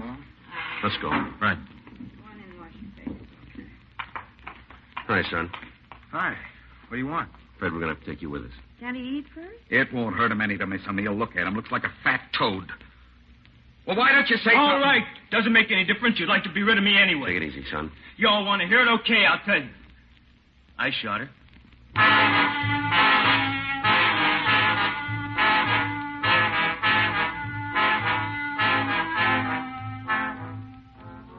We took Jerry Beckel down to Georgia Street for further questioning. After the outbreak at his home, he quieted down and he refused to say anything more. We talked to him for an hour, and he finally admitted the whole story. All right, son, why'd you take the gun? To get some money, I guess. And now, was that the only way you could get it? I don't know. You could have gotten a job. I tried to. Yeah? Nobody wanted me. Well, how many people you asked for work? Just one place. And then you gave up. That was enough. I knew I wouldn't get a job. Did they tell you they wouldn't give you work? Didn't have to. I knew just the way they looked at me. Did you ever ask your father for money? Yeah. Never gave me, and he just read me off. What did he say to you? What he always does. I'm fat, lazy, not good for anything but put my feet under the table and eat. So you decided to get out and rob somebody, huh? Yeah. Why'd you shoot at the woman? I'm not sure. Well, she didn't do you any harm, did she? No. She made me mad, laughed at me, just like all the rest. She did, huh? Sure. Because I'm fat. She say that? No. I could tell what she was thinking. You could, huh?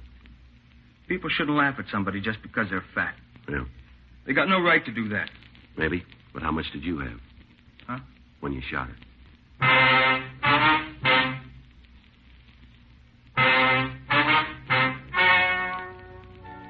The story you have just heard is true. The names were changed to protect the innocent. On July 14th, trial was held in Department 98, Superior Court of the State of California, in and for the County of Los Angeles.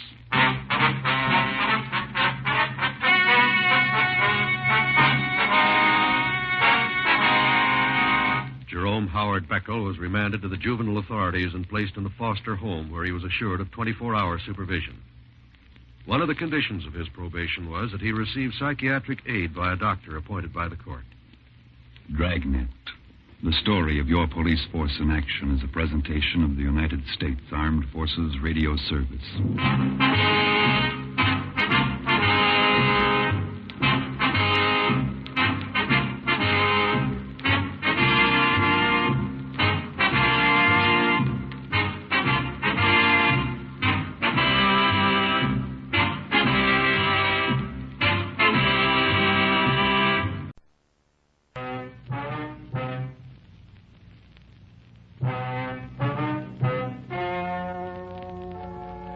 Ladies and gentlemen, the story you're about to hear is true. The names have been changed to protect the innocent. Dragnet.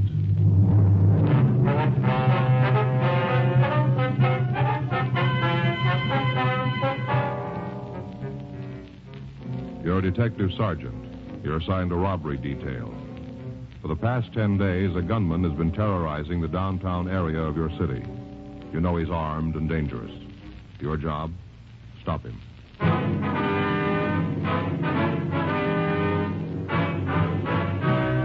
Dragnet, the documented drama of an actual crime. For the next 30 minutes, in cooperation with the Los Angeles Police Department, You will travel step by step on the side of the law through an actual case transcribed from official police files. From beginning to end, from crime to punishment, Dragnet is the story of your police force in action. It was Tuesday, October 5th. It was raining in Los Angeles. We were working the night watch out of robbery detail. My partner's Frank Smith. The boss is Chief of Detective Stad Brown. My name's Friday. I was on my way back from Metropolitan Division. It was 7:56 p.m. when I got to the city hall. Robbery squad room. Hey, buddy, you didn't have to make a special trip in to bring the tie. Well, I might have forgot it tomorrow and left it in the car again. Here you are.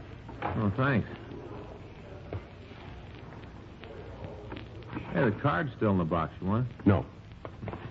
Hey, look at this. Real pretty. Go good with my brown suit. Real silk, too, huh? Mm-hmm. That's a pretty clever idea, putting a name on a tie like that. Don't you think? Yeah. Hey, I used to do the same thing with ink and paper when I was a kid. You know, put a gob of ink on the paper and then fold it over. Mm-hmm. I got some pretty weird-looking pictures. This name business makes a nice, neat tie pattern, don't you think, Joe? Yeah, if you don't mind the switch. On the name, you mean? Yeah. No. Unless you're looking for it, you wouldn't know it said Joe Friday. Here, take a look. See? This is how it's going to be when I'm wearing it. It's kind of hard to see. Yeah, well, as long as you're satisfied, you're the one that's going to wear it. Well, sure. Looks great to me. Of course, if you're going to turn your head sideways and read it, then you can see it says Joe Friday, but I don't think people are going to go to all that trouble. You think so? No, I don't think so. Did you talk Stoner? Yeah, says they'll meet us later. All right, better get going, huh? Yeah. Want to get your coat? It's coming down pretty hard out there. Right. You think it'll keep the suspect inside? I don't know. It isn't going to work for us. Hot shot, I got it.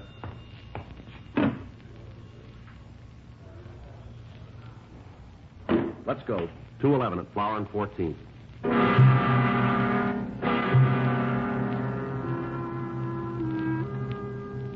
Frank and I left the office and drove out to the address. It was a small neighborhood liquor store. In spite of the heavy rain, a large crowd had already gathered in front of the place. We parked our car and tried to get into the store. Let us through here, folks, please. Now, stop pushing. There's no reason to give you a special pass. Police officer, let us through. Oh, I'm sorry. I didn't know. It's all right. Let us through here. I've been around, seen a lot of tough guys, but there was something wrong with this fellow. It's back there, Joe. Now, You call the ambulance yet? Can't we do something for poor Claude? Don't just let him lay there. You from downtown? that's right. Friday and Smith Central Robbery. Did you answer the call? Me and my partner. Is that him outside? That's right. You get a description? It's out. Okay. Ain't anybody going to ask me what happened? Yes, sir. Just a minute, please. Seems all you fellas are interested in is what the guy looked like. Don't nobody want to know what happened? Yes, sir, we do. If you'll wait just a minute, please. No choice. Anything more I can do here? No, not right now. Okay. I'll be outside if you need anything. Right, thanks. All right, sir, you want to tell us? About time. What's that? All this running around and yelling. Wonder you fellas don't catch anybody. Don't slow down long enough for me to tell you what happened. Uh-huh. You want to go ahead? Worst thing I ever saw in my whole life. Most terrible. Yes, sir. Were you alone in the store when the shooting occurred? No. Well, who else was here? Claude, Anita, and me. Claude's the victim, is that Yeah, right? yeah. That's him there. Yes, sir. Don't you think somebody ought to do something for him? Seems like the ambulance ought to be here. Well, he's dead, sir. Claude? That's right. You've got to catch the fellow who done this. Most brutal thing I ever saw. No reason for any of it. That guy was off his rocker. You mentioned somebody named Anita. Is she still here? Yeah, in the back room. She wasn't feeling too good. Almost scared her half to death. Went back there to take an aspirin and lay down, scared. I wonder if we could talk to her. You have to? Yes, sir. Okay. I'll go get her. You just wait here. Anita? Anita? It's me, Hanley. Can you come out? Policeman. They want to talk to you. We don't like to bother you, lady. We'll try to be as brief as possible. It's all right. Would you give us your name? This is Miss Anita Blaine. I'm Hanley Dawson. I don't think you told us your names. Miss Frank Smith. My name's Friday. Hello. How you doing, Herb? Is there anything we can get for you, Miss Blaine? No, I'm all right now. All right. Would you tell us what happened? We was back of the counter playing a game of cribbage. You and the victim? Yeah, me and Claude. His full name's Claude Langford. We was there playing the game. Were you in the store at the time? No, I came in later. I'm trying to tell you in the right order. Can't do it if you're going to keep interrupting. All right, you go right ahead. Oh, we were having a good game. Claude was ahead, already made the first turn. Oh, my crib and I really had a good hand. Might have caught him. Yes, sir. We was just about to play the hand when the door opened. Kind of surprising. Why is that? Didn't figure anybody'd be out on a night like this. I see. It was this young kid. All right, go ahead. Come in and ask me where we kept the canned nuts. You know, cashews and almonds. Yes, sir. Pointed it out for him, and he went over to have a look. Mm-hmm. Claude and me started back to the game, but the kid found what he wanted, and he come up to the counter. All right. I got up to wait on him. Handed me a $5 bill for 2 cans of peanuts. Yeah. Opened the register to get change. That's when he pulled the gun. Well, where'd he have the gun? In his overcoat pocket. It was funny, though. And not funny, ha-ha, but funny. Odd. You know? How do you mean that? Well, you know how most raincoats have a little slit in the pocket so you can reach into your pants pockets without unbuttoning your raincoat? Yeah, I know what you mean. Well, the kid unbuttoned his coat and reached right through the slit with the gun. Kind of like this. You see? See? Yes. Now, what did he say when he showed you the gun? Like this. This is a stick-up. Keep your mouth shut and you might not get hurt. Might. That's what he said. Mm-hmm. What happened then? Told both Claude and me to come out from behind the counter. Said for us to lay down on the floor. Yeah. We did like he said, you know. There was just something about that kid, so you had to go his way. Mm-hmm. He made us lay down right there, where Claude is now, on our stomachs. Yeah, what happened then? Went over and took the money out of the cash register. Then he really got sore. I thought he was going to explode. Why, do you know?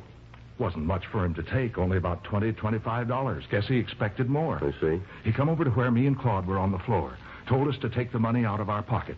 Stood there with a gun pointed right at us. He was mad. Mm-hmm. You did what he said. You just bet we did. I only had about $6 on me. Gave it right to him, though. Yeah. That's when Anita here come into the store. Just walked in, like a rabbit into a fox's trap. That's right. I didn't have any idea what was going on. Couldn't you see through the door? I guess I should have, but it was raining so hard I didn't take the time. Glass was kind of steamed up, too. Made it tough to look in. I see. Well, what happened when the hold-up man saw you? He told me to keep my mouth shut, not to make a sound, and get down on the floor. Just like us. Mm-hmm. He grabbed my purse and took the wallet out, went through it and took the money. How much was it? Just a couple of dollars. I came over to get a bottle of wine, and I only took what I needed.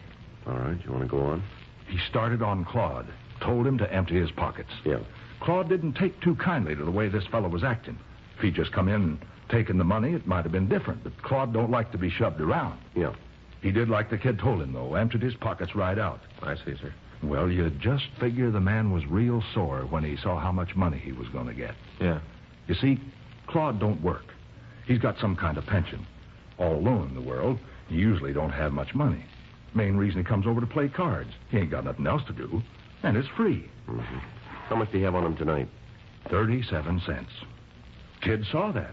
I thought sure he's going to kill us all. He sure acted like it. Then he figured maybe Claude was holding out on him. Told him to turn his pockets inside out. He did like he was told. Yeah. When he did, something fell out of his pocket. A coin hit the floor and rolled around, disappeared under the counter over there. The man with the gun saw it and got real mad. Said Claude tried to get away with something. Said for him to go pick up the coin. Claude told him if he wanted it that bad, he could get it himself. Yeah. Fella just looked at Claude for a minute and then put the gun right against his head. Right here, see? Didn't say a word. Just pulled the trigger. He was crazy.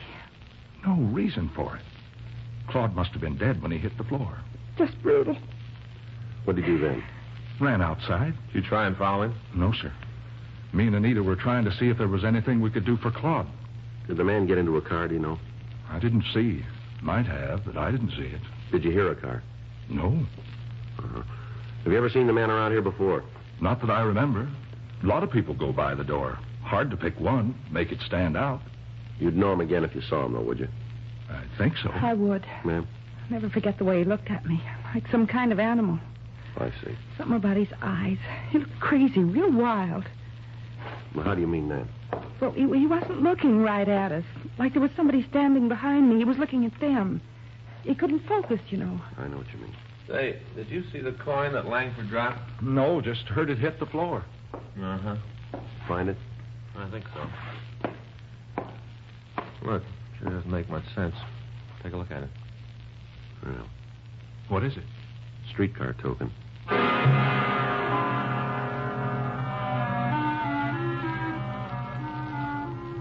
The men from the crime lab arrived and photographed the store. Diagrams were made showing the position of the body, and the premises were checked thoroughly. The victims were taken to the city hall to check the mug book. They were unable to make an identification. A canvass was started to the immediate area in the hope that we might be able to turn up a witness to the shooting. One of the uniformed officers talked to a newsboy who had seen a man run from the liquor store. Frank and I went down to talk to him. Yeah, I saw him. I heard this noise like a backfire, and then this fella come out of the store and started to run down the street. You get a good look at him? No, he went down that way, away from me. You see if he got into a car? No, he ran around the corner. I didn't think a lot about it till after the whole thing was over. Could you describe him for us? No, I just got to look at his back. Nothing about that'd stand out. Uh-huh. You might talk to that girl, though. What girl? Well, when the fellow ran out of the store, he almost knocked her down, ran right by her. You know who she is? Not right out. Sure feel like I do. What do you mean? I see her every week. Where's that? Home every Saturday night. What's that? She's on television.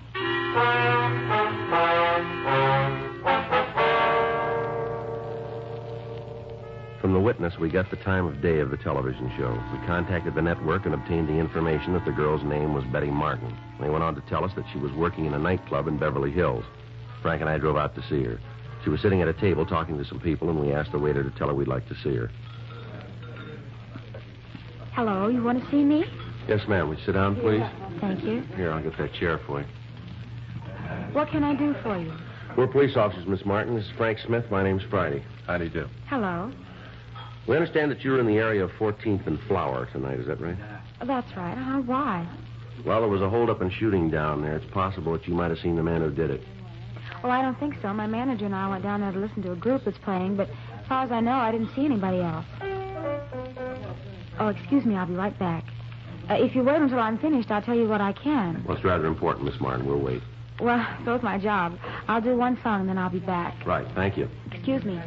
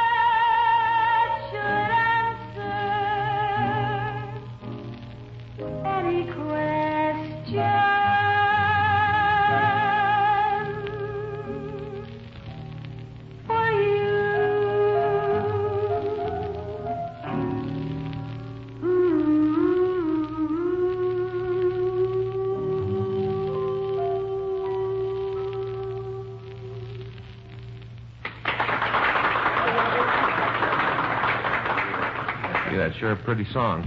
Well, thank you very much. It's a new song written by a fellow named Arthur Hamilton. Yes, very nice. Now, what's this about a man I'm supposed to have seen? Well, we told you there was a shooting at 14th and Flower. Uh-huh. Well, one of the people in the neighborhood recognized you, and he tells us that the suspect ran right by you. Is that right? Gee, I don't remember. Just a minute. Oh, no, I remember. Yeah, he ran out of the store, almost knocked me down, didn't even stop to say anything. Did you get a good look at him? Well, he ran into me.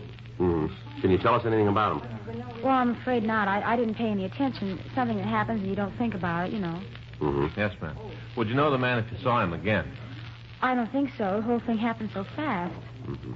There's nothing about him that you remember. No, unless it was his eyes. Ma'am? Well, his eyes, like he was looking right through you.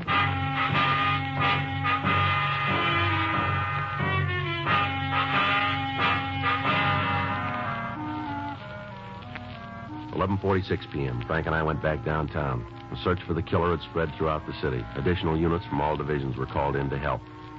From the description given us by the victims and witnesses, it appeared more than likely that the suspect was a narcotics user. If this was true, it was more than possible that he'd cut down anybody who got in his way. Frank and I contacted the office and talked to Captain Donahoe.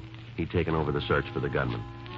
Because it was impossible to cover all of the liquor stores in the area, it was decided to ask the owners to close. Frank and I were assigned to places along Vermont Avenue. The first 6 stores we contacted cooperated.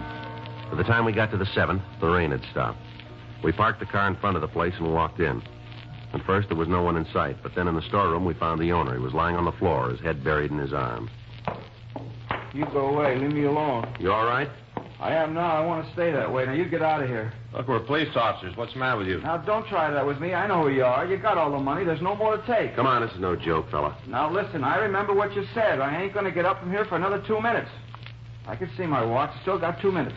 Come on, get your head up from the floor. You can see this card. Huh? It's an identification card. Here, see it? Are you sure? Well, you're looking at it. Now, look, if this is a joke, I'm not going to like it. Come on. Don't worry about it. Now, get up. Come on. Oh, it's about time you got here. It's a terrible thing when a man's robbed in his own store and nobody's going to take the time to protect him. You were held up tonight? Yes, sir, not more than 3 minutes ago. Guy left. He told me to stay where I was for 5 minutes. What did he look like? Huh? The man who held you up, can you describe him for us? Yeah, a young kid, just out of his teens, roaming around the streets, threatening citizens. You cops ought to do something about it. What did he look like? Well, he was dark, black hair, black eyes, wildest looking eyes you ever saw. One look at him, and you knew he meant what he said. Stay put, and I did. I'll call him. All right. What's he going to do? Put out a broadcast. For the holdup man? That's it. Well, I don't want to tell you your business, but it sure seems like a waste of time. What's that? Well, if he hears it, he ain't going to give himself up. The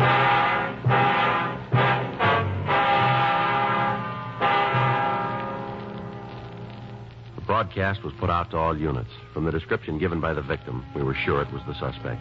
All of the cars on the perimeter of the search area were drawn in, and the entire vicinity was surrounded. It took a little over 20 minutes to get the cars into position. Frank talked with Captain Donahoe at the corner of Vermont Avenue and Beverly Boulevard. After the meeting, he came back to the car.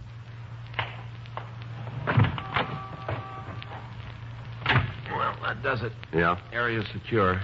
Were they trying to nail him down? No. I figured to keep the area surrounded, wait till morning, and then move in. You think he's still here? We'll know in 3 hours.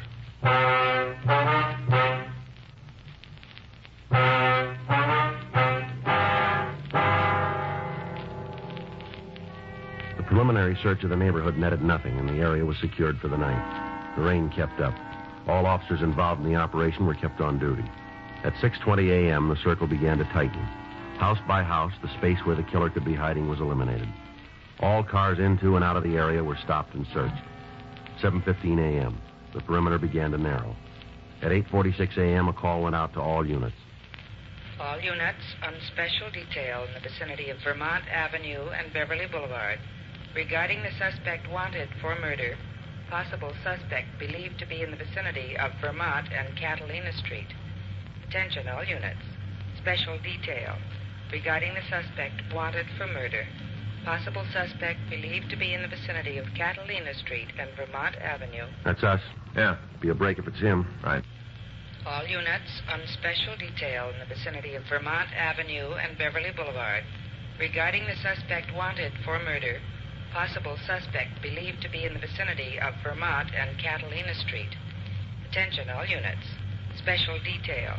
Regarding the suspect wanted for murder, possible suspect believed to be in the vicinity of Catalina Sure Street doesn't make and sense. Vermont Avenue. Why do you kill a man for a streetcar token?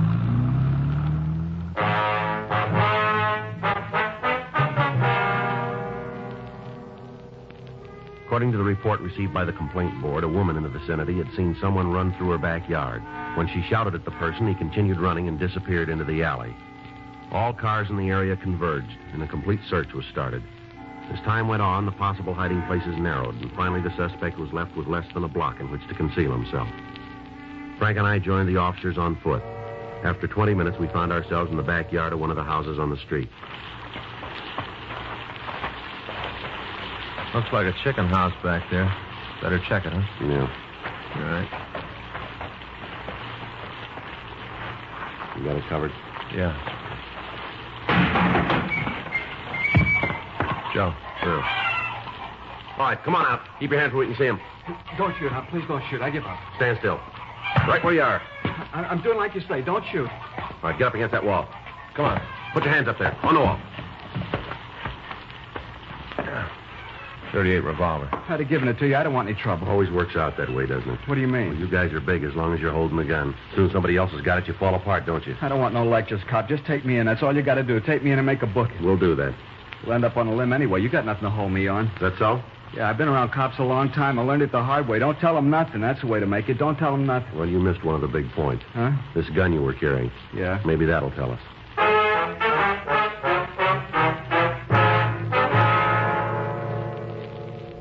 The suspect was taken to the city hall. He was mugged and fingerprinted. From his prints, we identified him as Max Hanford. He had a record listing several arrests for violation of the State Narcotic Act and 2 counts robbery. However, he'd never served time on any of the charges. We talked to him for an hour without result. 10:40 a.m. Why don't you leave me alone? I got nothing for you guys. Well, you keep believing that. We got people coming in who are going to lay it on you. For what? 211 and murder.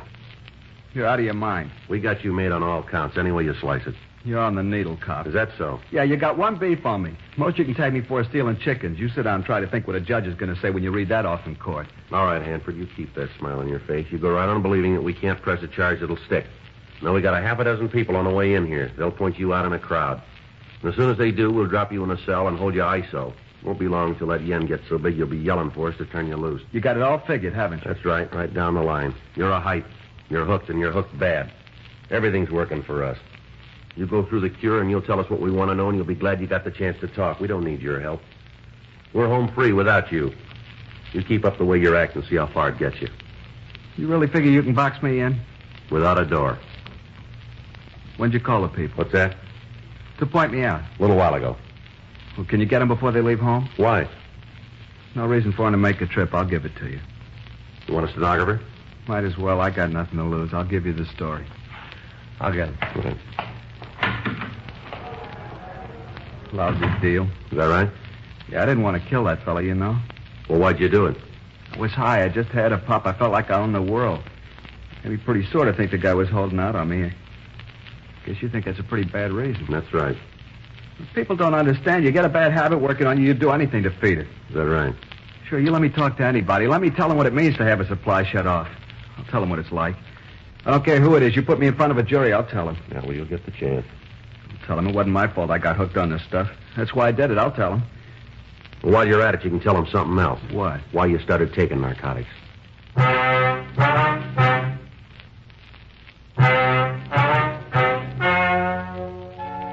The story you have just heard is true. The names were changed to protect the innocent. On February 16th, trial was held in Department 97, Superior Court of the State of California, in and for the County of Los Angeles.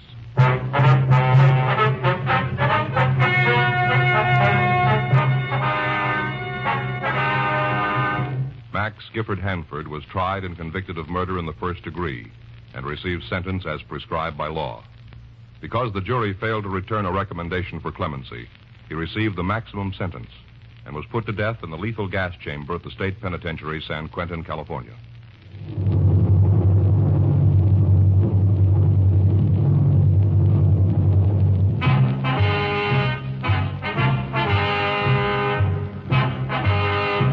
You have just heard Dragnet, the authentic story of your police force in action, and starring Jack Webb, a presentation of the United States Armed Forces Radio Service.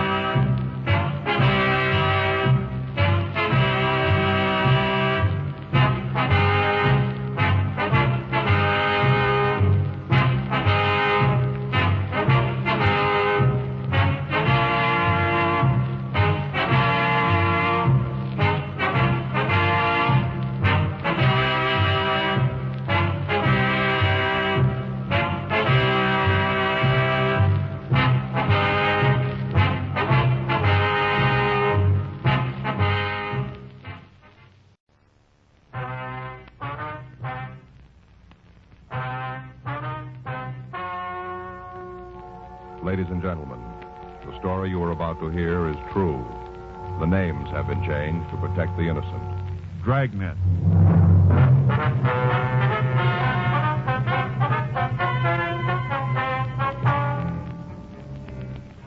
You're a detective sergeant. You're assigned to forgery detail. For the past several months, a man posing as an actor has been passing worthless checks in your city. You've got a description of the suspect, but no lead to his whereabouts. Your job, get him.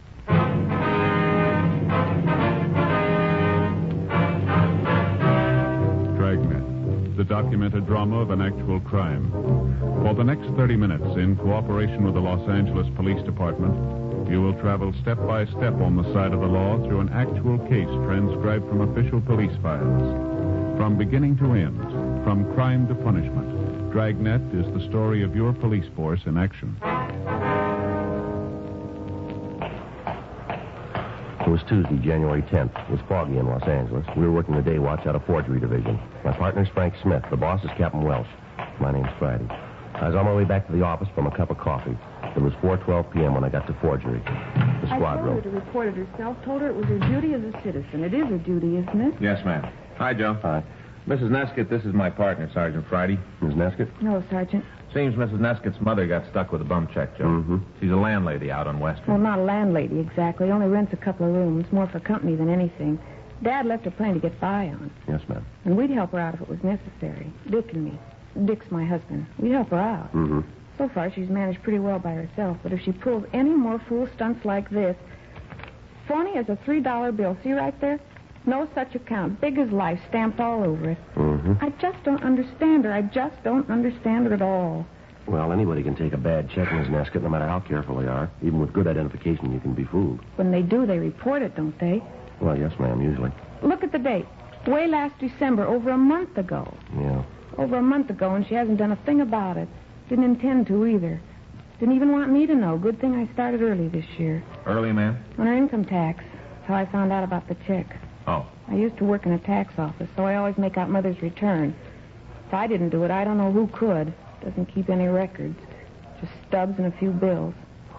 Well, someday they'll audit her, and she'll find out. Well, why didn't your mother report this check herself, do you know? You tell me. The man had an honest face. That's about all I can get out of her. How'd she happen to take it? It was supposed to be for his first month's rent. Well, and she's not out any cash. Sure she's out cash. $20. That's what she's out. He made the check for $70. A month's rent's only $50. Not a lot of money, but $20 is $20. Yes, ma'am. There's the principal, too. Yeah. An actor or something like that. Ma'am? The fellow gave it to her. Mother says she remembered his name from the movies. That's how she happened to take the check. I don't see why she'd trust an actor any more than she would somebody else. May I see that, please? Mm-hmm. Parker Allington. You ever hear of him, Joe? Allington? Uh-huh. Well, I think it sounds familiar. He was in pictures when I was a kid, I believe. Oh? As I remember, I never cared much for him, though. If it's the same guy, the parts he played. What do you mean? Heavies.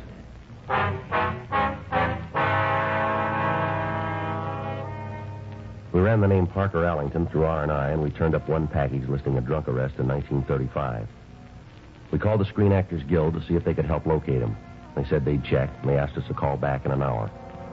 4:30 p.m. We left the office and drove out to the Western Avenue address Mrs. Neskett had given us. It was a 2-story Spanish stucco with a rooms for rent sign in the front window.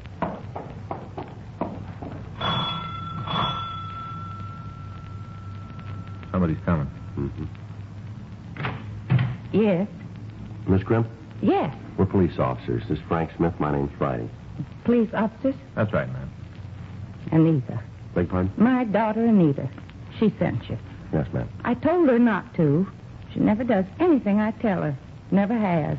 You all right if we come in? Living room's a mess. Don't worry about it, And ma'am. I was just putting away the ornament from the tree. It was raining last week when I took it down, and I couldn't get out to the garage. Yes, ma'am. I won't press any charges. Well, that's up to you. Not against that poor man, I won't. You can't force me to press charges. No, ma'am. Suppose you tell us about the check. Isn't much to tell. Your daughter says this man Allington gave it to you for rent. Here, let me get that box out of the way so you'll have some place to sit. I'll take care of it then. All right, if I put it here? Oh, yes, fine, thanks. Mm-hmm. The check was for rent, is that right? That's right. When'd you take it? Last month sometime. A week or so before Christmas. Well, the date's on it, isn't it? December 9th? Well, that's what it says. Had you ever seen Ellington before? You ever met up with him? Not in person. I may have seen him in pictures. He said he'd been in a lot of pictures. He seemed familiar. Well, now, ma'am, how'd he happen to come here to rent a room? We saw the sign out in front in the window. He was living in a hotel downtown, and he was out this way visiting friends. Did he mention the name of the hotel? No, I don't think so. What about the people he was visiting? Well, what about them? Well, did he tell you who they were? Well, he may have. I couldn't say for sure. Not now. Now, you said he saw the sign. In the window. Yes, ma'am. He came in and asked about the room, but was still for rent. I showed it to him. Upstairs in front, a real nice view. He agreed to take it, did he? Straight off. Said he used to live in a house something like this when he first came to California years ago, when his wife was alive. Sort of reminded him of better times. That's how he put it. And he gave you this check for the first month's rent? Yes. I suppose Anita already told you. He made it out for $20 extra. Why was that? Well, he needed some cash money to hire a cab and move his things out here. And you gave him the cash, $20. Well, I couldn't turn him down. Why not? Well, he just seemed honest, that's all. You can tell when a person's honest. Yeah, sometimes. And he was so anxious to get the room. He wanted to be all moved in time for the holidays. He wanted to be with people, I suppose. Oh, I felt sorry for him. Did you ask for any identification? Oh, no, there wasn't any reason. I recognized his name. Besides, he was going to be living here. If there wasn't anything wrong with his check, he'd be around to make it right. And you never heard from him again? Now, that doesn't mean he was trying to cheat me. Well, it looks that way, ma'am. Now, you folks are policemen. It's your job to suspect people of being crooked, and I don't blame you. It's your job. Yes, ma'am. $20? Ma'am? $20. Is that reason to throw a man like Mr. Ellington in jail? Well, it might be more than $20. Well, that's all I gave him. Don't you believe me? Yes, ma'am. This man has passed quite a few checks. Well, I told you before. I won't press charges. Yes, ma'am, you told us.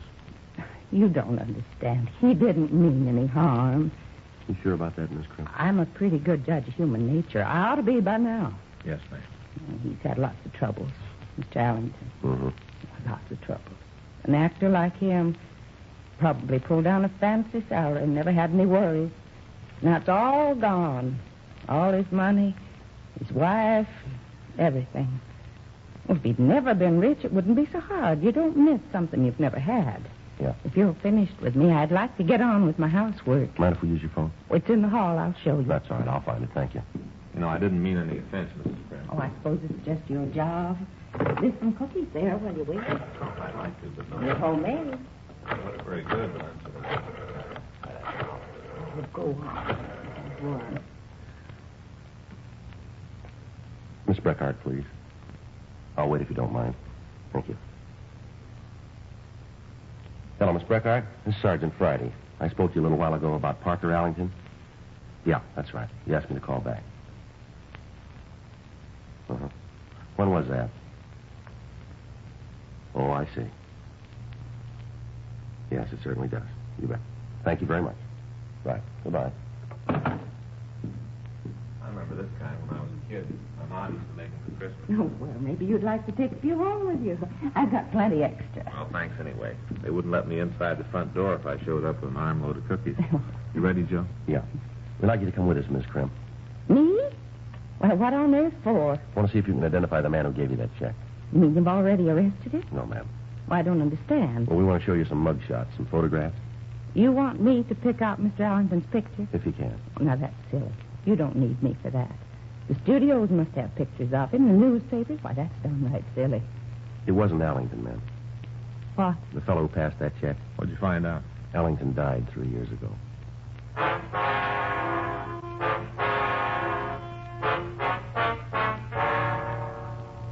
Miss Breckhart at the Screen Actors Guild had checked with a motion picture relief home. They reported that Allington had lived there from 1949 until a heart attack caused his death several years later. We managed to convince Mrs. Crimp that she'd been taken by a professional swindler. Down at the City Hall, we showed her mug shots of known bad check artists. No, that's not him. Oh, how about this one? I don't think so. I'm pretty sure not. No, that's not him either. He was older. Well, the picture might be out of date. Even so. Well, that's it.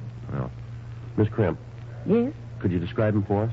Well, he was medium-sized, a little taller than you are, maybe. Yeah. How old would you say he was? Oh, about in his 60s. Gray hair. That's right. Any marks or scars? No, not that I noticed. How about his eye? Beg pardon? What color were his eyes? Well, I couldn't say. He was only there for a few minutes. Yes, ma'am, I understand. He just seemed like an average man. For his age, gentleman, nice-looking, sort of distinguished. Anything else about him? No, except for his expression. What do you mean? He was kind of sad, unhappy, like he'd been through a lot. I guess that won't help you, though. It might. Is that all? Yes, ma'am. We'll take you home now. Officer, Yes, ma'am. would you mind doing me a favor? I'd appreciate it. What is it, Miss Crimp? Don't tell my daughter about all this. I mean that it wasn't Mr. Allington, that I let somebody trick me. She'd say it proves that I'm not able to take care of myself. I'd never hear the end of it. He treats me like a child, as it is. Now, you don't have to tell her, do you? No, ma'am. I'd sure appreciate it. Not that she doesn't have my best interests at heart, but nobody likes to be criticized all the time, especially by their own flesh and blood. You got any children, Sergeant? No, ma'am. Well, then you don't understand how I feel. Yes, ma'am. Maybe I do. You couldn't.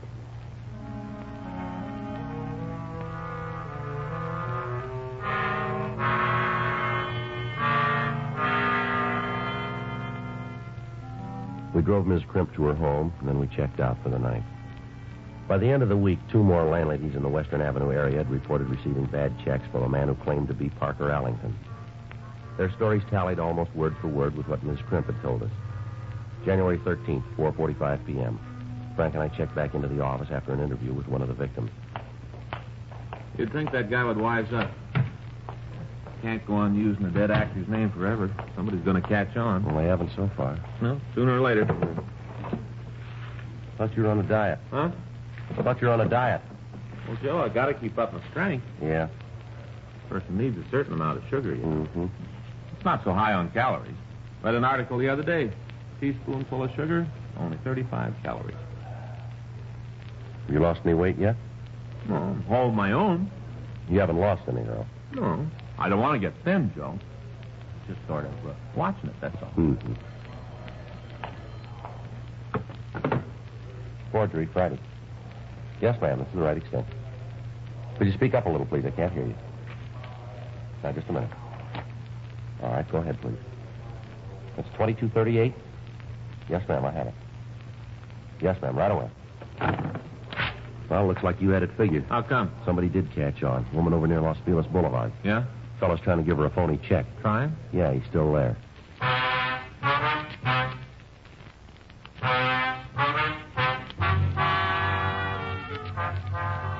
Frank and I drove out to a side street just south of Los Feliz Boulevard. It took us 20 minutes to get to the house. When we pulled up in front of the place, a lady was standing on the porch. She spotted our car and walked down the steps.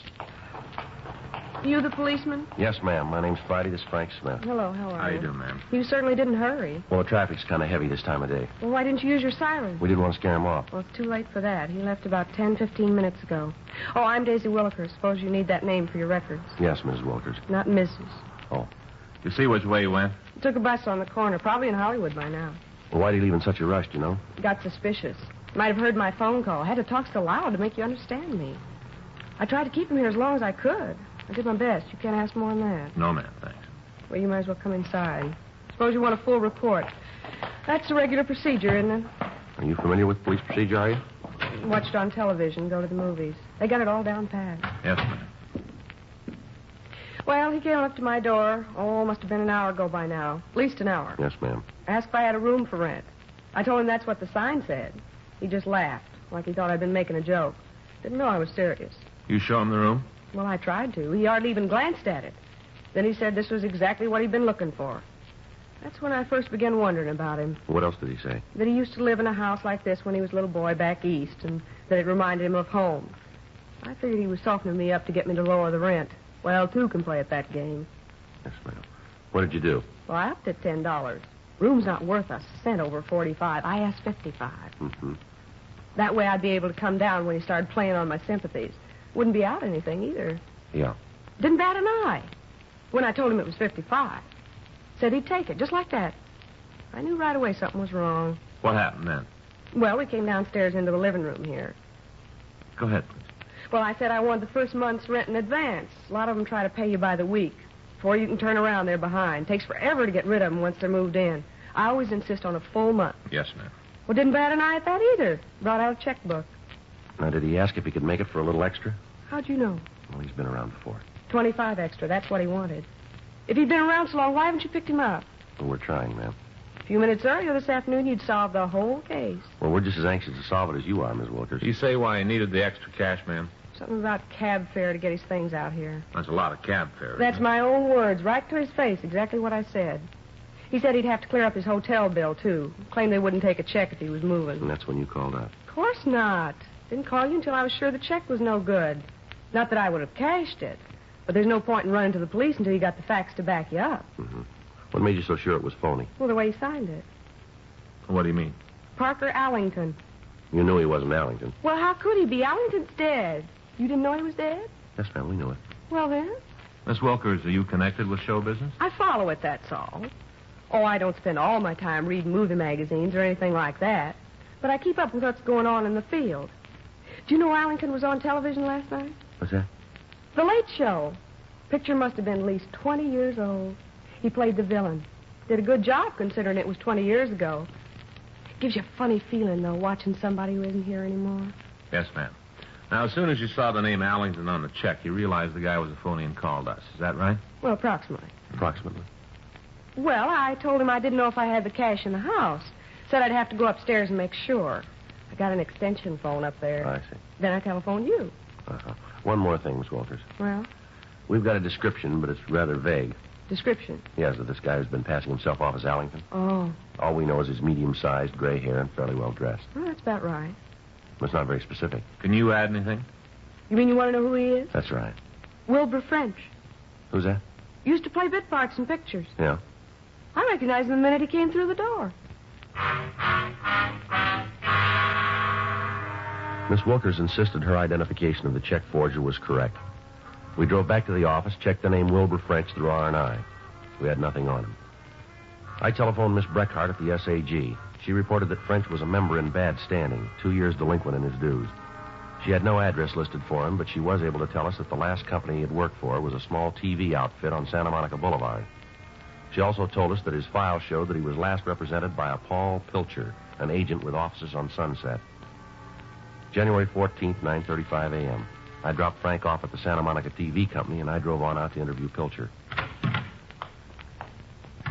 Yes, sir. What can I do for you? I'd like to see Mr. Pilcher. Are you a client? Police officer. My name's Friday. Oh, Is Mr. Pilcher in? not yet. You expecting him? Well, I don't know when exactly. Sometimes he plays tennis on Saturday mornings before he comes to the office. I see. But he'll be in. He's closing a deal with TRC. Oh, That's a studio, a new company just getting started. I see. Would you like to look at the trades while you're waiting? Yesterday's. They don't come out on Saturday. Well, thank you very much. Mr. Pilcher in some kind of trouble? No, as far as I know, no. That's a relief. Mr. Pilcher's office. I'm sorry he hasn't come in yet. Any minute. Would you like me to have him call you? I see. Well, if you'll try again in about 15 minutes, he ought to be here. Bye. Morning, Mr. Pilcher. Good morning. This gentleman's waiting to see you. And Mr. Brogan's office called. They'll call back. Mr. Brogan's getting shaved. Yeah, all right. I'm a police officer. My name's Friday. Police? That's right. What can I do for you? I'd like to talk to you for a minute. All right, come on inside. Sit down. Thank you. Want a cigarette? Yeah, thank you. Here's the lighter. Never mind, I have a match here.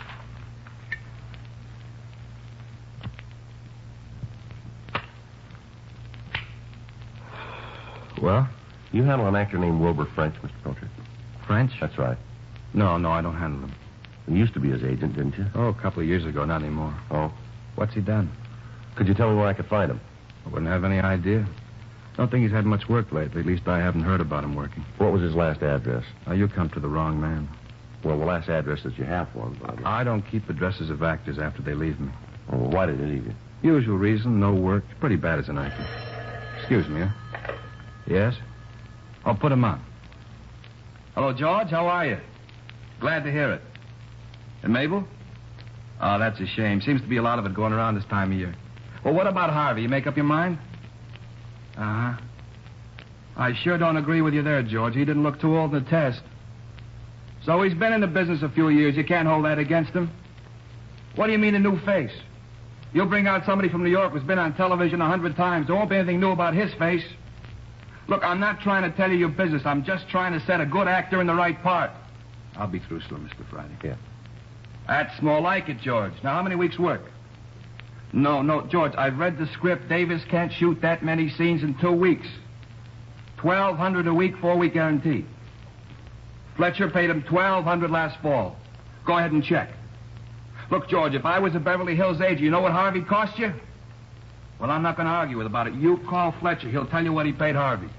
I'll be here till noon if you want to make a deal. Bye. Sorry it'd be so long. Sure. Any suggestions on how I might get in touch with French? Screen Actors Guild. Well, they sent me here. Oh. Well, what's he done? We'd rather talk to him. Well, the last time I saw him, he touched me for $10. Where was that? I bumped into him on the street. Is it serious? It's just a routine investigation. Thanks very much, Mr. Pilcher. All right. Wait a minute. Yes, sir? I suppose I could turn him up. Be a dirty trick, though. I don't know why. Maybe it's my fault that he's in trouble. I didn't get him enough work. Now I hand him over to you. Makes me a heel, doesn't it? Well, you might be doing him a favor. Well, he won't think so. You said you didn't know where he lives. Well, I don't. Well, how will you find out? Spread the word around that I got a job for him. He'll hear about it. I see. He'll turn up. All right, sir. Leave your number. When I hear from French, I'll get in touch with you. Thank you. I still feel like a heel. Well, you shouldn't. You called the turn on him. Hmm? He's a bad actor.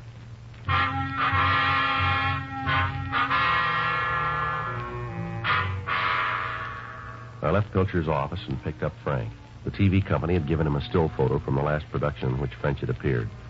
2 of the check victims readily identified the man in the picture. The 3rd victim was also certain it was the same person who had posed as Allington. January 16th, 3:32 p.m. Paul Pilcher telephoned the office. He told us French was living at a hotel in Hollywood on Selma Avenue. When we got there, the desk clerk said French was in his room, 17B. This is it. Yeah. Who is it? I'd like to talk to you, French. Just a minute. Yeah? We're police officers. I'd like to ask you some questions. Downtown. What is this, a gag? No, it's no gag. Well, anybody can get hold of a badge. Who sent you? Mike? Sammy? Come on, let's go, French. Knock it off. I've been in too many pictures. I can tell actors from cops. You ever hear of Parker Allington? Yeah, I've heard of him. Worked with him in pictures. Used to be friends. I'd give you the right to sign his name. On bad checks? Now, look, boys, I know why they sent you. I told Mike I got a call this morning about a job. It'd be just like him to pick a time like this. Some practical joker, isn't he? No, it won't work, French. What? Come on. You know who we are and why we're here. Let's go. It's one of Mike's gags. Yeah, well, 3 landladies say different. Oh. You want to get your coat? It was only a few bucks. It was enough. How'd you tumble? One of the landladies knew Allington was dead. I never figured he was that famous. She knew you, too. Me? That's right.